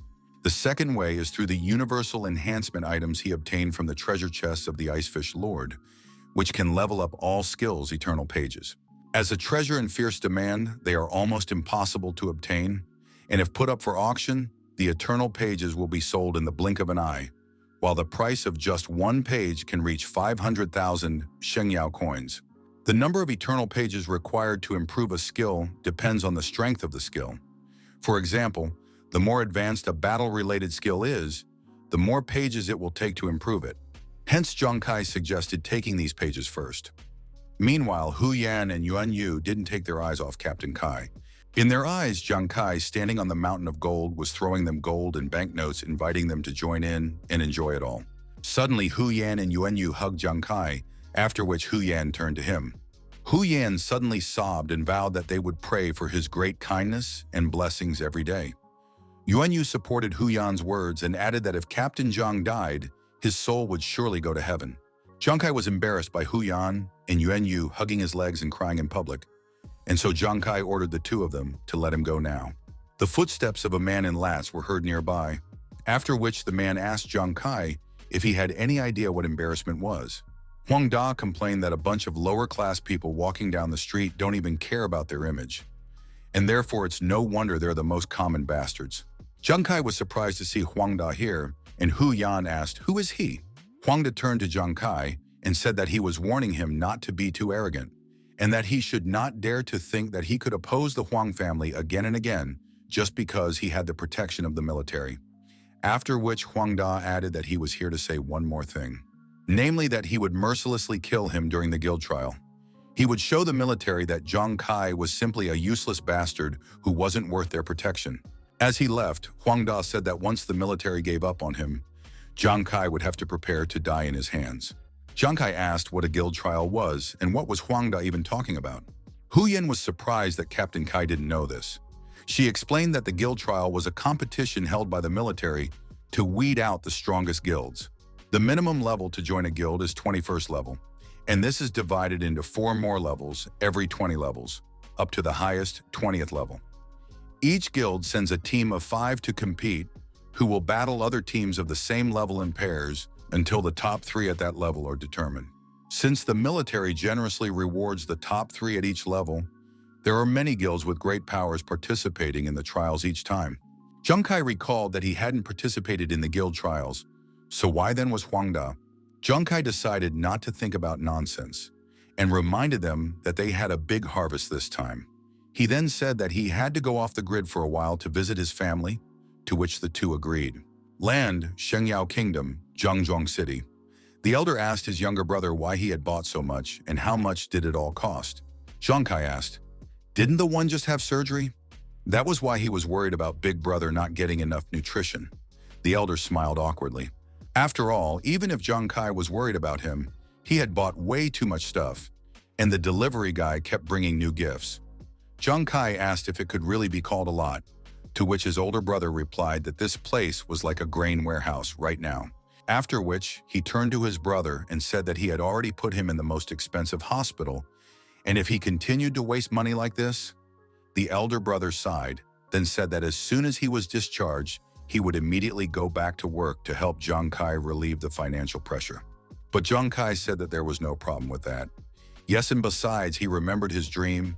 The elder dreamed of becoming a transcendent to fight divine beasts for humanity. And after he's released from the hospital, then he could finally be a trailblazer. Big brother asked, how can he be a pioneer when he is in such a state? Besides, it cost too much to go to the Devil Star, and it was enough for him that at least Zhang Kai was able to do it. Zhang Kai touched the watch, and it showed a 9-digit sum, which shocked the older man. Zhang Kai turned to his brother and reminded him that he had already said that he would no longer have to worry about money and that he would no longer have to ruin his health with hard work. Trying to get away from the shock, the older brother asked with hesitation, where did he get so much money from? After all, it was really hundreds of millions. Zhang Kai replied that he had earned all this money honestly from the Devil Star. He had worked hard for him and Yingzi for many years, and now that there was an opportunity, they could live as they wished. He still remembered how his brother with his mortal body was able to save him and Yingzi from the battlefield of the beast gods. And if the latter can become a pioneer, he believes that his older brother will be able to save more people. Brother asked if someone like him could become transcendent with his current body? Zhang Kai broke the apple in two and told his brother that he too could do the same. Leaving the hospital, Zhang Kai was happy that his brother had finally found his dream again, which meant they should celebrate as soon as Yingzi returned from school. Suddenly, Zhang Kai heard someone calling him. Looking out of the window, Lu Jun shouted to Zhang Kai to come over to him. Zhang Kai asked if he had come to meet him. After all, he didn't have time right now since he still had to pick up his sister from school. Lu Jun explained that he had come here just because of Zhang Kai's younger sister. After all, his younger sister Zhang Ying had been in a car accident. A short time later, at the scene of the accident, upon arriving at the place, Zhang Kai immediately ran to the cars calling for his sister in a panic. Just as suddenly, he heard her call him away from behind. Yingzi raised her hand from the crowd and told her brother that she was here. Zhang Kai ran up to his sister and asked if she was okay and what happened, to which she replied that she was fine, but her school bus had an accident. Fortunately, Big Brother saved her, after which he said that he even knew Zhang Kai. When Zhang Kai looked towards his savior, Zhang Fan said hello to him. Zhang Kai remembered the strongest of the Huang family, Zhang Fan, and asked how did the latter end up here. Lu Jun turned to Zhang Kai and asked him to listen to him. The most important thing he has to say is that his little sister's accident was not an accident, because this accident was secretly arranged by the Huang family. Lu Jun reminded Zhang Kai that he had already embarrassed the Huang family several times, causing their hatred for him to grow each time. Now they had used a military favor for killing the Ice Island boss to force the military to stop protecting his family. The military merit for the Ice Island boss was too great, and so Commander-in-Chief Wei had to compromise under pressure from above. But he still left a chance for Zhang Kai. During the negotiations, the Commander-in-Chief talked about the upcoming guild trials. He said that if the Huang family was able to defeat Zhang Kai in a duel, proving that his new profession wasn't that strong, the military would agree to his request. Wei Ying hopes that this time this child will soften up. Otherwise, he will no longer have any excuses to defend him directly. This is the limit of what they can do for Zhang Kai at this moment. As for today's matter, the Huang family is willing to force him to participate if Zhang Kai dares to ignore them. The Huang family are willing to make Zhang Kai's family suffer for him. Lu Jun apologized to Zhang Kai because the Huang family is extremely powerful, and the military merits from the Ice Island made some people at the top tremble. So as long as the Huang family doesn't directly attack them like they did today, they, the military, can only turn a blind eye. Therefore, Zhang Kai only had two options right now. The first option was to agree to a bet with the Huang family and fight them during the guild trials. The second option, however, is to join the army as soon as possible and get official protection from them. Peeking out from behind Zhang Kai, Yingzi asked, would the military really be able to protect them? Lu Jun reminded that at present, Zhang Kai's new profession was still very valuable. And as long as he was in the army, Commander-in-Chief Wei would have more opportunities to protect Zhang Kai and his family. At least now, they could avoid a lot of trouble. Zhang Kai wondered if this meant that he had to join the army first. A scene flashed through Zhang Kai's mind where he was being held by the Huang family people and forced to watch what they were doing to his older brother and Yingzi.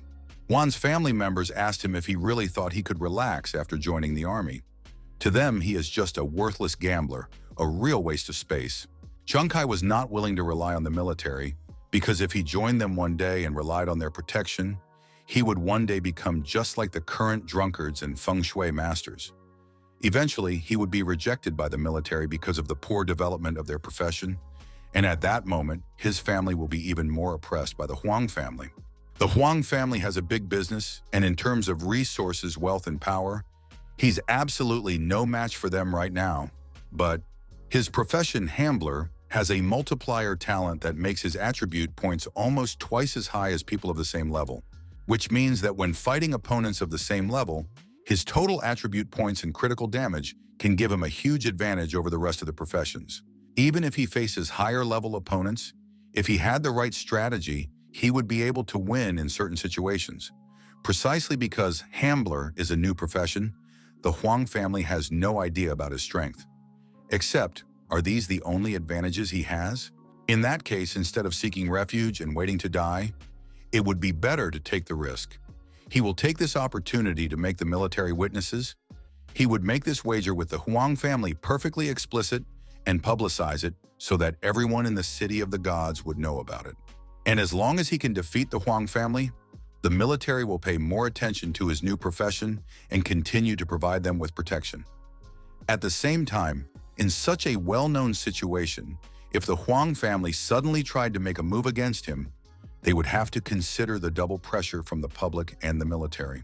Lu Jun touched Jiang Kai's shoulder and said that it was fine, and if Jiang Kai had no other option, he would help him prepare his enlistment materials.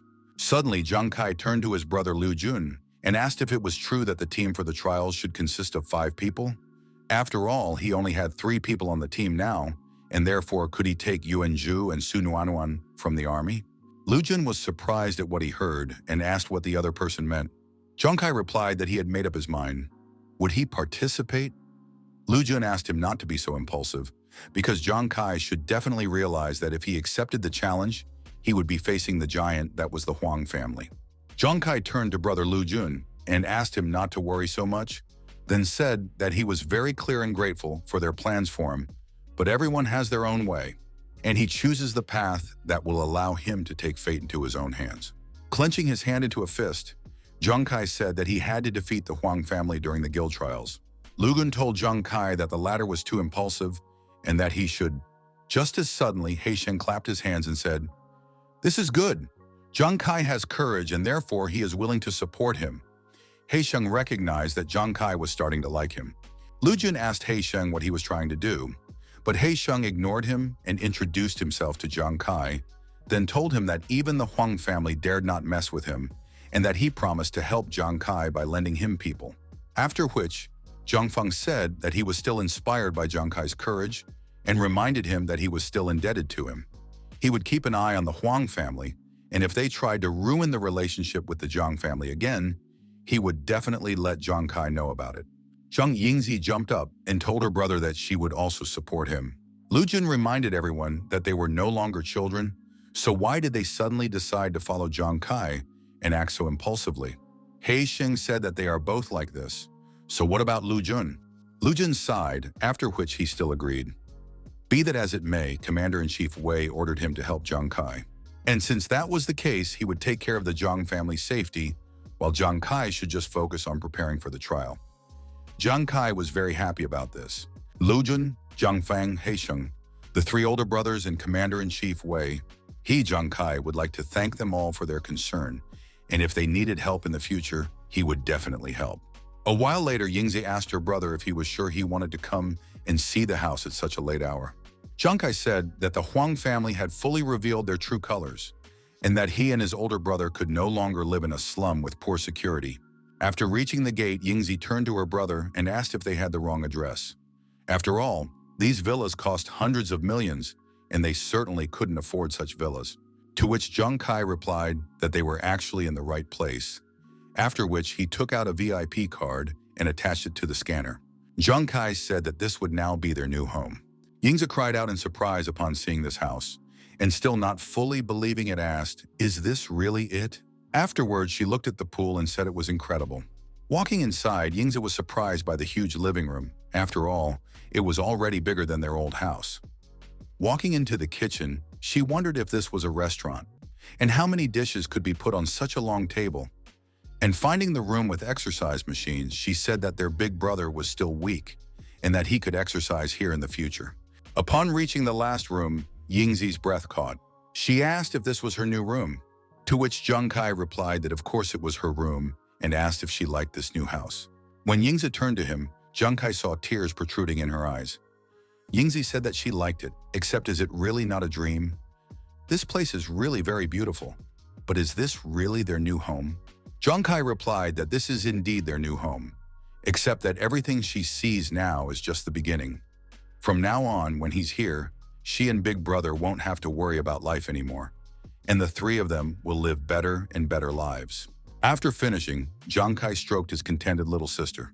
The next day, Juji asked Nuanuan if she thought the military had abandoned them because of their poor performance. Captain Li Biao said that they would now be led by a new captain and asked them to wait here, but it was too unexpected. Nuanuan admitted that she also thought as if it was possible. Suddenly, someone familiar said from behind that he would take care of them, after which he asked why they were crying. Juji and Nuanuan shrieked with joy when they saw Jiang Kai. Nuan Wang asked if he was their new captain. Jiang Kai replied that he was. Juji's face instantly changed and he asked what had happened. Nuanuan agreed with him and asked if he had joined the army, to which Zhang Kai replied that he had not joined the army and that he had simply asked the military to temporarily loan the two of them to cooperate with him after a month. Zhang Kai revealed that the Huang family used the military merit from the frozen island to pressure the military, even wanted to take action against him, after which they even threatened his younger sister's safety. Commander-in-Chief Wei made a bet with the Huang family through the guild trial in order to help, and if he could win, the Huang family would stop bothering him. Therefore, he must get an absolute victory this time and completely shut the mouths of the Huang family. Zhang Kai turned to Zhuji and Nuanuan and asked if they would help him. Clenching his fists, Zhuji shouted that of course they would help him. And how did these dog family dare to touch Yingzi anyway? He had personally seen Yingzi grow up, and Nuanuan shouted that the Huang family were bad people. Except that Zhuji decided to ask Kai a question. Was he sure he wanted to team up with them? Zhang Kai wondered what was wrong with that. Wenju explained that the military has a complex evaluation system, and upon joining the military, new recruits undergo an initial assessment, after which they are divided into levels from weak to strong based on their fighting ability. The military then regularly evaluates its personnel for 2 months. If for 6 consecutive months the rookie's rating was an E, the military would reject him. Though embarrassed, Yuanzhu revealed that during the initial evaluation, Nuan received a C grade and he was too easily intimidated, causing his grade to be the worst, an E. Wenju sighed, after which he admitted to Kai that he was afraid that he would start to hold him back, after which Nuanuan admitted that she was thinking the same thing. Zhang Kai said that it was fine, after all. They would be teammates for a whole month, and they would return to the army after the guild trials were over, and he would also make sure that their grade would not be lower than A when it was time to retake the exam. Zhuji asked Kai, is he sure about this? After all, the two of them had not long ago left the rookie zone, so was he sure he could lead them? Nuanuan recalled that team captains usually had to be level 15, then she asked if Kai had reached level 15, to which they were immediately answered that level 15 was nothing. Huyan revealed that Captain Kai had already reached the 20th level and that he was already trying to change his profession. This was immediately confirmed by Yuanzhu. Zhang Kai remembered that he still hadn't introduced them and said that they were their new teammates. The first to introduce herself was the owner of the fortune-telling profession, Hu Yan, after which she giggled and said that she had heard about them from the captain. Next, the drunkard Yuan Yu introduced himself to them. He said he was glad to meet them. Zhang Kai's old and new teams shook hands in honor of their acquaintance. Just as suddenly, Yuanzhu and Su Nuanuan realized that they had missed something, from which they suddenly screamed. For while they were only at level 9, Kai had already reached level 20. Zhang Kai said that there was nothing wrong with that. After all, his goal was to get them to the 20th level before the guild trials began. Only then would they be able to deal with those Huang family dogs. Wenju asked if he had misheard when Zhang Kai said that he would raise their levels to the 20th level, after which Nuan added that if he could really do that, then he was truly a god of levels. Hu Yan walked over to Nuan and admitted that although she didn't know how the others were doing, she believed that Captain Kai could do it. Afterward, Nuan suggested that they come up with a name for their new team. Zhang Kai agreed that it made sense and asked what the others thought. Yuan Yu asked why don't they call themselves the Volcano Team. This name would show that the 5 of them are full of fire and strength. In the end, no one was against the name. Zhang Kai suggested to rest today, after which their Volcano Team would head straight to the monster territory early tomorrow morning, after which all the members of the Volcano Team dispersed, leaving Zhang Kai alone. Zhang Kai remembered what had happened during the rookie trial, deep within the rookie zone. That was when Zhang Kai noticed that there was something wrong with Shuji. Zhang Kai put his hand on his shoulder and told him that, in a few hours, they would already reach Shengyao City, and when they entered the Devil Star, the real test would be waiting for them. After which, Kai asked if he was nervous about it. Juji admitted that he wasn't nervous, and that he was just wondering if he would ever be able to activate his profession's talent, Warrior Heart. Kai asked why the latter thought that, since he had been very well behaved the past 2 days. He had even defended him and Nuanuan during the battle. Juji admitted that even though he was trying his best to fight and protect them both, deep down he was still afraid. All this time, he was just suppressing his fear because he was worried that they'd get hurt. But to truly activate the Warrior Heart, He must be fearless from the bottom of his heart and believe that he is an invincible warrior. Except he can't do it. As far as Zhang Kai understood correctly, Zhuji's talent, Warrior's Heart, could give an additional bonus to all attributes when changing jobs or leveling up. In addition, Warrior's Heart allows him to gain additional effects such as discarding, armor destruction, shock, energy sword dissection, and other combat effects. This is the truest talent from the top. But the additional effects of these attacks vary depending on the strength of his courage and confidence. Zhu's confidence and strength aren't very strong right now, so he can only knock enemies down using Earthquake Stomp. The purpose of this pumping is to further boost Zhuji's courage and activate his professional talent.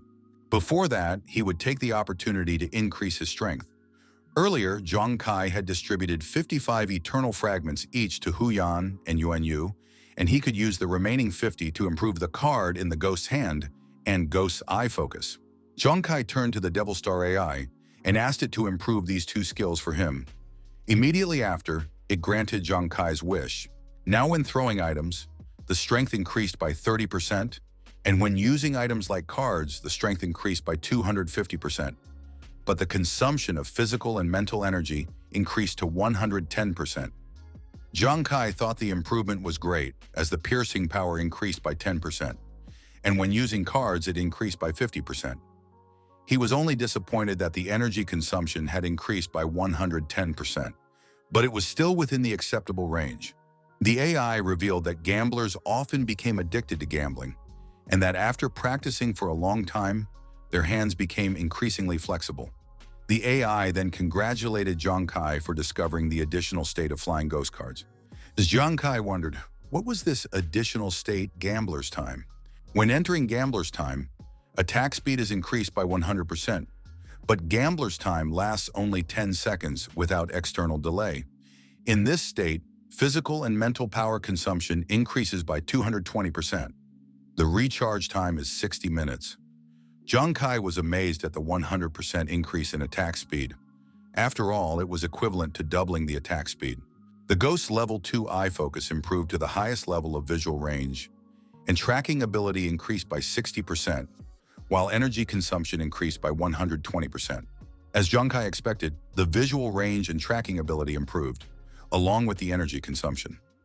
Zhang Kai asked the AI if its Ghost Eye Focus had an additional condition, to which he replied that in the game of Gambler, you not only need to have flexible hands, but also need to be able to confuse your opponent so that he can't read the cards in his hand by eye. The AI congratulated Zhang Kai for unlocking the additional status of Deception State for Ghost Eye Focus. Deception Condition affects an opponent's eye evaluation abilities.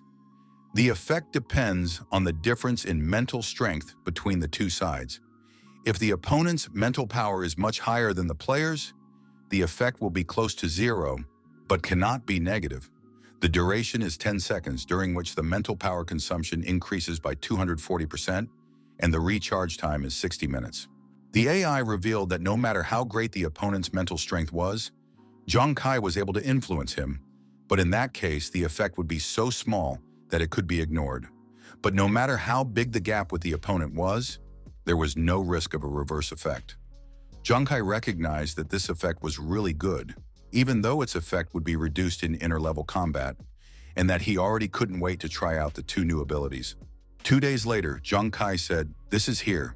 This is the intersection of the Ruler's Valley and the Taiping Mountain Road, as well as, this place is armored lizard territory."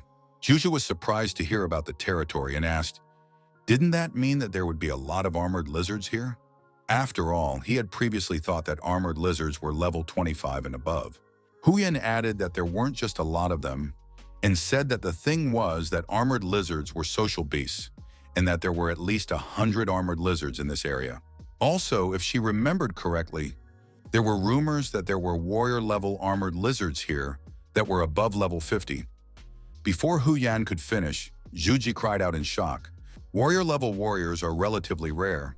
Generally, every 20 monsters had a high chance of getting 1 or 2 elite-level monsters, while every 100 had a certain chance of getting warrior-level monsters. Zhuji was trying to figure out how they were going to fight a warrior-level monster if their team was almost completely below level 20. Su Nuanuan admitted that they believe in Kai's abilities. After all, he had managed to defeat a king-level monster on the frozen island single-handedly, except this time he is taking them with him, while there are at least 25 ordinary lizards and 35 elite lizards under the lizard warrior. So isn't that too dangerous? After all, the gap between them is quite large. Zhang Kai explained that in addition to gaining experience, the most important thing for them would be to practice teamwork, and killing without labor could not improve their teamwork in any way, and only in a dangerous situation could he bring out the potential in each of them, because only true struggle could make them progress quickly. In addition, profession change materials usually appear in the special territories of monsters of warrior level and above. After all, the treasure chests of the white and purple armored lizard of the warrior level have a chance of dropping either the priest level 20 change material, holy water, or the priest level 20 change material, brain core of devastated dreams. The treasure chest of a black lizard warrior can contain warrior's blood, a warrior profession change material. Zhuzhe, Huyan, and Wenju were amazed about the 20th level change materials. Huyan told Captain Kai that he looked pretty confident and asked if he had any trump card, to which Zhang Kai replied that it was a secret. At the same moment, he mentally chuckled as she said it herself. After which Zhang Kai asked what were they waiting for, and suggested to go ahead. As the group walked deeper into the forest, they noticed cut marks on the trees. Zhang Kai said that it looked like the activity marks of armored lizards, and asked the team members to be careful. Suddenly, Yuji decided to turn to Brother Yuan, whereupon he said that he had heard that the latter was not afraid of even an elite Banshee ghost. Holding back his excitement, Yuanju asked how the latter managed to overcome his fear. Yuanju thought about overcoming fear for a moment, after which he replied that at that moment, there really wasn't an ounce of fear in him. Yuanju was surprised by this and asked, how did he do that? And would he be able to teach him such a thing? Just as suddenly, Wanyu threw an armful of flasks to Zhuji, then told him that everyone should be aware of the fact that the wine brewed by drunkards had special effects. The second level wine that he brewed after he upgraded his skill level with the help of eternal fragments has better effects and might even be beneficial to him. Except that Yuanju was the martial arts master of their team, and so he better not drink during the fight. Zhuji promised that he would remember this and thank Brother Yuanyu. Just as suddenly, Zhang Kai shouted that there was something under the rock and ordered everyone to scatter, immediately after which he jumped up. Immediately after, a level 25 armored lizard emerged from the ground and roared at the fleeing players. Meanwhile, Zhang Kai had already returned to the ground, and the armored lizard immediately ran towards him. Zhang Kai's teammates were scared for Captain Kai and shouted for him to be more careful. But Zhang Kai had no intention of running away and even took out his blades. Just as suddenly, his hand trembled. Zhang Kai remembered that Zhuji couldn't activate his professional talent because he was too timid and hesitant to face the enemy. Right now, however, he had a great opportunity to practice. In front of him was an ordinary armored lizard, while Zhuji is only a 9th level warrior, and although he can't defeat it, he still won't die instantly.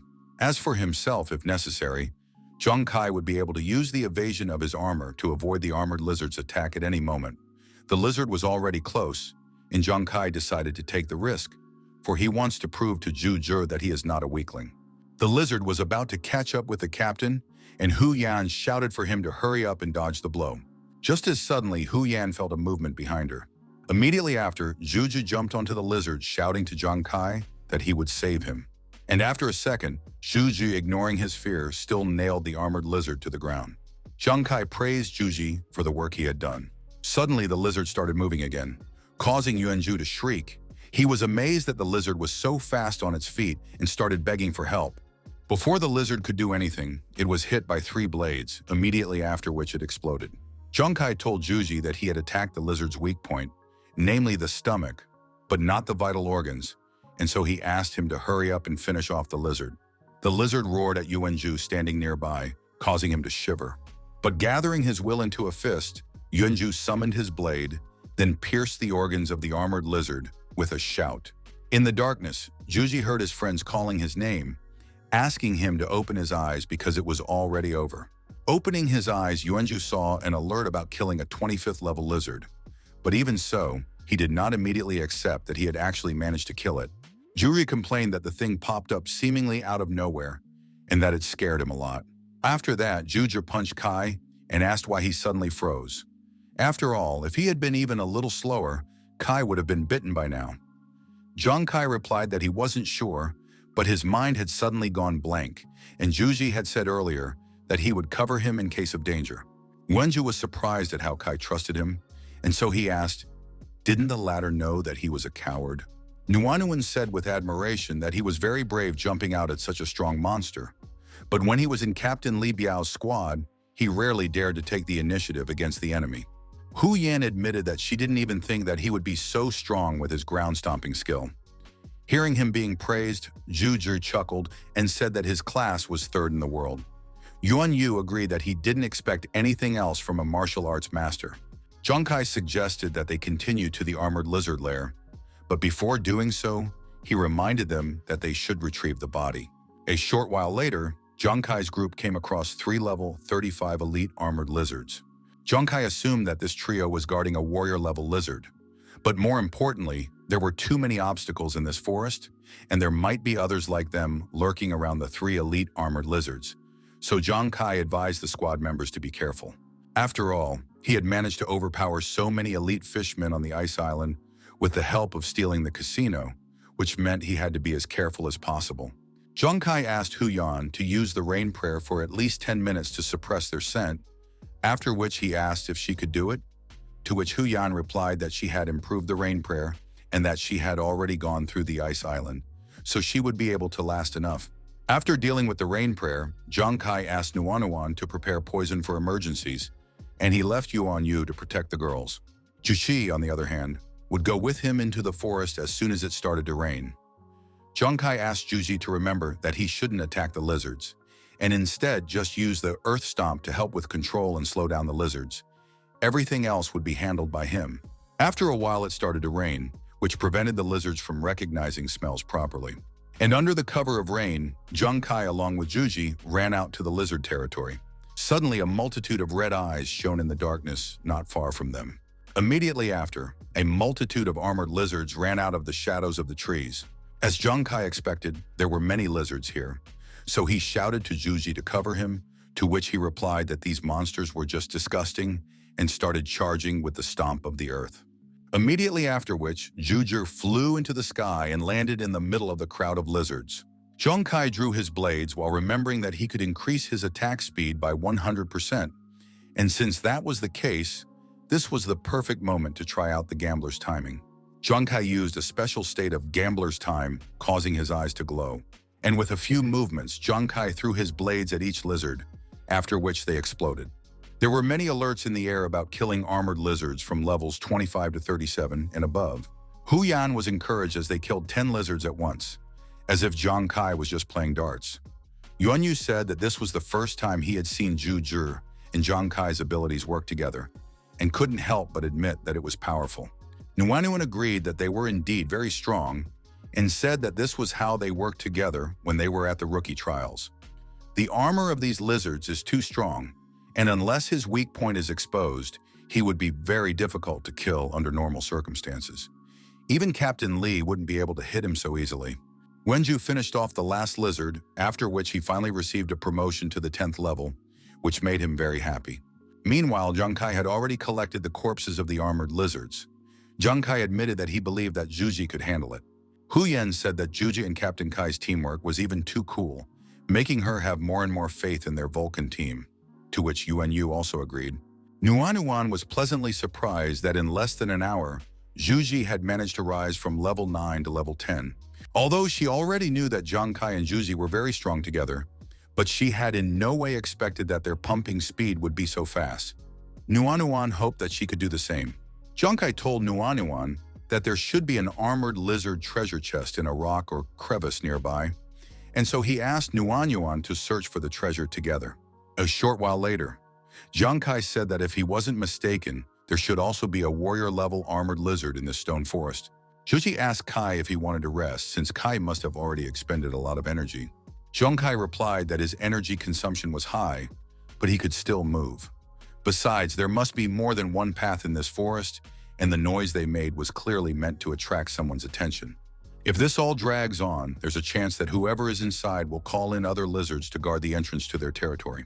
To hunt a warrior-level beast, you need to strike while it's hot, and therefore they should move out. 10 minutes later, Nuan said that it was too quiet, after which she asked if there really was an armored lizard warrior here. Junkai mentally agreed that it was indeed strange that there were no traces here. He couldn't see a warrior-level armored lizard, even using ghost eye focusing. Because of all this, Junkai wondered if he was mistaken about something. Meanwhile, Yuanju wrapped his arms around himself and suddenly began to tremble. Yuanju asked what was wrong with him, and did he feel cold here? Juji replied that he didn't know exactly, but as he walked, goosebumps suddenly ran down his skin. Huyan chuckled and told Jushi that it looked like he was too worried. Vulcan's group continued their journey through the lands of the armored lizards, finding no trace of them. It suddenly dawned on Junkai that Juji wasn't overexcited. After all, this was the place where they were standing. Konkai ordered Jushi, Huyan, and Wenyu to stop. Trinity wondered what had happened as suddenly a rock nearby began to shake. Suddenly, a huge tail came out from behind the rock and started smashing the rock, scaring the players nearby. After the creature knocked off the interfering rock, a 58th level monster, a warrior-level phosphatized lizard dragon, appeared in front of Vulcan's group. Scared because of the appearance of the armored lizard warrior, Juji said that they almost died. This monster is the color of stone, and moreover, it is well camouflaged. Huyan agreed that what Juji said was correct.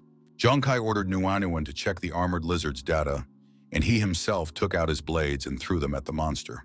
Nuanuan immediately began scanning the armored lizard warrior with her watch, after which she revealed that it was a 58th level phosphatized dragon lizard, also known as a white lizard, which was about 36 years old and with a weight of 2 to 2.4 tons. Juji was dumbfounded when he heard about this warrior being phosphatized, because it meant that their very first warrior turned out to be a mutant. All of Junkai's blades went straight into the armored lizard. Junkai's hits triggered several critical hits, and the armored dragon lizard roared loudly.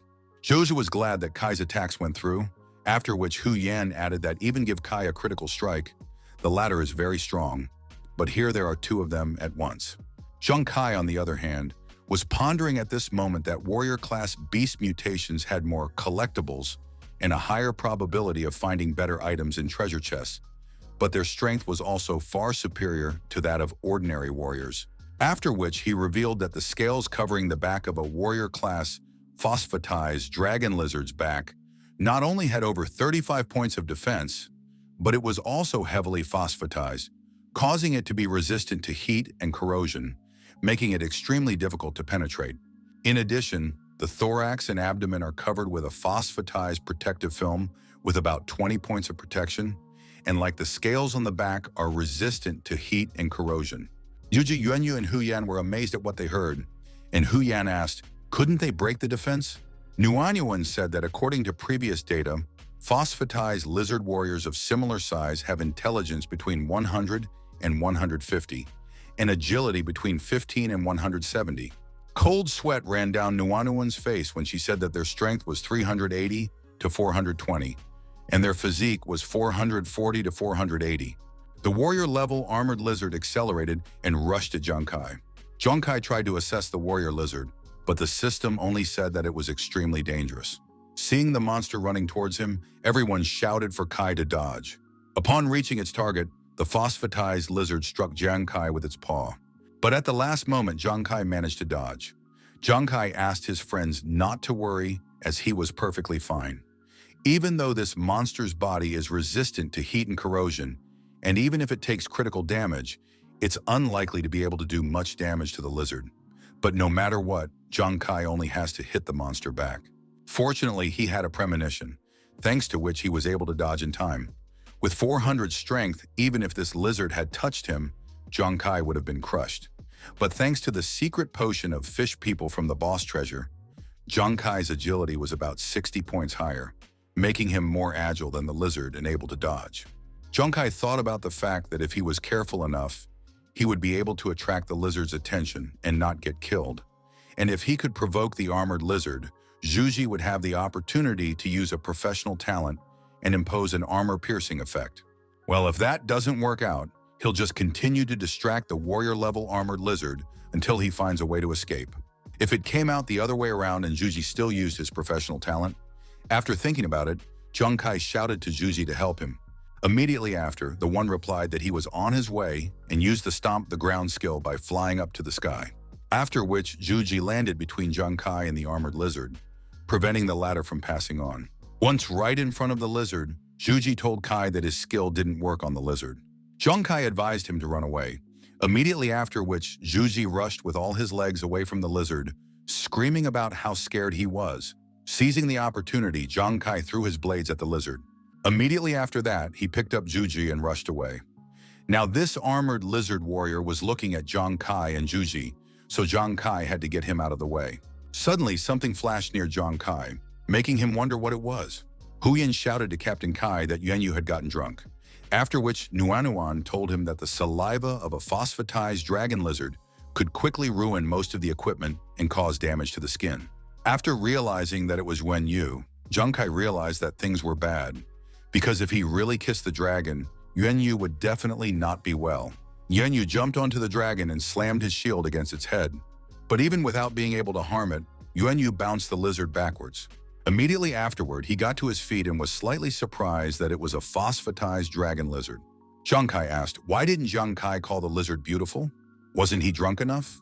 Hu Yan replied that she didn't know it herself, but she noticed that he was drinking some secondary wine today. After which, she admitted that she didn't even realize that it could remove the strange effect of his drinking. Yuanyu laughed loudly and said that he was like a male lizard, always looking for a worthy female lizard that was good enough for him. He then told the phosphatized lizard that today there was a lover, or rather a dragon, who had finally found her in the sea of lizards. The phosphated dragon lizard was surprised by this man's behavior. Just as suddenly, Yuanyu ran towards the lizard with smoke coming out of his nose, shouting to his darling to hurry up and they would not miss this such a great time. Nuan was simply stunned that Yuanyu had started to think of himself as a lizard. While Yuanyu ran towards his beloved, Kai took the opportunity and threw several blades at the surprised lizard. Yuanyu skillfully dodged the explosions and at the same time assured the little girl that no one could separate them and asked her not to be shy since tonight was their wedding night. Besides, the more she fights, the more it turns him on. Things weren't as good as one might have originally thought, because it was too difficult to control Yuanyu when he was drunk, causing Kai to be unable to freely attack the armored lizard and would only drain all of his strength.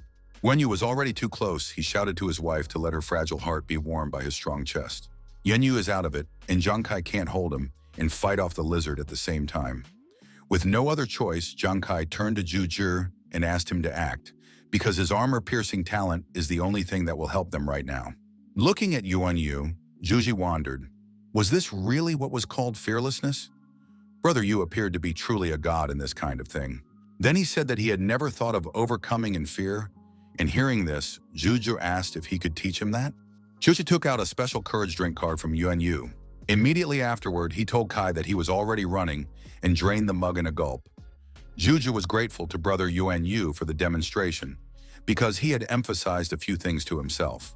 After a mug of the drink, Juji went into a state of intoxication through which the perception of his personality, strength, situation, and the like is reduced to zero. Immediately after that, he, ignoring any fear, used the stomping ground straight into the armored lizard's muzzle. Kai, along with Nuan and Huyan, were scared for brother Yuan. Suddenly, Yuanju pulled out a blade and, shouting that he was the strongest god of this world, rushed to attack. Immediately after, he managed to cleave the armored lizard with a single blow. Kai was amazed at what he saw, for Yuanyu's alcohol was enough for Juji to cast away his fear and destroy the dragon lizard armor. Due to the state of intoxication, Juji's self-confidence reached exorbitant heights, while this blind confidence helped activate his professional talent and brought an armor-piercing effect to his attacks. As was the case with the Dusky Wolf King and the Elite Black Ape, armor-piercing did not directly damage enemies, but it damaged their armor. Yuanju shouted that he was the greatest god in the world, then asked if anyone would dare to challenge him. Giving into overconfidence, Yuanju missed the tail strike of the armored dragon lizard, because of which the latter managed to knock Yuanju off his feet and was already preparing to finish him off with a vertical tail strike. Just as suddenly, several of Kai's blades flew into his tail, right after which he picked up Juji and carried him to safety. Junkai thanked Juji for his help, and since Juji had successfully broken through, the armor was the only thing left to do.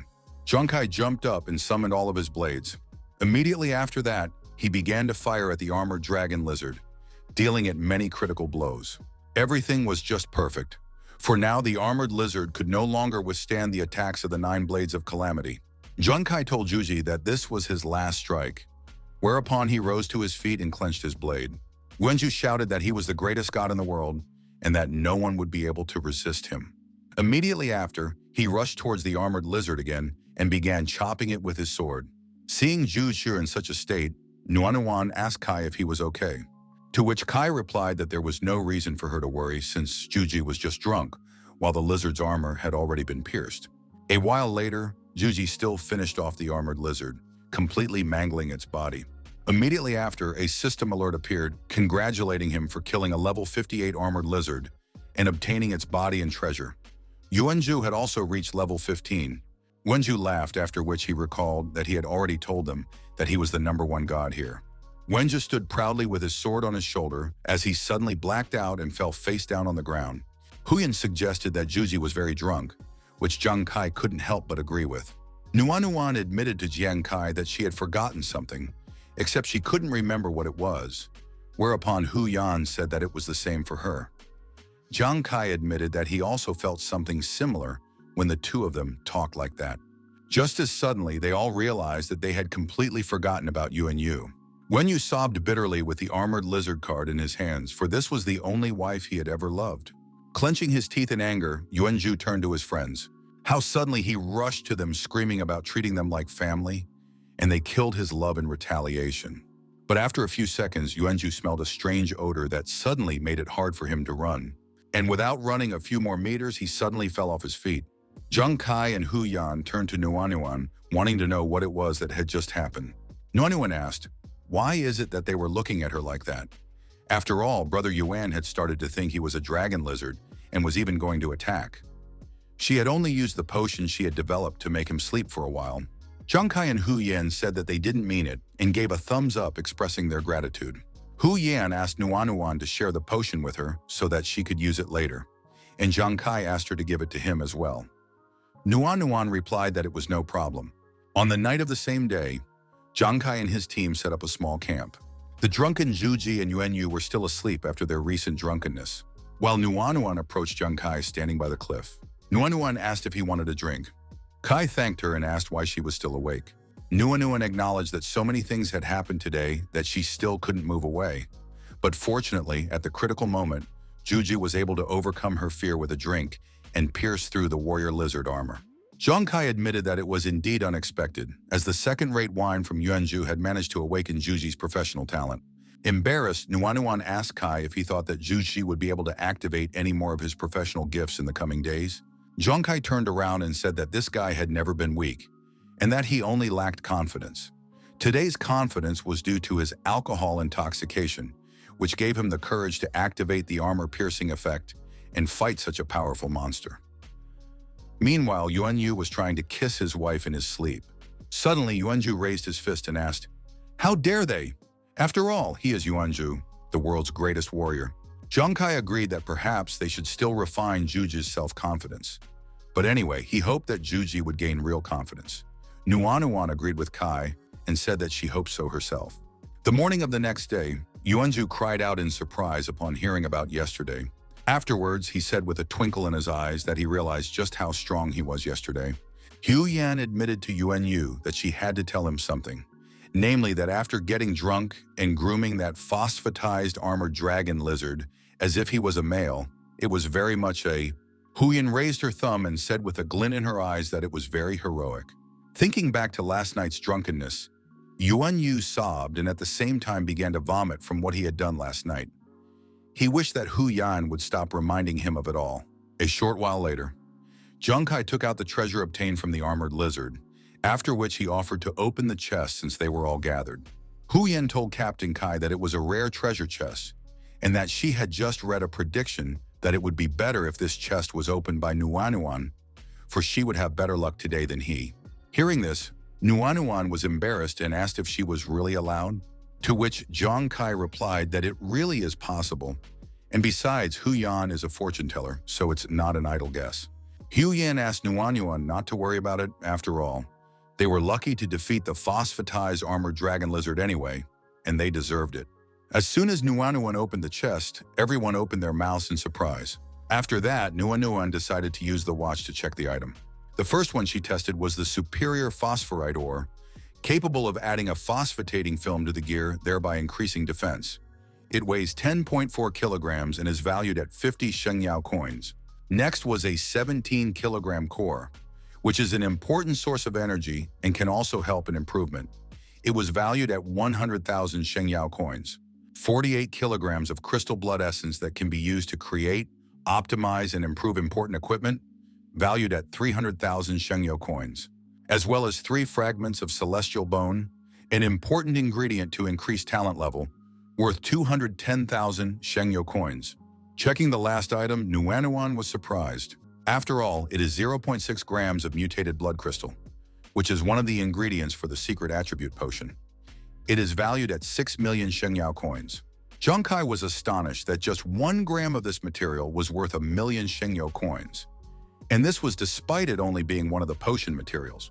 Suddenly, Zhang Kai remembered the fish potions he had drunk in the treasury of the king-level boss, which made him break out in a cold sweat. After all, this meant that he had eaten hundreds of millions of Shengyao coins in one sitting. The secret potion increases body attributes, and the materials for it are so rare that no more than 20 bottles can be made in a year. 1 bottle can increase attributes by 10 units, and the price of this potion is 150 million Shengyao coins. Zhuge's eyes glowed because of such a cool thing, while Zhang Kai quietly sobbed, for he had managed to eat an entire villa by the lake. If only he had known about it earlier. The next material from the chest was holy water, which was the material for a level 20 healer class change. It was rumored to require 5 milliliters to change class, while they found as much as 15. Yenyu said that 5 milliliters of this substance sold for 1 million, which meant that they had found as much as 3 million. Juji told Nuanyuan that she was really lucky because it was her class change material. After all, even if it is a warrior-level monster treasure, the possibility of materials for 3 class changes at once is really amazing. Dollars appeared before Hu Yan's eyes because the ordinary warrior treasure had brought them no less than 8 million Shengyao coins, and the value of this treasure exceeds 10 million Shengyao coins. Yuanyu told Hu Yan that she was acting like a greedy person. Hu Yan asked, was he sure that she was the one who looked like a greedy person? After all, he still hadn't looked at Captain Kai's face. Zhang Kai, on the other hand, was giggling and drooling at this moment. At this moment, he was thinking that if they added to this treasure all the things they had found before, the total value of the items would exceed the entire 15 million. Hu Yan and Yuan Yu even became a little uncomfortable from such a sight. After that day, Vulcan's team began mopping up 1 lizard nest at a time, and sometimes even 2 warrior nests a day. As they went through more and more battles, the armor-piercing attacks combined with Zhang Kai's strong attacks, killing armored lizards became more and more comfortable, especially after drinking Wanju's drink. After drinking Wanju's drink, Juju shouted that this was just outrageous, because he, Wanju, was the world's strongest god of war. 10 days later, Vulcan's team had destroyed almost every armored lizard nest they could come across. Yuan Yu and Yuan Zhu had finally reached the 20th levels, while Nuanyuan had raised her level from 9th to 12th. Team Vulcan set up a small camp and were busy cooking. Hu Yan asked Captain Kai, where would they go next? After all, they had already cleared everything here, and it was unlikely that armored lizards would appear here anytime soon. Just as suddenly, Nuanyuan's watch activated and she dropped the bowl of fruit. Zhang Kai asked if she had something wrong, after which Hu Yan added that she had turned very pale. Nuanyuan said that she had just received a message. A rather strong small guild had encountered a mutated fallen corpse king during training, which took them by surprise. And in the end, the entire guild was destroyed. As the name implies, it is an infernal monster that inspires nothing but terror. A commander-level fallen corpse king often has a level above 60th level, which is higher from armored warrior-level lizards, except that the strength of the mutated fallen corpse king is more unimaginable. Except that the fallen corpse king was also seriously wounded, so he hid to heal himself. Nuanuan said that this guild was indeed very strong, and if they could only injure the fallen corpse king. Huyan assumed that if they had defeated the fallen king, they would have become rich, but unfortunately, they were caught up in the carnage and paid a terrible price as a result. Juji admitted that he felt very sorry for them, after which Yuanju added that they did everything they could. Junkai asked Nuanuan if this news had just come out and how many people knew about it. To which Nuanuan replied that the news hadn't gotten around yet, but some of the major guilds should have already found out by now, and they were probably already preparing people. Just as suddenly, Nuanuan realized something and asked Kai if it was possible that Junkai said that as far as he could remember, it was forbidden to steal bosses, except that it only applied to kings and those above. No doubt this wounded, mutated, fallen corpse king would make many people try it out. Junkai asked the team if they wanted to try the boss. Huyan said that they had already defeated the mutated armored lizard anyway, so even if they couldn't get the fallen corpse king, they could consider it a new challenge. Wenyu said that if it wasn't for Commander Kai, they would hardly be able to overpower the armored lizard, so he was in. After which, Nuan also agreed to go along with Kai. Yenju reminded that they were Vulcan's squad, and he was the world's greatest god of war. Of course, he would go into battle. Kai was pleased with what he heard and said that in that case, Team Vulcan's next target would be the mutated fallen corpse king. The next day, Vulcan's team arrived at the scorched lands. Sticking out his tongue, Yuanyu complained about the heat, barely restraining himself from getting naked because of how hot it was here. Wiping his sweat, Yenju noticed that these trees stood out for something. Nuanuan used the watch, after which she told him that these were heavenly fire trees that were around 20 years old, and those over 30 could even become heavenly fire tree spirits. After killing them, they would be able to obtain the heart of the fire tree, which was a material to enhance the special effects of fire. After hearing this, the heavenly fire trees were clearly interested in Junkai. Just as suddenly, Yuanju noticed the people ahead and told them that he knew them, for it was a team from the Green Dragon Guild that he had previously met with. The closer they got to their goal, the more teams they would meet on their way. After which, Yuanyu noticed that there was another team of enemies nearby. It wasn't surprising because everyone who heard the news had already headed towards the fallen corpse king, so they needed to pick up the pace. Huyan noticed that although they had gotten here before the people from the city, they were still not as fast as the people who were already here. Junkai mentally agreed with Huyan, and although he doesn't know exactly how many teams are rushing to the location of the fallen corpse king, those teams that were already nearby are surely waiting for support. Junkai glanced at the tired Nuanuan, who was walking behind the entire squad. Nuanuan was shivering from fatigue and dehydration due to the heat, causing her to barely keep up with the others. Except she knows that the competition for the boss is so fierce that everyone is tolerated, and so she decided not to stall for nothing. But Nuanuan's strength was running low, and her eyelids were getting heavier and heavier. Junkai offered Nuan a drink of water and a rest. As one of their main fighters, Juju should receive priority in leveling up, while Yuan Yu's original level was already quite high, allowing him to rise to level 20 faster, while Huyan already had level 29. And only Nuanuan, who only has a 12th level, is not complaining in the slightest, and is trying to keep up with them. Nuanuan lied to Kai saying that she wasn't tired. Even though Nuanuan has the lowest rank in their group and has no fighting ability, Nuan is not as weak as she may seem. Junkai said that if she wasn't tired, then he himself was tired, and so he suggested that the rest of the team stop for a while and take a break. Juji also agreed to take a rest. Looking around, he saw many high-ranked teams, and therefore, he didn't mind taking a break and saving his strength for a new battle. Realizing that they were stopping because of her, Nuanuan tried to object. Junkai explained that the flaming range where the fallen corpse king is located is about 5 or 6 kilometers wide. Moreover, the monsters basically have no clear territorial representation and wander all over the range.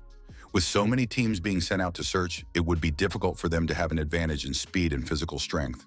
Huyan asked what was on his mind in such a case, to which Kai replied that he thought they should stop and think about the search for the fallen king and whether they had any advantage over the other teams.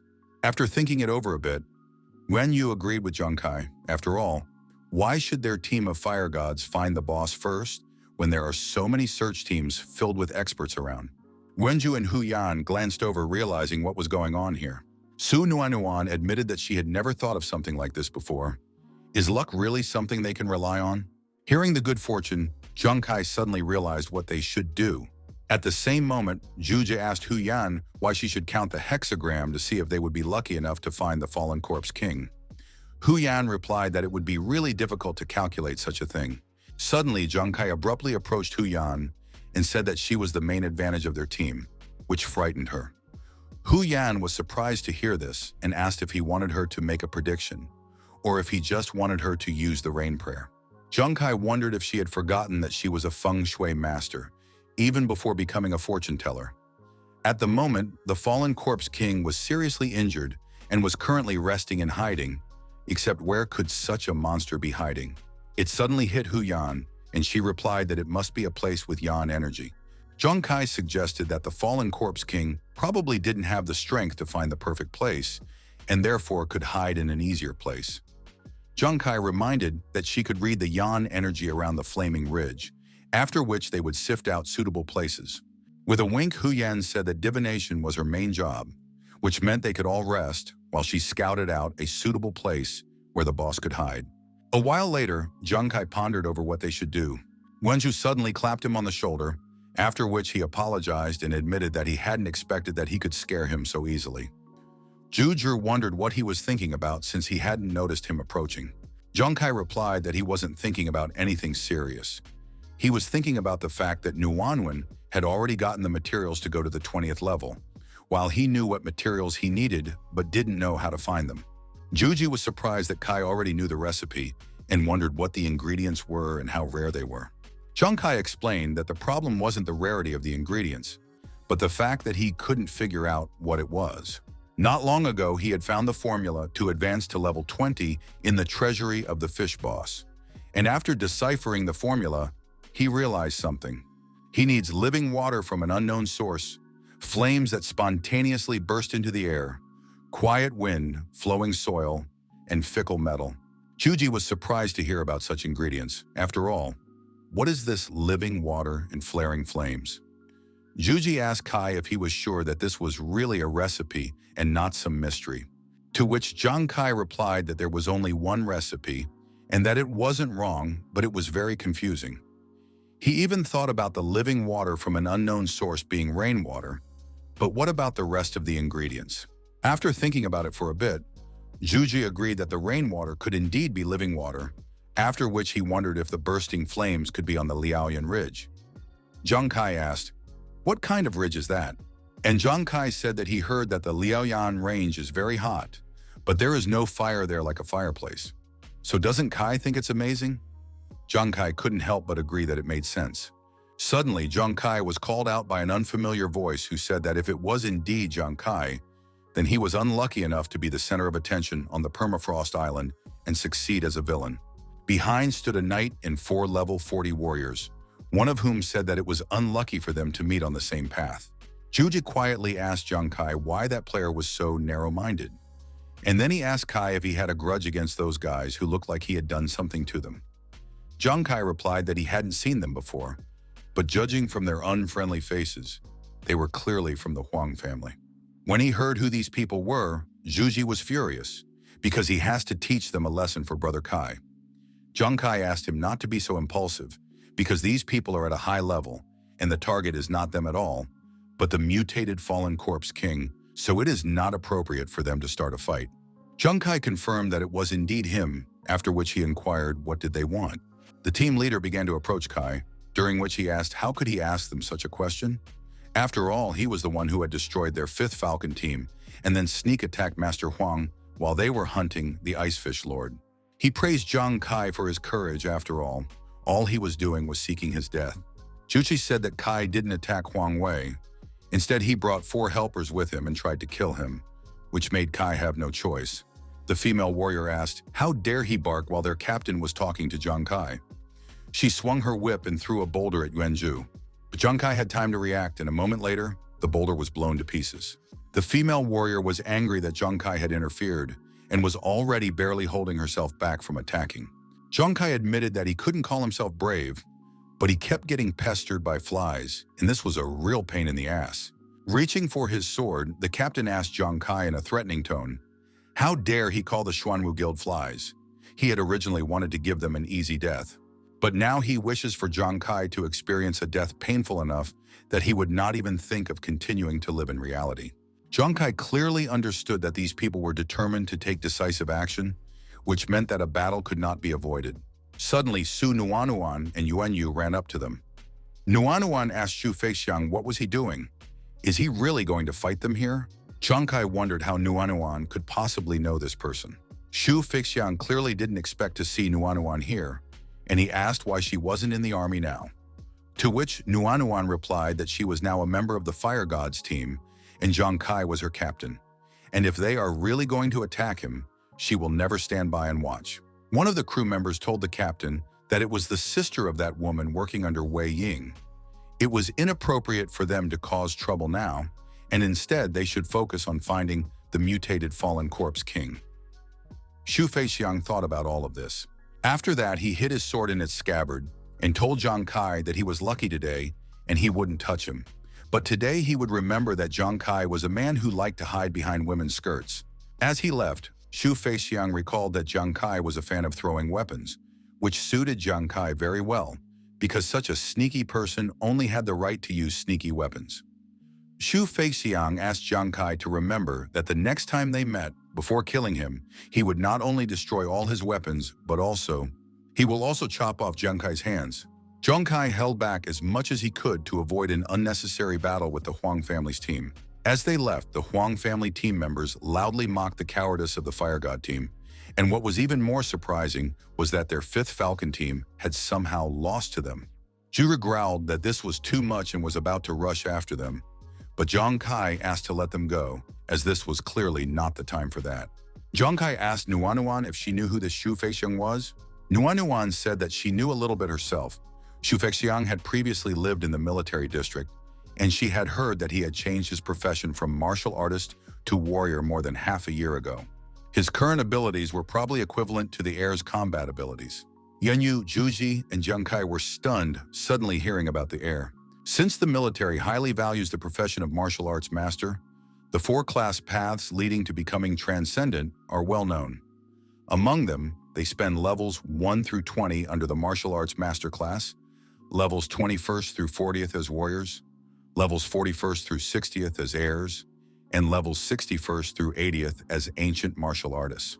Zhang Kai admitted that he hadn't even considered that Xu Feixiang's fighting strength was already almost comparable to that of the heir.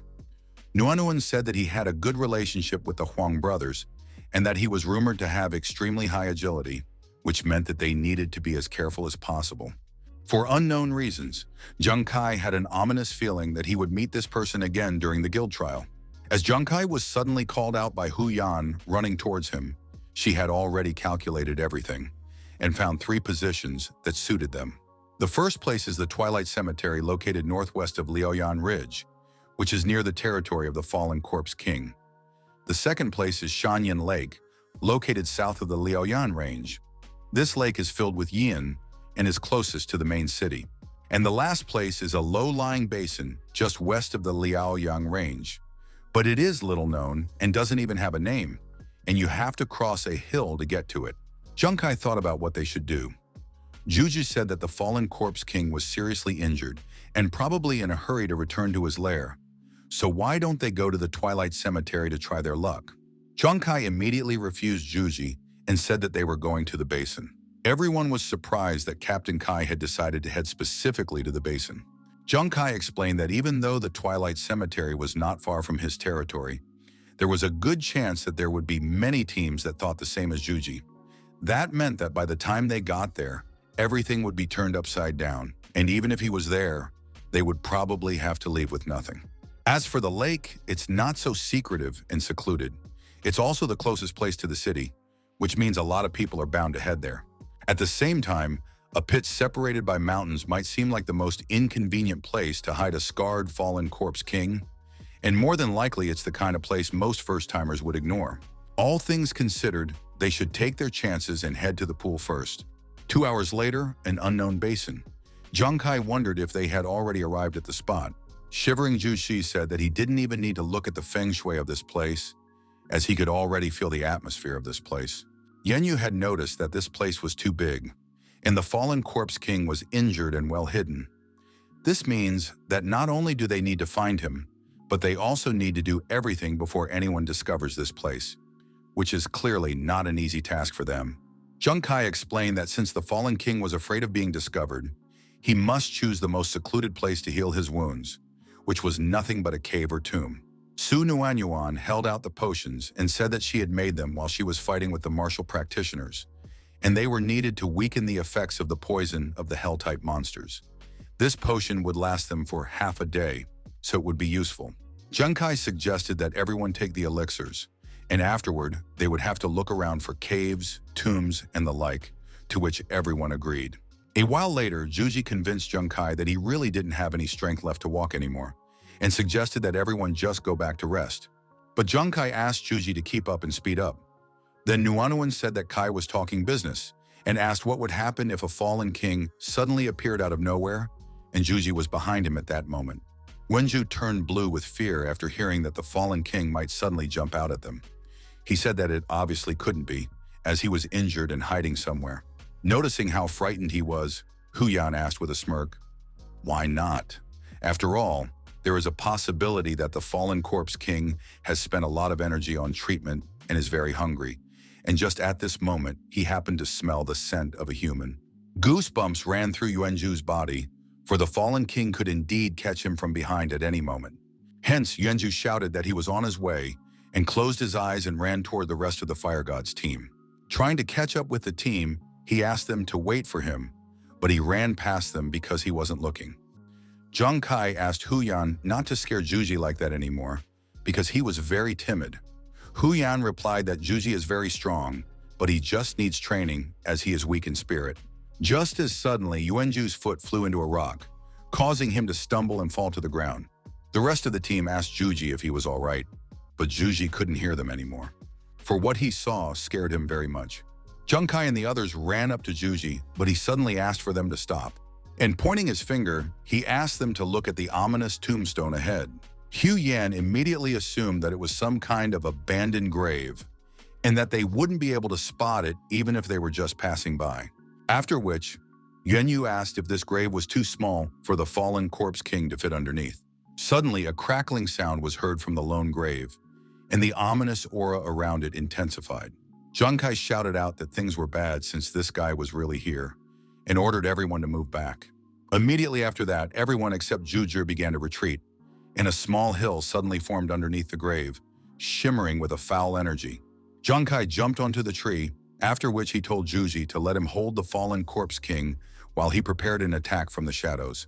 Junkai asked Juji to flee if he could no longer restrain the boss, and if the boss did prove to be too strong, he would use his blades to restrain the fallen king. A few seconds later, a huge hand emerged from the ground. Wenju said that there was already a lot of pressure from this hand. After which, the massive body of the mutated fallen corpse king emerged from the ground. All the members of the fire god's team shouted that he was coming. After which, the fallen corpse king trying to get out of the ground looked at Yuanju. Seeing his face, Yuanju turned blue and began to beg the fallen king not to come any closer. In his mind, he was screaming about how scary this rotten thing was. Suddenly, the fallen corpse king began to roar loudly, almost knocking Yuanju off his feet.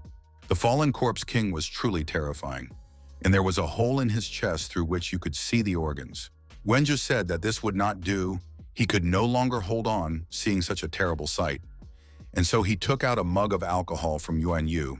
Immediately afterward, he quickly emptied it and released the mug. Clenching his blade tighter, Yuanju said that it didn't matter to him what kind of demon stood in front of him. After all, he, Yuanju, is the greatest god of war, and he will defeat him now. Approaching the fallen undead king, Yuanju swung his sword, dealing damage to the boss. Except his strength wasn't enough to pierce through the boss's skin. Just as suddenly, Yuanju burped because of the alcohol, and the boss was infuriated by the odor emanating from him. Wenyu cried out that things were bad, for Yuanju's sword was stuck in the boss. Immediately after, Zhongkai shouted that something was wrong and asked Juji to run away. At the same time, he jumped down from the tree and rushed to the rescue.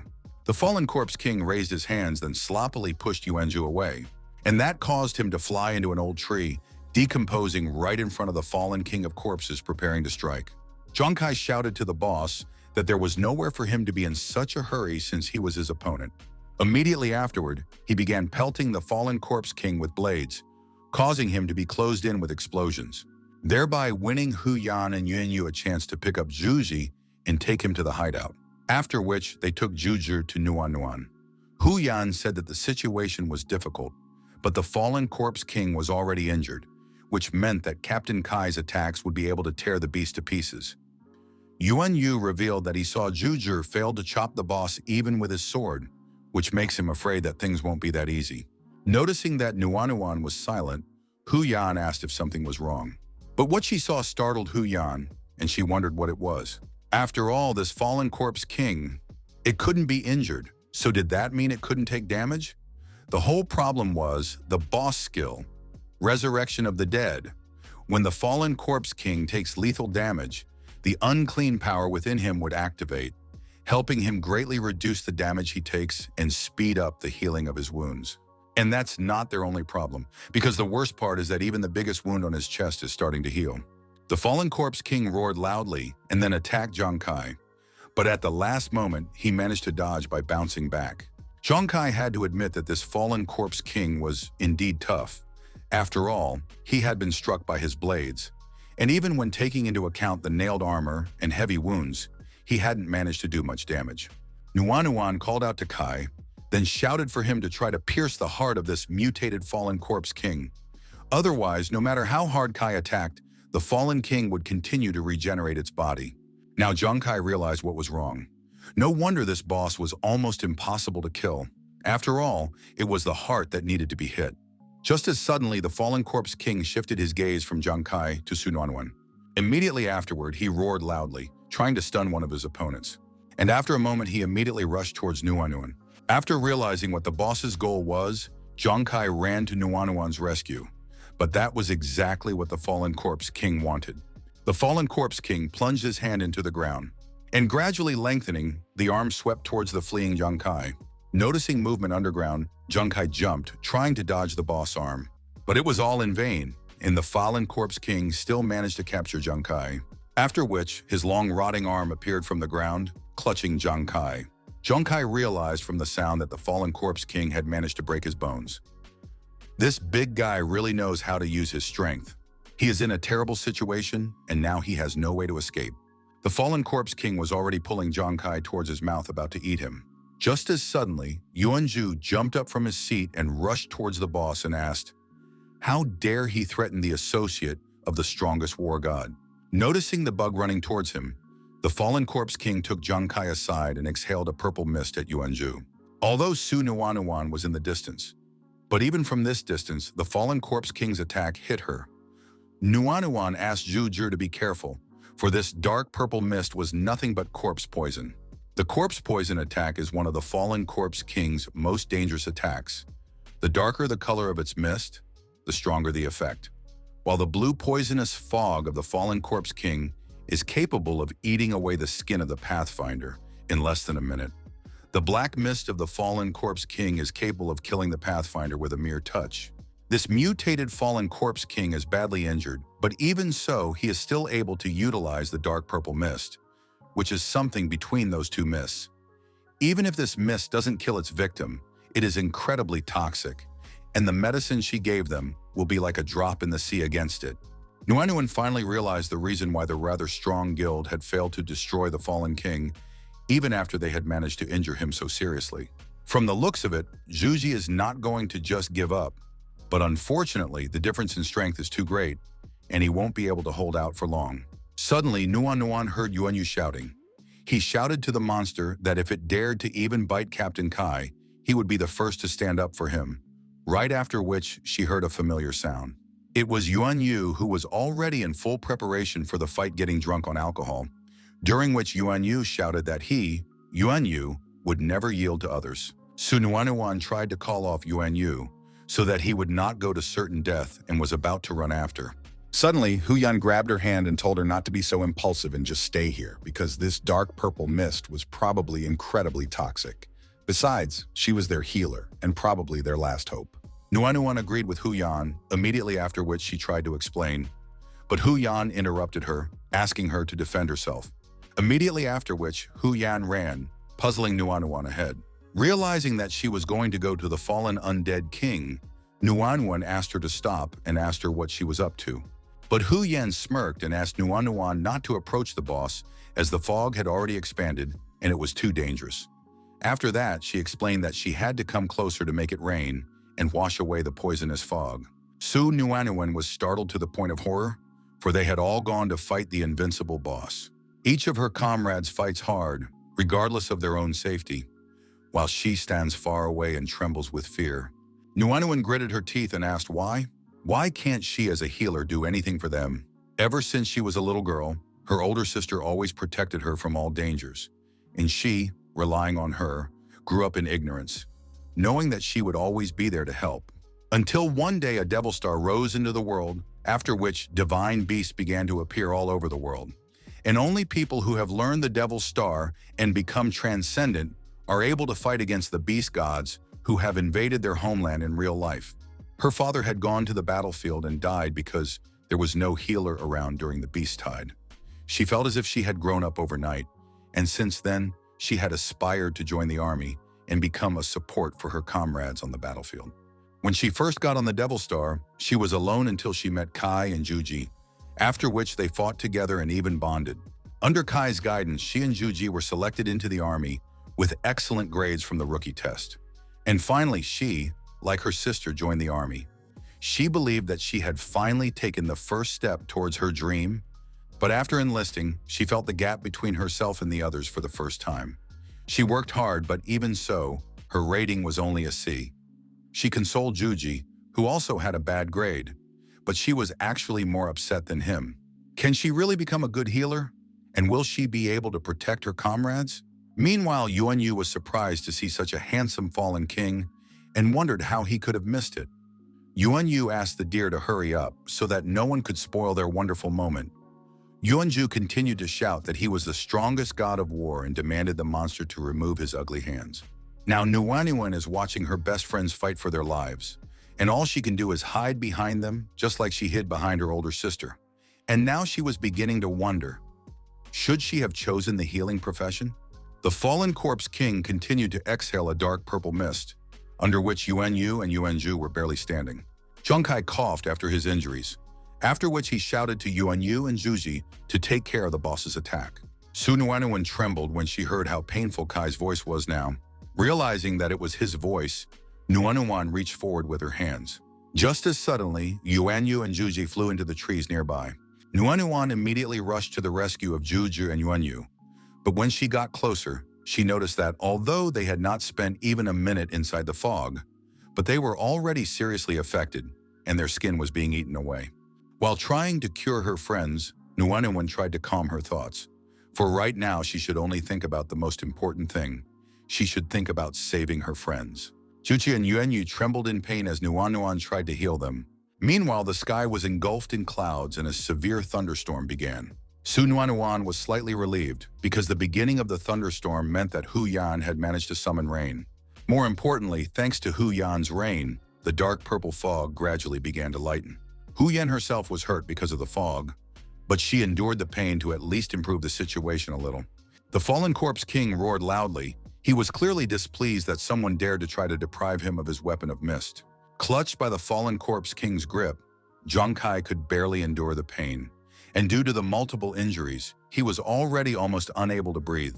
Chengbei wondered if he was overconfident taking on so much.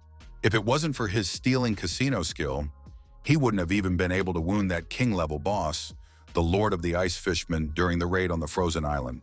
And the mutated fallen corpse king was not part of his plans at all, but still he had brought everyone here. The fallen corpse king exhaled a new wave of dark purple mist directly at Hu Yan, causing her to suffer serious damage. He had brought his friends here, but he couldn't even protect them. Hu Yan was already barely holding on and was coughing heavily due to the poison. But even so, she demanded the fallen corpse king to let Kai go. Unable to bear it, Hu Yan fell to the ground and Nuanuan immediately ran out to help her. Zhongkai wondered if he was really overestimating his own and had made such a big mistake because of it. The Huang family, Zhongkai wondered. Could he really make that damn family pay the price they owed? The pain, guilt, and realization of his mistakes were too great, and Zhang Kai's eyelids grew increasingly heavy. Suddenly, a loud battle cry was heard, after which Yuanju once again shouted that he was the world's greatest god of war and demanded the boss not to dare to behave so recklessly. Attacking the boss together with Yuanju, Yuanyu laughed as he shouted to his beauty that he had returned to her. Immediately after shouting out, Yuanju jumped up and slashed the fallen corpse king's chest with a wide punch, causing him to loosen his hand. And without giving the beauty any time to rest, Yuanyu immediately smashed into the boss with his shield. Zhang Kai finally broke free from the fallen king's grip, and in his mind he shouted, "No!" Zhang Kai refused to believe it. He asked himself, how could he only dare to give up so easily? After all, brother and Yingzi are still waiting for him, hoping that they will live a good life together. And not just them, but his friends. His team of fire gods still won't give up and attack the fallen corpse king. They fight to the very end. Trying to get up, Zhang Kai coughed loudly. He was in pain and could barely breathe due to multiple injuries and fractures. Because of the pain in his bones, he struggled to even stand up, but he could barely hold on, shaking with his whole body. Just then, he heard the cry of Nuanuan running to him.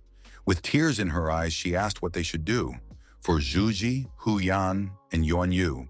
Zhang Kai asked Nuanuan to calm down, and then said that Hu Yan had fallen, and that this storm wouldn't be able to last much longer. Zhang Kai said that he probably had almost all of his bones broken, and that they should get rid of this big guy as soon as possible, and so he asked if there was any way to get him back on his feet as soon as possible. Zhang Kai asked, letting Nuanuan do so. Nuanuan turned to Kai, trying to say something to him. As she suddenly grabbed his hand and said she agreed, Nuanuan said she would do it. The fallen corpse king dealt with Yuan Yu and Yuji, and grabbed them with his long tongue. After which, he pulled his tongue back, trying to swallow his appetizer, as Zhang Kai suddenly shouted to the boss that he was a bastard. After which, Zhang Kai jumped up and demanded for the boss to let his friends go. Immediately after that, he demanded the boss to spit them out and kicked him in the head, causing him to inadvertently spit out Zhuji and Yuan Yu. Thanks to Zhang Kai's strike, Zhuji and Yuan Yu were rescued and taken straight to Nuanuan. Afterward, Zhang Kai turned to her and said that he was leaving them to her. Taking advantage of his opponent's distraction, the fallen corpse king tried to strike Zhang Kai, but he successfully dodged the attack by jumping into the air. Shortly before, Nuanuan admitted that with her current abilities, she couldn't heal Kai quickly, but she had a phoenix tear that she was lucky enough to get her hands on when she was training in the army. Taking this elixir can allow level 20 and below first-timers to return to their optimal state, regardless of injury. But the side effect is that after a minute, the person who took the elixir under any condition would lose consciousness and then die. Nuanuan asked if he was sure he wanted to take the elixir. Zhang Kai grabbed the bottle and said that a minute was enough for him. Zhang Kai threw several blades at the boss, but the boss managed to block everything. After which, Zhang Kai called the boss and started to retreat, offering the fallen corpse king to chase after him if he could, of course. Angry at the human, the fallen corpse king exhaled a dark purple mist in pursuit. Everything was going according to Zhang Kai's plan, and besides, the storm had almost stopped. Running away from the boss, Zhang Kai calculated that he was about the distance he needed. Just as suddenly, a huge boss hand emerged from the ground, which Zhang Kai was just waiting for. Zhang Kai, smiling, asked the boss if the boss thought he would fall for a trick he had already seen. The fallen corpse king didn't waste any time and exhaled a new portion of dark purple mist. Just as suddenly, Zhang Kai's blades pierced through the fog. This surprised the fallen king, for the blades were too close, and it was too late to block them. To avoid taking damage, the fallen corpse king jumped up to dodge the blades. Immediately afterward, there was a series of explosions from the blades below. The fallen corpse king began to look around, trying to figure out where the enemy had gone. Suddenly, he saw a flash in the fog, and at the last moment managed to dodge 3 more blades. Back on the ground, the fallen corpse king immediately looked in the direction where Zhang Kai was, but he had already disappeared. Noticing the hole after his hand, the boss realized that the enemy would pop out from behind, and at the same moment, Zhang Kai crawled out from the ground. Immediately afterward, Zhang Kai shouted to the fallen corpse king that his reaction time was too slow and threw the last 3 blades at him. With a loud roaring roar, the fallen corpse king swung his arm in an attempt to dislodge the blades thrown at him. But it was already too late, for Zhang Kai's blades were already near his heart. At the last moment, The fallen corpse king still managed to block Zhang Kai's attack, but he did so at the cost of his right arm. Immediately afterward, he once again grabbed Zhang Kai with his surviving hand and mockingly growled. Nuanuan cried out due to Kai being grabbed, and tears showed in her eyes once again. The fallen corpse king pulled Zhang Kai towards his mouth to finally eat him. Suddenly, the light in the fallen king's eyes faded, and he felt pain. Zhang Kai turned to the stinking, rotting corpse and asked if he thought he could catch him like this for the second time in a row. Zhang Kai told the trembling boss that he had just pretended to be caught in order to get him hooked. Zhang Kai swung his hand to call the blades back, causing the boss to take additional damage, causing it to roar painfully and eventually release Zhang Kai. Falling down, Zhang Kai agreed that this time the bet was right. Well, a minute from the effects of the elixir, time really was too short. A few seconds later, a rumbling sound was heard, and Zhang Kai, along with the fallen corpse king, fell to the ground. Su Nuanuan immediately ran to Kai, but the latter only said that the next step was for her. Upon reaching, Nuanuan immediately began to heal Zhang Kai, but it was all in vain. Nuanuan thought Kai had missed when his 3 blades hit the tree, but as it turned out, it was a trap. As soon as Zhang Kai gestured for the blades to be summoned, those from the back stabbed into the fallen corpse king's heart. Suddenly, Nuanuan heard a low growl. Looking at the boss, she was amazed that this thing still wasn't dead. Now Nuanuan realized what Zhang Kai's last words meant, and raised she summoned her blade. As she got closer to the boss, Su Nuanuan told herself that her comrades needed her. Walking up to the boss, Nuanuan raised her blade, preparing to give him one last blow. Just as suddenly, light appeared again in the fallen king's eyes, and with a roar, he reached for Nuanuan. But Nuanuan managed to dodge the grip of the wounded boss, receiving a small wound in the process. With a smirk, Nuanuan asked the fallen corpse king if he thought he could get away with it. Nuanuan told the boss that he injured her comrades, which means he must die. A few seconds later, a painful death growl rippled through the neighborhood. The next day, having survived the encounter with the fallen corpse king, Hu Yan, Zhu Ji, and Yuan Yu were chatting with each other as if nothing had happened. And not far away from them, Nuanuan was treating Zhang Kai's wounds. Nuanuan explained to Kai that he shouldn't move too hard, rest more, and take medicine. That way he would be able to recover in just 3 days. Zhang Kai smiled as he listened to Nuanuan. And noticing this, she asked what was wrong. And is there anything on her face? To which Zhang Kai replied that it was nothing like that. After which he admitted that he was thinking that Nuanuan was growing very fast and becoming more and more like an outstanding pioneer. Nuanuan asked if that was true, to which Kai replied that it was indeed true. Nuanuan lowered her gaze and revealed that when they were fighting the fallen corpse king, she as a doctor could only count on them since she was a healer. After which, she confessed that she felt as if she was only a burden to their team. Zhang Kai told her that he thought she was underestimating herself too much. In the past few days, all he had done was to help pump up Zhuji and Yuan Yu while she endured the fatigue. All this time, she had been working hard to keep up with her comrades and didn't even think of complaining. And even when faced with a challenge from the other team, she stood bravely, even knowing she was no match for them. And after he seriously injured the fallen corpse king, she was the one who gathered her resolve and gave the boss a final blow, thanks to which she raised her level, after which she immediately started treating several seriously wounded people at once. Zhang Kai said that she is a healer who is almost incapable of fighting, yet he knows that she never thought of retreating. She has done a lot for their team, and everyone has seen her contribution. She has contributed a lot, and they are all happy to have her with them. Zhang Kai smiled and admitted that they needed her. The rest of the trio came up to them, and Yuanju told Nuanuan that if she hadn't healed them with her good heart, they wouldn't be alive anymore. Zhang Kai was surprised to see them around and asked when only they had time to approach. Yuanyu said that because of Nuanuan's presence, they could go forward without any worries. Huyan reached out to Nuanuan and agreed with Yuanyu's words, after which she admitted that if it wasn't for Nuanuan, she would have been offline by now. Nuanuan was touched by her friend's words, and she confessed that she also appreciated them very much, and she needed them very much. 2 hours later, Zhang Kai asked his friends if everyone was ready, to which those replied with determination that they were fully prepared. All 5 of them gathered around the treasure chest they had wrested from the fallen corpse king. Since everyone is ready for this, Zhang Kai said that he would start and open the chest. The fallen corpse king's treasures were rumored to be very rich, and there was a particularly good chance that they would be able to obtain something very valuable. Moreover, the fallen corpse king they met was a mutated one, meaning that the treasure would surely surprise them all. The first treasure was the fierce flame blade, a level 80 executioner's weapon. There were only 2 of them in Xingyao, and the total value of the blade was approximately 350,000 Devil Star coins. Wenju was astonished to hear about such an amount. After all, it would be 3.5 million Shengyao coins. Hu Yan asked, what was so unusual about this? After all, in front of them was a first-class weapon of the 80th level. After which, Yuan Yu reminded that unfortunately, there was no executioner in their team. Zheng Kai wasn't too upset about it after all. It meant that they would be able to get a lot of money for it. The next treasure was a gray equipment. Zheng Kai asked Nuanuan what it was, after which she chanted the garment and replied that it was something strange, for there were not even any records of it. Yuan Yu was surprised to hear that there was no record of this outfit, because it meant that no one had ever found it. Fortunately, Nuanuan had an appraisal card with her. Nuanuan said that when she was in the army, she sometimes came across equipment that could not be evaluated through a watch, so she bought some evaluation cards for the future. Only Nuanuan attached the card as a bright light flashed.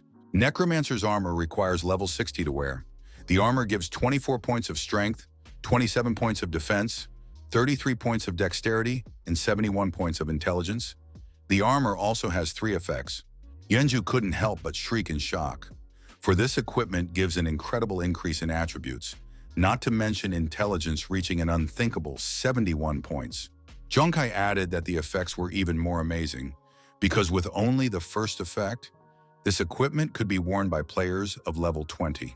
Necromancer's state is one of the main features of this armor, but the immunity to spirit attacks does not last long, unless the ability will be very useful when faced with sonic attacks like fishmen or some types of neurological poisons.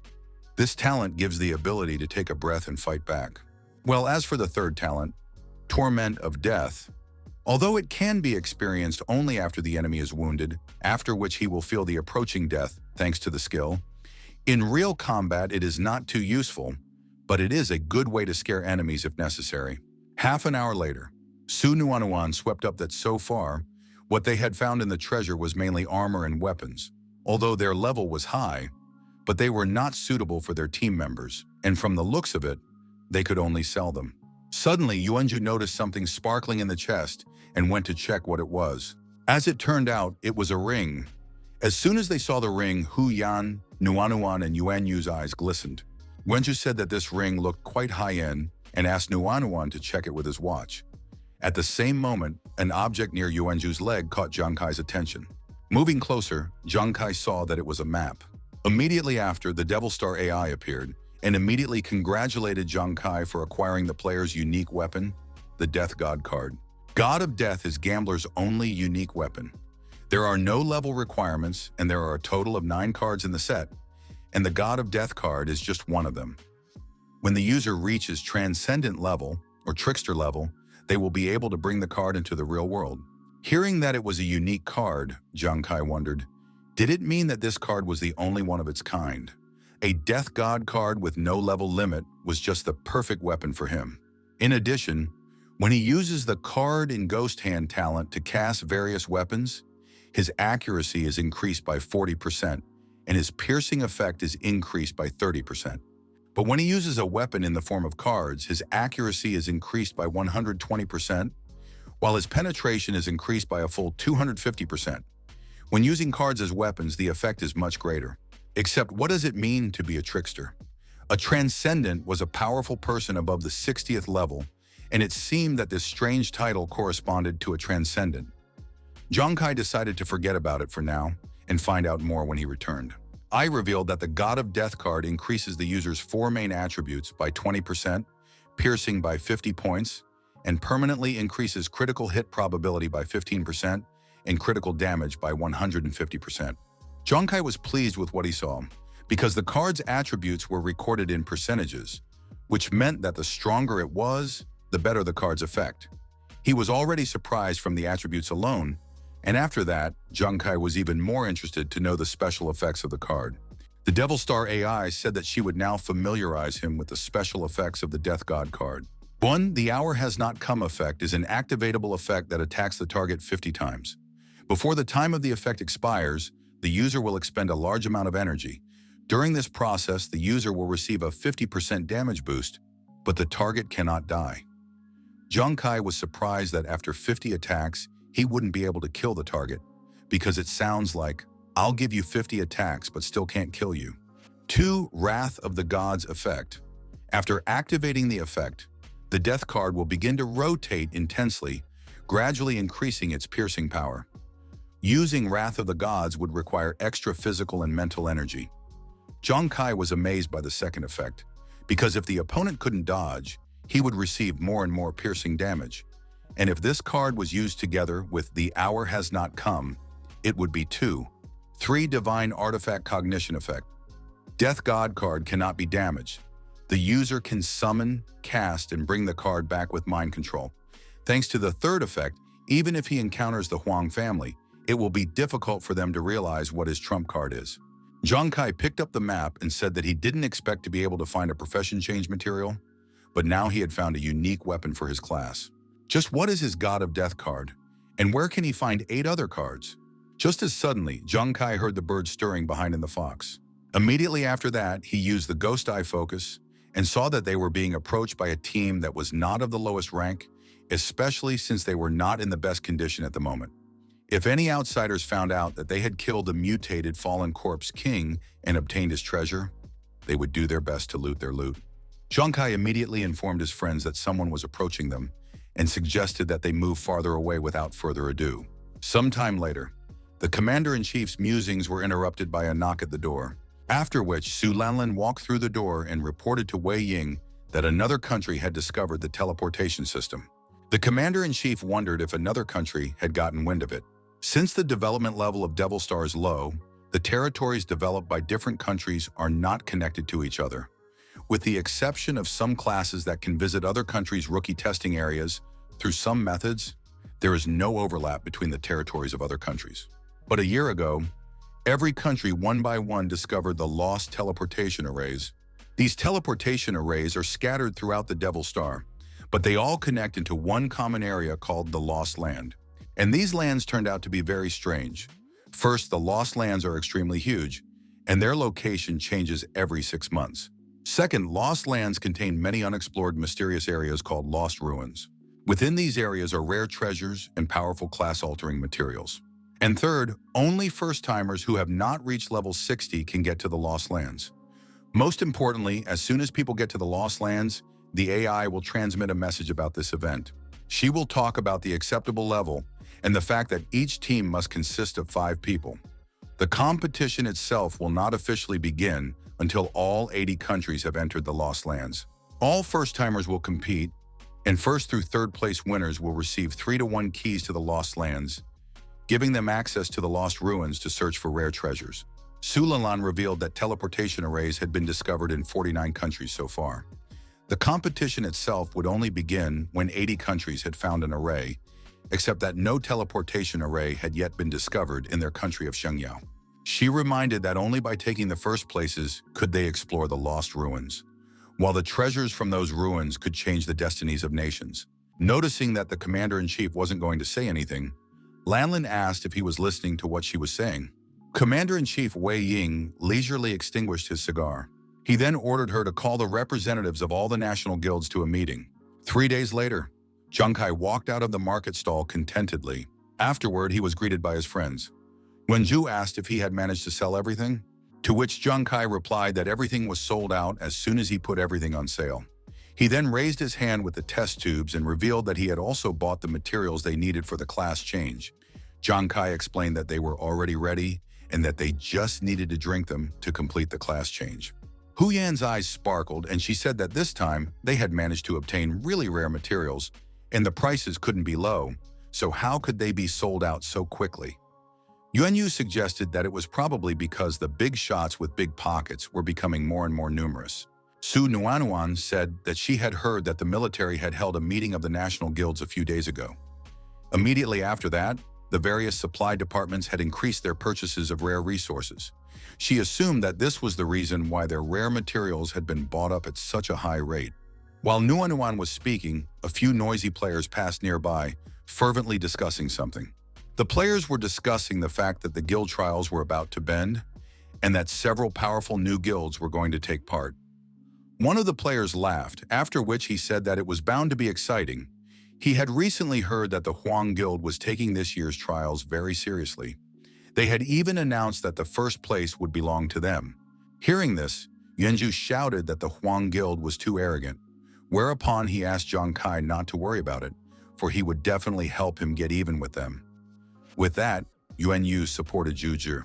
Jiang Kai agreed with Zhuji, but before doing so, he suggested going to the guild area. Zhuji agreed with Kai's idea. After all, they are participating in the guild trials, which means they need to find a guild to join. Nuan asked Kai if this meant that he had found a guild for them. After all, he had previously revealed that he had insulted the Huang family and that no guild had agreed to accept him after that. She admitted that she thought that they would have to go through a lot of hardships to do so. Hu Yan agreed with Nuanuan and asked what kind of guild had he found. But instead of answering, Zhang Kai smirked and said that it was a secret. A while later, the guild area. Zhang Kai told his friends that they had arrived, but after seeing the guild and with disbelief, they asked Kai if he really wanted them to join this guild. Yuanzhu noticed that this guild looks kind of empty. The guild is in the middle of nowhere. There is no one outside the door, and this guild doesn't even have a name. Suddenly, Nuanuan had an epiphany. She asked, "Didn't this mean that he had decided to form a guild?" Zhang Kai attached the card to the mechanism, after which it activated. Zhang Kai replied to Nuanuan that she was right, immediately after which the name God's Guild appeared on the signboard. Area C, number 319. The gate to the guild opened, and upon seeing her, everyone was shocked. For as it turns out, their guild looks amazing. Zhang Kai welcomed his friends to their new guild, the God's Guild, after which they began to admire it with interest. Wenju tapped Kai on the shoulder and asked, when did he have time to start a guild? He didn't even say a word, and behind their backs he took such a huge step.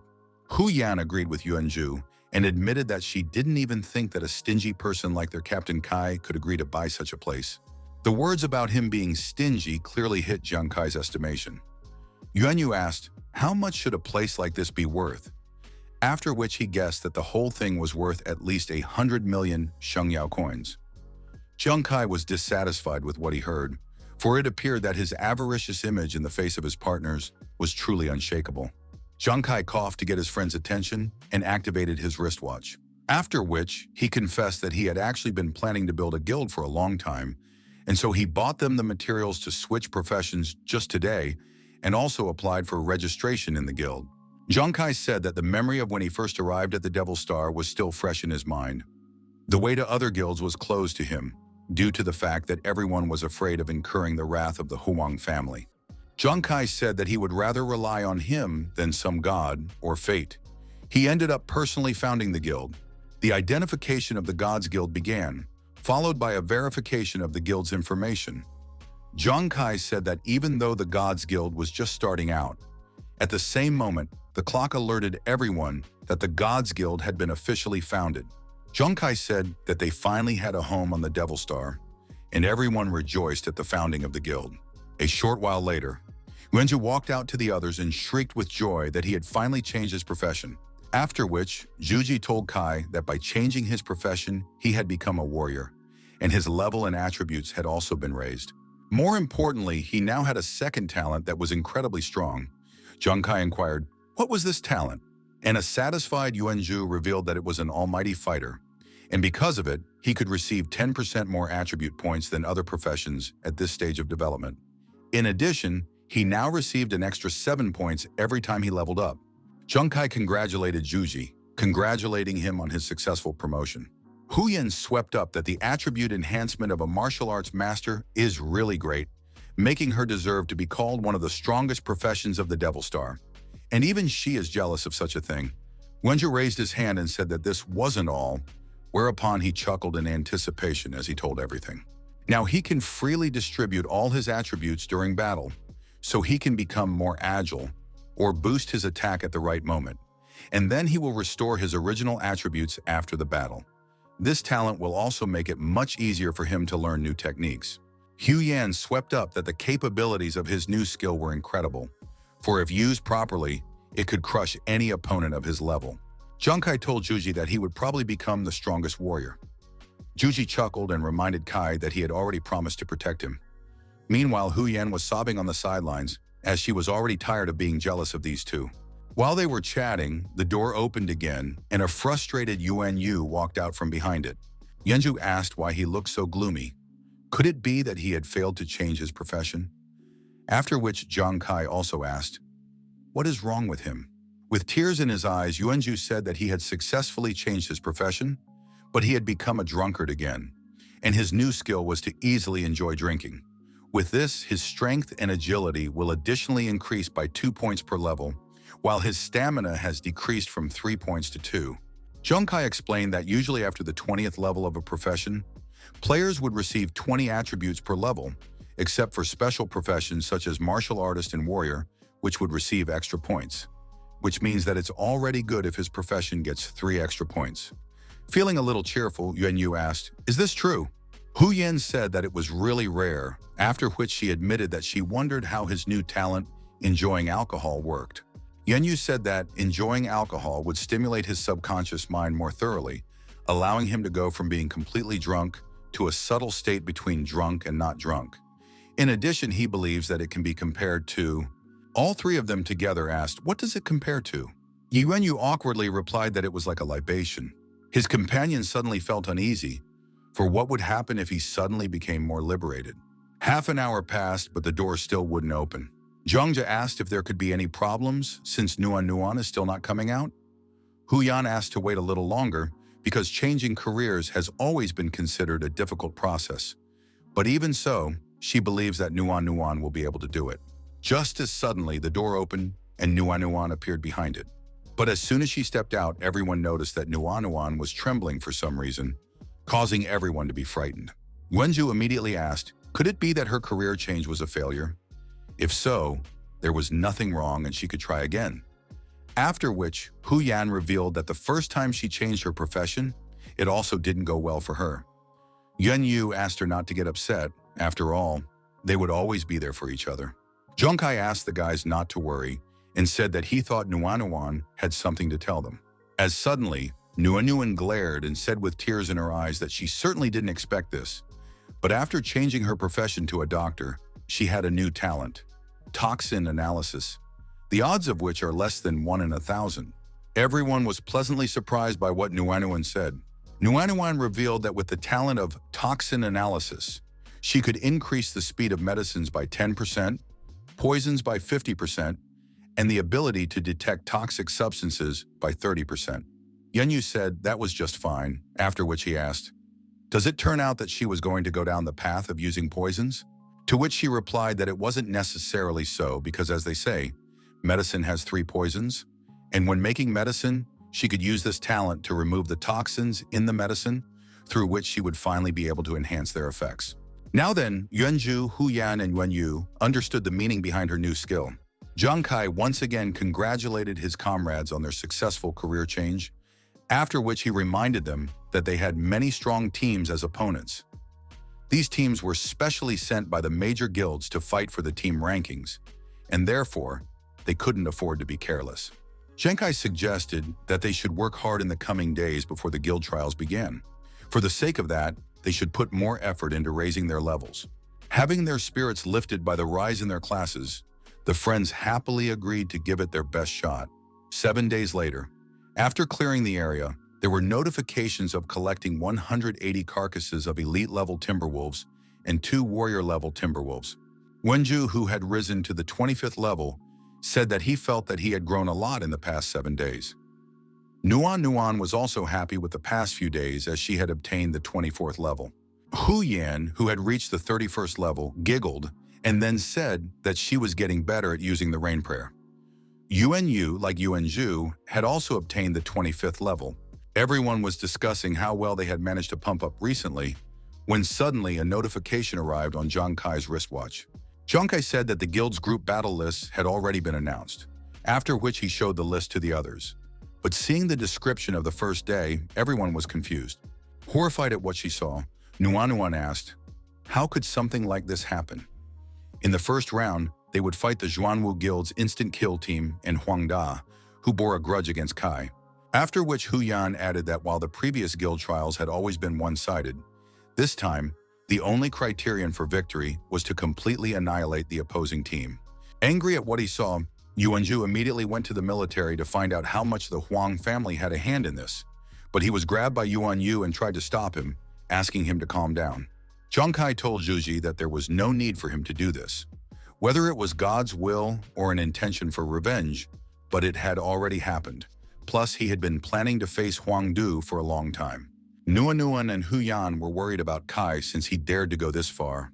Zhang Kai said to himself that he was very lucky in the first round because the Huang family had already owed him a long time ago.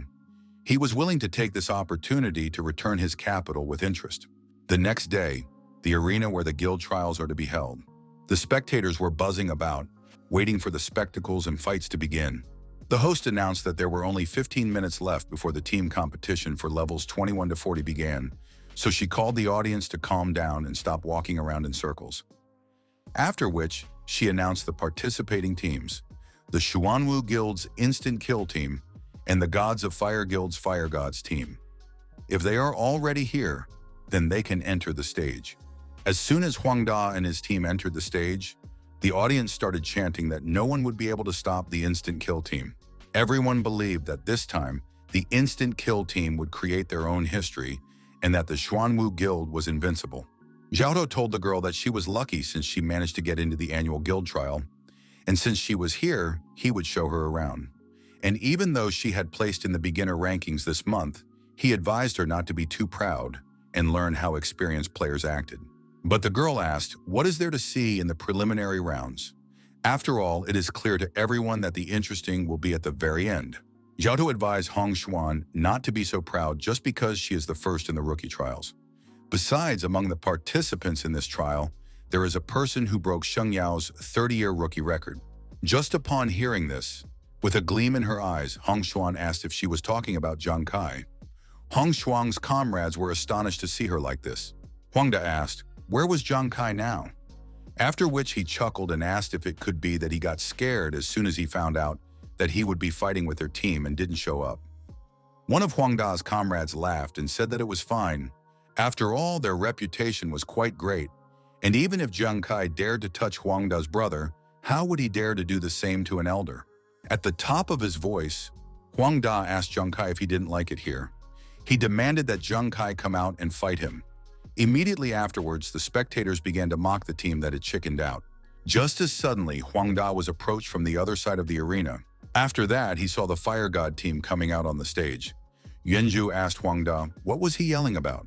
After entering the ring, Hu Yan told Huang Da that he would not be able to find out who the coward was until he personally fought them. Yuanju agreed with Hu Yan's words. The martial practitioners were watching what was happening in the arena, and their attention was drawn to Yuanju and Su Nuanuan. Professor Li said it was all planned, and that they could evaluate their freshman's performance during the game. Lu Jin agreed with the professor's idea, but dared to bother him to add another person to the calculations. Professor Li asked the deputy commander-in-chief, wasn't their goal just to evaluate Yuanju and Su Nuanuan alone? To which Su Lanlin replied that Commander-in-Chief Wei also wanted to see the results of another person's fight. Hearing that this is the request of the Commander-in-Chief, Professor Li has agreed to evaluate one more person, except he has to find out who it is first. Lu Jun told the professor that this person was the captain of the Fire God team, Zhang Kai. After which, Professor Li opened the screen with Yuanju and Nuanuan's characteristics, and just seeing them, he said that it was simply incredible. After which, he revealed that in such a short time, these two had not only reached level 20, but had also made a profession change, and had even increased levels on top of that. Su Lanlin was astonished upon hearing this. Su Lanlin turned the screen to herself and revealed that more than 20 days ago, when they left the army, they didn't even have level 10. So why then, regardless of who they were all evolving so fast being around Zhang Kai? Lu Jin winked and said that it was actually not even surprising, as Zhang Kai himself was a more interesting being. Raising her hand in the air, the announcer asked the players on the field for their attention. She then explained that once the match starts, none of the players can leave the ring, admit defeat, or surrender. The only way to win is to kill all members of the opposing team. The presenter asked if they understood the rules. After which all the players responded with glee, all clear. The announcer said that's great, in which case, she's ready to call the match. As soon as the match started, Wang Da ordered his men to attack and kill all the members of the enemy team. At the same moment, Zhang Kai gave out instructions that Juju would fight alongside him, while Yuan Yu would protect Hu Yan and Nuanuan. Nuanuan should monitor the battle and provide timely assistance if necessary. Meanwhile, the enemy warrior was almost approaching, laughing as he shouted that he couldn't wait to chop up these weaklings. Juji warned the captain that the enemies were approaching and then took out a bottle of liquor. Zhang Kai asked Juji not to be so afraid and listen to his slogans. Somewhere in the audience seats sat Li Biao along with the younger ones. They were cheering Juju on so that he wouldn't chicken out and shouting that his strength was not inferior to anyone else's, and also that if he didn't progress, the captain wouldn't be able to keep him on the team. Li Biao was well aware of the fact that Juju's greatest weakness was his weakness. Hence, he wondered if he could overpower her. Suddenly, they noticed that Juji started doing something strange. Opening the bottle, Yuanzhu quickly drained it, then began to smile foolishly. The audience was trying to figure out why the hell is he drinking now? And could it be that he was a drunk? If so, the fire god's team was clearly mocking them. But the one suddenly bent down and raised his blade, and said that he was Yuanzhu, the strongest god of war. So how could some trash dare to mess with their Kai? Zhang Kai was amazed at how quickly Yuanzhu got drunk. Suddenly, Yuanzhu quickly approached the instant kill team and struck with all his might, shouting that it was their hour of doom. One of the instant kill team players asked, "Wasn't it said that this guy was just a coward with an E grade in the army? So what the hell is going on here?" One of the comrades admitted that he didn't know himself, but the guy in front of them was just a crazy drunk. Flaring an aura from the warrior's heart, Yuanzhu laughed loudly, then rushed towards the enemies asking who would be able to compete with him. Zhang Kai fully realized that he would no longer be able to stop Juchu, after which he thought about the fact that fortunately, Yuan Yu was still. Just as suddenly a silhouette swept by him, not letting Zhang Kai finish speaking. The girls were astonished by Yuan Yu's act, for he had taken and left them without protection.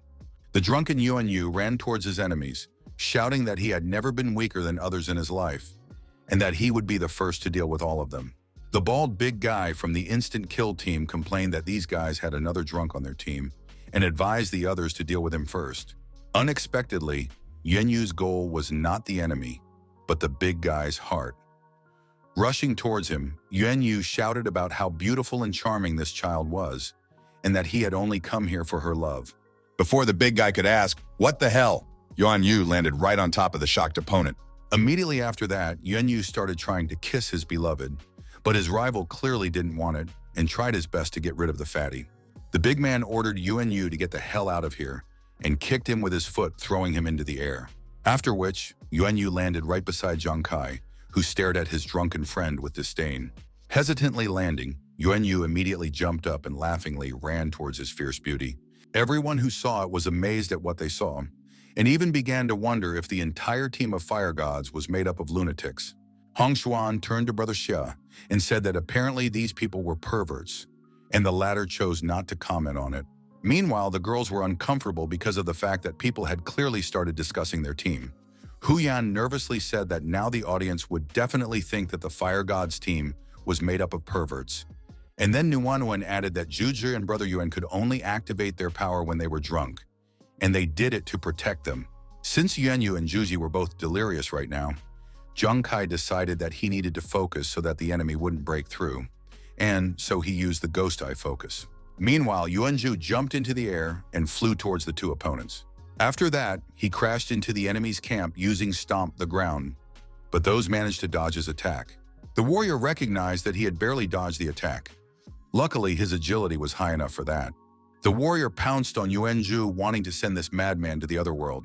But at the same moment, Zhang Kai intervened and shouted at Juji to beware of an attack from behind, and threw 5 blades at the enemy. Except that one was already prepared for Zhang Kai's attack, and so a card appeared in the warrior's hand. Immediately after, a shield appeared from the card, thanks to which he blocked Zhang Kai's blades. The enemy mentally laughed, for this shield was prepared especially for Zhang Kai. Until someone who could break through the shield's defense appeared, even a critical strike wouldn't be able to kill him. Taking the opportunity, one of the enemy players passed by Zhang Kai. Yuanyu and Yuanju then ran towards the girls. In front of him were the healer and fortune teller, who were unable to fight, which meant that they could be taken care of first. Hu Yan spoke in front of Nuanwan and asked the latter to hide behind her while she dealt with this problem. Suddenly, a large hailstorm began to fall in the arena, which was impossible to ignore. And taking advantage of it, Hu Yan began to fire ice shells at the enemy player. The warrior from the enemy team did not expect that this fortune teller was capable of creating ice blocks from the air, so he was attacked. A satisfied Hu Yan said that in the past few days, she had been practicing using the ice jade that Commander Kai had given her, using it to knock down the enemy's attacks, and as it turned out, the effect was really good. Suddenly, another player intervened in their battle and immediately began chopping ice projectiles in front of his ally. And with a swing of his sword, he managed to push Hu Yan away, preventing her from further using the ice jade. The newcomer asked his partner not to say that they knew each other, because he was caught off guard by the fortune teller.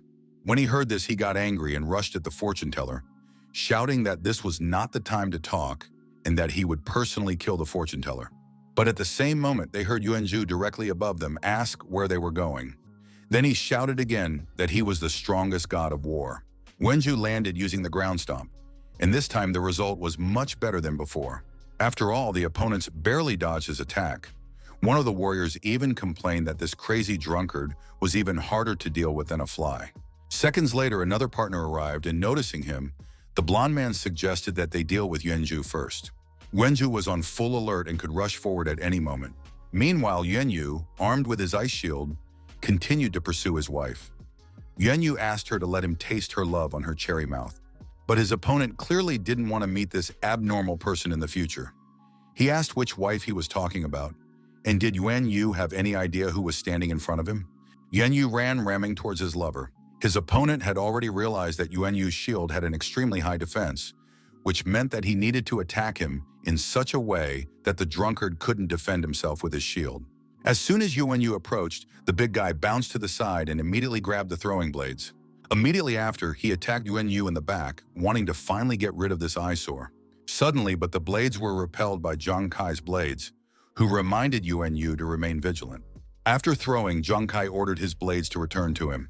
Zhang Kai had already used 8 blades, and following the plan next should be Huang Da himself. The trump card he had prepared against Zhang Kai was the magnetic crystal. At the same moment, Hu Yan's hexagram and Nuanyuan blade started trying to jump out of their hands, but the girls grasped onto their weapons and tried their best to hold them back. It was the same with Yuanju. His blades suddenly started to be pulled to the side, but he was still able to hold on to it. The worst was Zhang Kai, as his gauntlet began to be pulled, and what was even worse was that he couldn't get his blades back. Taking advantage of the magnetic crystal, Huang Da had deprived Zhang Kai of 8 out of 9 blades in an instant, and even weakened the remaining opponents. Huang Da asked Zhang Kai if the latter had thought that they would prepare for their battle beforehand, after which he revealed that this thing was a super magnetic crystal carved from the core of a high-end supermagnet specifically to resist his throwing blades. Huang Da reminded Zhang Kai that he only had 1 blade left now, and also wondered what the latter would do with it. Being cornered by the loss of his weapon, Zhang Kai didn't panic, and instead even smirked. Zhang Kai summoned his last blade, then told Huang Da that he didn't want to upset him, but it was too early for him to rejoice in victory. Hearing this, Huang Da realized that Zhang Kai's last blade was not affected by the super magnetic crystal, which clearly surprised him. Except it didn't matter to him, because he had prepared a shield beforehand, which meant this guy was already dead. Peeking out from behind the tower shield, Huang Da asked Zhang Kai if he had seen this shield before. After all, today he would show him what it was like to fall into despair. Lu Jun was puzzled by what was happening as Zhang Kai suddenly started losing. After all, this shield was the Titan shield, originally a transcendent weapon. And even if it was weakened due to the tournament rules, even so, it had a terrifying 72 points of defense. On Devil Star, the more advanced the weapon, the higher the level requirement for the wielder. However, by lowering the level of high-level equipment, even low-level players will be able to use it. Although this process will permanently damage the equipment and reduce its performance, it is still stronger than normal equipment. Su Lanlan admitted that she didn't even realize that the Xuanwu Guild had downgraded the transcendent equipment. Lu Jun added that not only the shield, but also the super magnetic crystal had been downgraded, and Xuanwu had done all of this just to get even with Zhang Kai. Worried about her sister, Su Lanlin wondered if this meant that Nuan would die. Smiling because of the near victory, Huang Da ordered the instant kill team to carry out his order. They must finish off all members of the Fire God's crew, but they must do it as slowly as possible, for he wants them to suffer the consequences of insulting people who are unacceptable to even look at. The trio of players immediately pounced on Yuanzhu and the girls behind. Their goal was to kill Yuanzhu until he could use his weapon. The bald big man, on the other hand, attacked the enemy drunkard. Li Biao explained to the subordinate that this was the end because the difference in their equipment was too great and there was no hope of victory. The girl was saddened by the fact that the fire gods had lost, although Zhu Ji had found a way to overcome his cowardice, but he probably wouldn't be able to continue fighting. Li Biao could hardly believe that Jiang Kai would lose this time, and Hong Xuan wondered if this meant that Jiang Kai wasn't that strong. Armed with high-end equipment, Huang Da could barely contain his laughter. He told Jiang Kai that their team wore black rhino armor, and the equipment in contact with it was practically immune to magnetism. No matter how the fire gods held on, this would be their last strike. Huang Da raised his hand with the supermagnetic crystal and said now. The crystal's action suddenly intensified, and Nuan along with Hu Yan dropped the equipment unable to hold on to it. Huang Da shouted to Jiang Kai that he wanted him dead. He wanted him to repay what he had done to their family 100-fold. He wishes for Jiang Kai to finally realize how insignificant he is, and for him to start begging for mercy on his knees afterwards. Jiang Kai said that he would never accept fate, and his blade immediately flooded with aura. Huang Da laughed with Jiang Kai and advised him to stop fighting in vain, whereupon he asked if the latter really thought he could defeat with just one blade. Jiang Kai used absorption, and his death god card replaced the blade in his hand. Huang Da was confused by what he saw and asked, "What is this?" At the same time, Xiao Tao also asked the same thing, and even Lanlin couldn't understand what had just happened. After all, just now, Jiang Kai's 9-scourge blade had taken and turned into a map. Lu Jun swept up. What was more surprising was that this weapon with its own aura, it possessed a truly tremendous killing intent. Jiang Kai wasn't surprised by the reaction of the people around him. After all, it wasn't his 9 calamity blades at all, but rather Gambler's unique weapon, the Death God map. The Devil Stars AI revealed that usually the Devil Stars gear is divided into levels from F to S. But actually above S level, there is a higher SS level and even SSS level. The Death God card is just an SSS level weapon. Jiang Kai was astonished to learn that he had just gotten an SSS ranked weapon. The Devil Star AI added that the God card also has a card set effect. One God card set effect. For each God card available, all available God cards will additionally increase basic attributes by 10% and penetration by 50%. 2 effect of the God card set. The absorption transformation can absorb another weapon and inherit its attributes and special effects. But absorption does not affect the original attributes of the God card. Jiang Kai said that before the test, the Death God card under the absorption effect turned into the 9 Calamities blade. The Death God card wasn't made of metal, so magnetism couldn't affect it. Jiang Kai said that the next person who would have to kneel down and start begging for mercy was none other than Huang Da himself. Only he won't take pity and kill him. Huang Da kept trying to figure out what Jiang Kai was trying to do. Jiang Kai used Wrath of the Gods, and the Death God card flew into the Titan Huang Da's shield with a bullet. But unable to withstand the pressure of the map and several shields, a dent appeared in the shield, and it began to be covered in cracks. Huang Da tried to understand how this was even possible. After all, his titanium shield was the equipment of a transcendent, even though he had come through a downgrade. At the time, some unremarkable card crashed into him, so how could it penetrate his Titan shield? Unable to withstand the onslaught, the Titan's shield was still destroyed, and Huang Da received damage from the Death God card.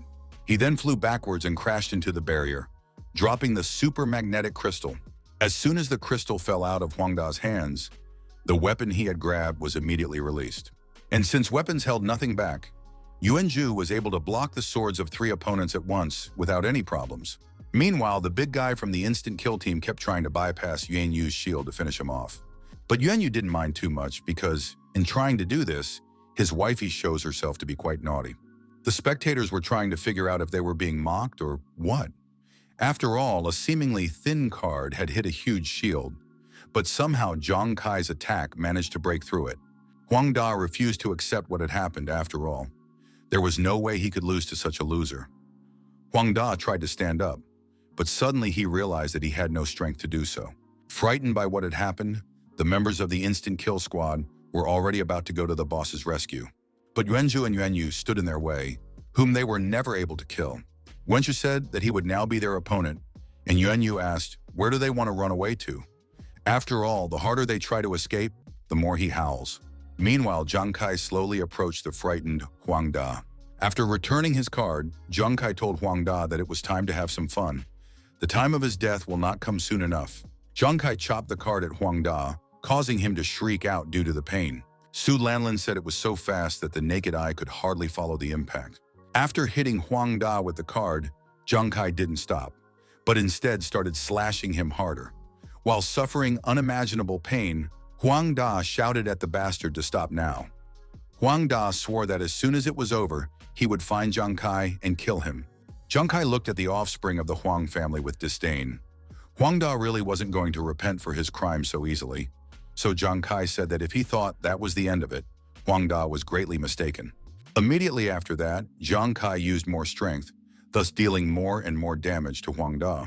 Unable to bear the pain, Huang Da screamed with all his might, terrifying both his companions and all the spectators watching his agony.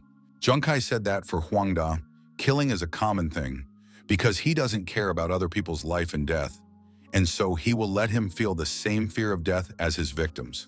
Hearing this, Huang Da began to panic and pleaded in a trembling voice for him not to do this. But Zhang Kai had no mercy on him and used the ability of his equipment, Death Torment, which caused the enemy to begin to feel the uninterrupted torture of death, through which he instantly put Huang Da into a state of deathly despair. But even so, Zhang Kai wasn't going to stop and said that the hour hasn't come yet. Immediately after that, the Death God card began to inflict cut after cut on Huang Da, forcing him to endure more and more pain, along with the applied skills. After a series of cuts, Huang Da could no longer think of anything but pain. Huang Da wondered who was cutting him.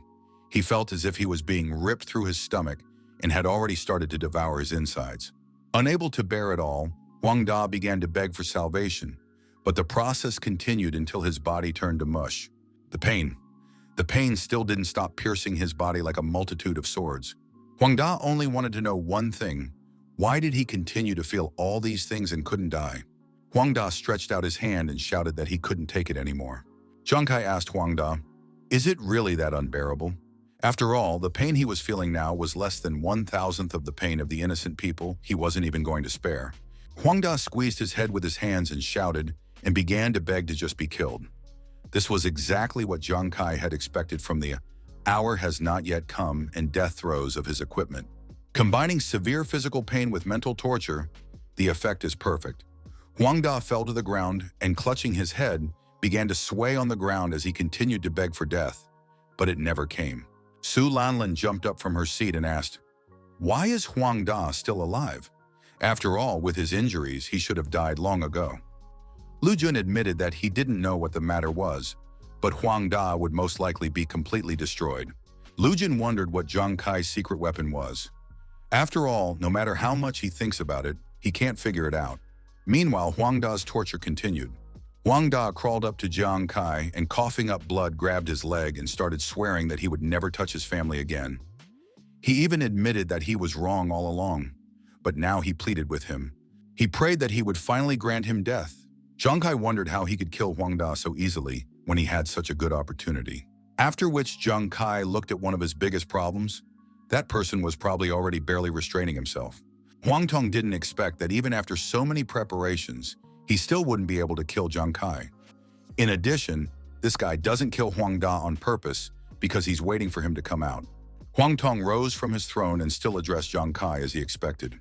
Zhang Kai pretended to be surprised that he was approached by the Zhuanwu guild head himself, Huang Tong, and why did he need him? Huang Tong shouted that he knew what Zhang Kai wanted to accomplish. And if he killed his son now, he was willing to swear that Huang Da would never touch Zhang Kai's family again. Zhang Kai wondered, why should he suddenly take Huang Tong's word for it? Especially if Huang Da wouldn't touch his family, what about the others? Huang Tong advised Zhang Kai not to cross the authorized line, to which Zhang Kai replied that he personally made the choice and continued to torment Huang Da more and more, driving him insane. Seeing this, Huang Tong gritted his teeth. He didn't want this to happen again.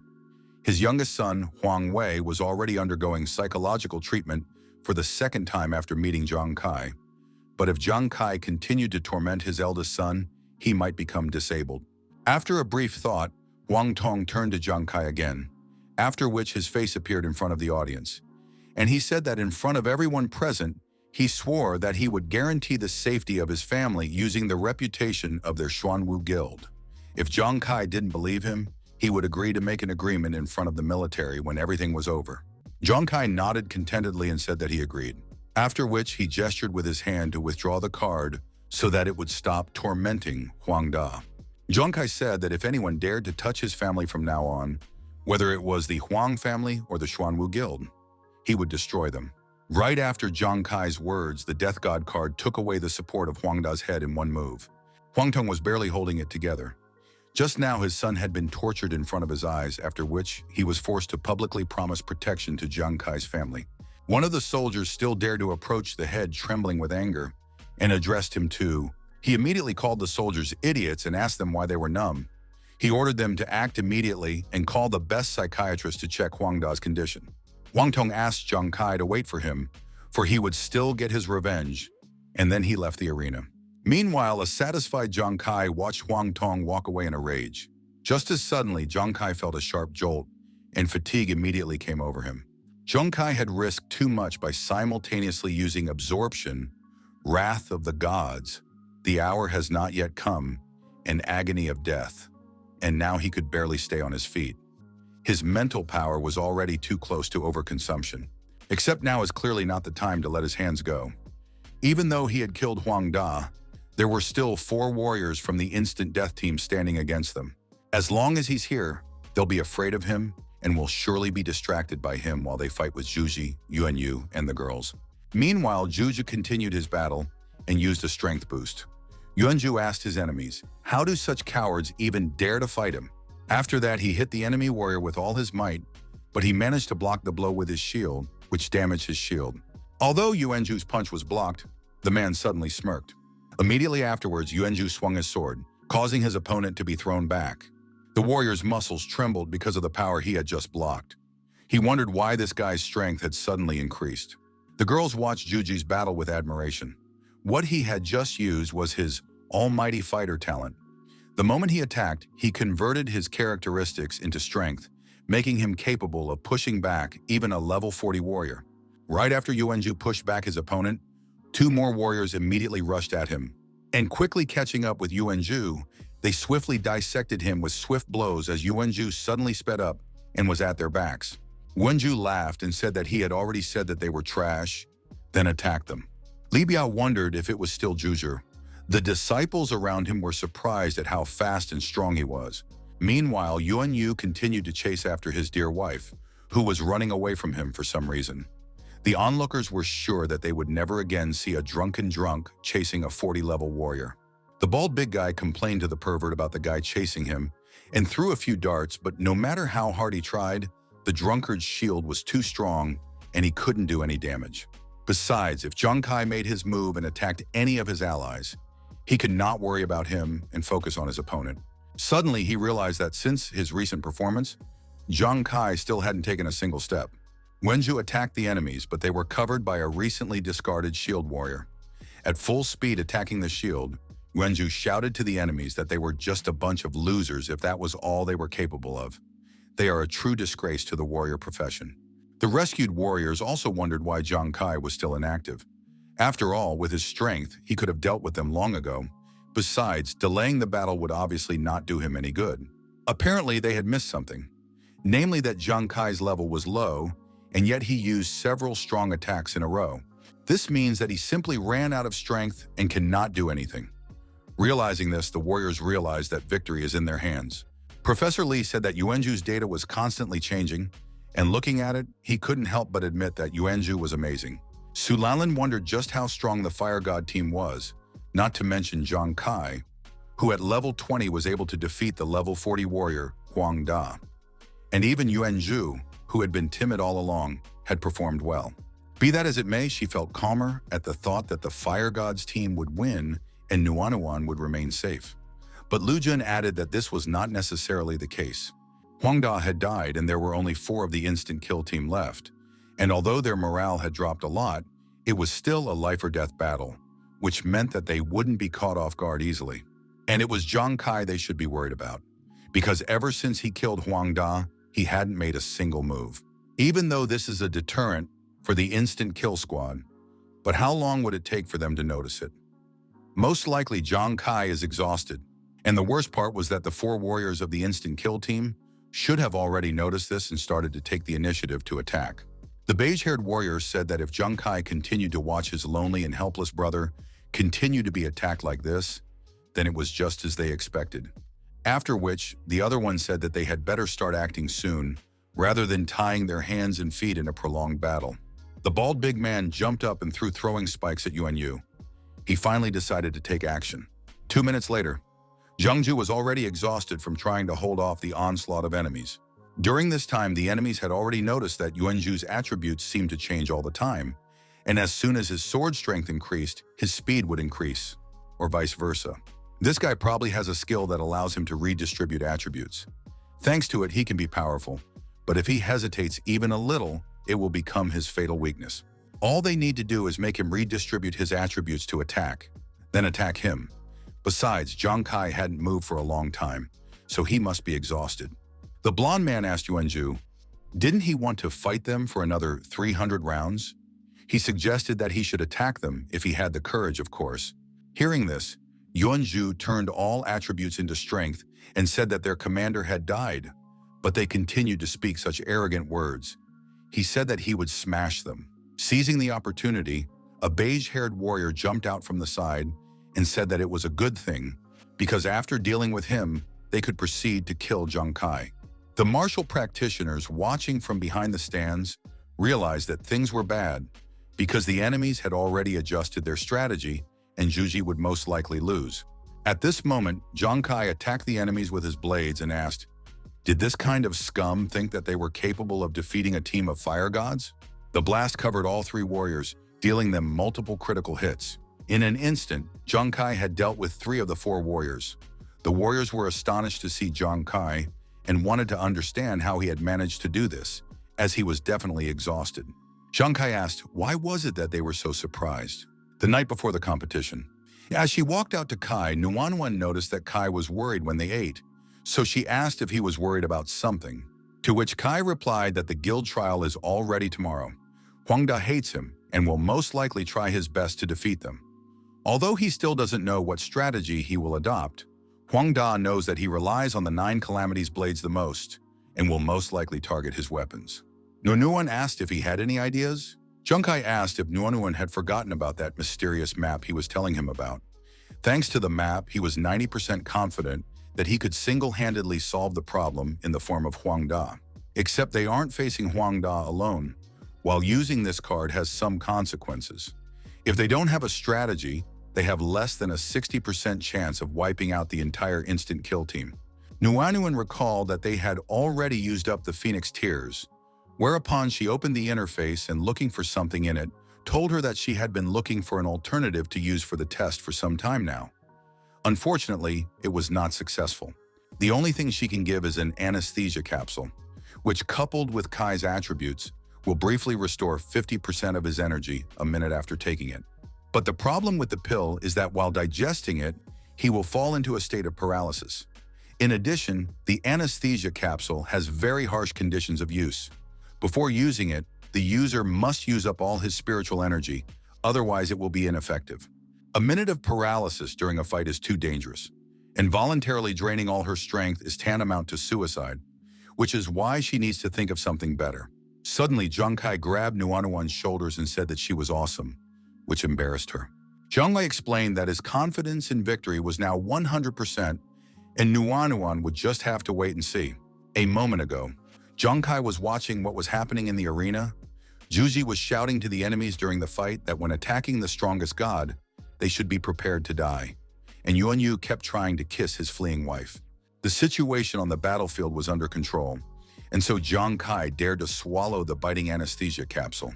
Immediately afterward, it began its effect, and he fell into paralysis for a full minute.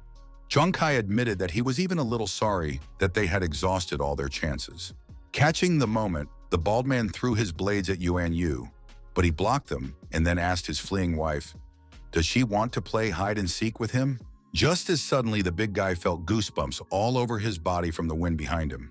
But before he could react, Wenju delivered his finishing blow, shattering the enemy. Wenju asked to remember that he should be honored that he died by the sword of the greatest god of war. Wenyu ran up to his wife's body and hugged her and cried out loudly in grief. Wenyu asked what was wrong with him. Why did he take and kill his lovely wife? Wenju wondered if he was joking by asking such a stupid question. He is the strongest god of war in the world, so there is no point in asking why he killed this warrior. Suddenly, Yuanyu said that his lovely wifey had left, which means Juji should take her place and accept his kiss. Whereupon he rushed towards Yuanju. But no sooner had he taken a couple of steps than an incomprehensible aroma spread around him. Things began to swirl in Yuanyu's eyes, and he complained about being disturbed by that fragrance again. Zhang Kai was glad that Nuan had prepared some sleeping pills for them for such occasions. But from the looks of it, they would have to prepare even more, because now the drunken Yuan Yu was much more dangerous than before. After sorting out the problems, Zhang Kai asked the girls if they were okay. Hu Yin asked Commander Kai not to worry, as they weren't hurt and they were fine. The bodies of the instant kill team members began to disappear, and the anchor woman announced that, as Yuanju suddenly came out to her, he asked who she was, and if she had come for the sake of fighting the strongest war god. The presenter did not expect something like this, and wondered what was going on here. And Zhang Kai with Nuan and Hu Yan panicked as they forgot about the drunken Juji. And rushing to the rescue, Zhang Kai started apologizing to the hostess for their friend. Zhang Kai, along with Hu Yan, grabbed Juji, after which Kai said that he had already realized that he was the strongest god of war, hence he asked him to calm down. After which Hu Yan added that he was indeed invincible. The host was dumbfounded by what was happening, but even so, she announced that the team of fire gods had won this round, and then she asked them to participate in the second round of the tournament tomorrow morning. After finishing her sentence, the presenter tried to get her feet away. Meanwhile, Yuanju clung to Kai and shouted that he would definitely protect him. A tired Zhang Kai replied that he had already memorized that a long time ago. Taking Juji by the hand, Zhang Kai motioned for Nuan and Hu Yan to leave this place. The girls, on the other hand, were embarrassed by their team's drunkenness at this moment, but they tried not to show it, and the sedated Yuan Yu was carried away on a stretcher by the staff. The spectators were amazed at how this round ended, as almost everyone was sure that the instant kill team would win. But as soon as they recovered from the shock, loud applause rose throughout the stands. Only now did they realize that the rookie team had managed to defeat the instant kill team with multiple rewards. Some people exclaimed that, "Okay, warrior Yuanju, but wasn't a drunkard the most useless profession? How could he be so ferocious chasing after a level 40 warrior?" Hong Xuan told Xiao Tao that she now understood why he had brought them to watch the fire god team battle. Su Lanlin was satisfied that Kai's team had actually won, and Lu Jun said that as he expected, even the fire gods team led by Zhang Kai had acted unexpectedly at every stage of the battle. Plus, he was confident that Commander-in-Chief Wei was looking forward to the ranking results. Professor Li interrupted them by saying that the results of the rankings had been released. Wenju's ranking has reached the SS rank, while Nuan has not shown any ability, and therefore she remains at the original C rank. Su Lanlan was surprised to hear about the SS level. After all, Zhang Chun hadn't had anyone with an SS rank below the 40th level in a long time. Lu Jun swept a glance at him. If Yuanju had already reached the SS rank now, it wouldn't be surprising if when he reached the 60th level, he could immediately enter the Holy War Cathedral's preparation camp. To cope with the influx of beast gods, the country's national and military shrines, as well as preparatory camps to select and train the men who are to become gods of war. There are two paths to boot camp. The first is to stand out in evaluations and at selections during local selections. That's the path most people take. And also the second path is to go through the military selection process and, having met the level requirements, to be certified and recommended by the military for direct admission, a path that few can take. Su Lanlan was astonished by the Deputy Commander-in-Chief's words, because in all of Shengyao, within a year, there might not even be a single person who could enter the cathedral. She had in no way expected that Yuanju would have such potential. Thinking of something, Lu Jun asked the professor, "What about Jiang Kai's ranking?" To which the professor replied that the rank was undetermined. Lu Jun and Su Lanlin were astonished at what they heard. And Professor Lee revealed that it was because Jiang Kai's data had some serious inconsistencies. Jiang Kai's characteristics at level 20 are incredibly inflated, but considering that they don't know his profession, they won't take it into account for now. Furthermore, Jiang Kai's stats are still below level 40, but his attacks are already showing incredible destructive power. Even in a certain test, Jiang Kai's attack ratio reached an exaggerated 24,000, which was simply unbelievable. And as for his weapon as a map, it wasn't that they couldn't find relevant data in any equipment database. It even caused the calculation program to crash. The only thing they could determine was that although Jiang Kai excelled in terms of combat efficiency, he had exhausted his abilities too early. And being the team captain, he was letting his teammates play freely. If he has to give Jiang Kai a grade, all he could do was to give Jiang Kai a D rating. Su Lanlan and Lu Jun could hardly believe what they had heard.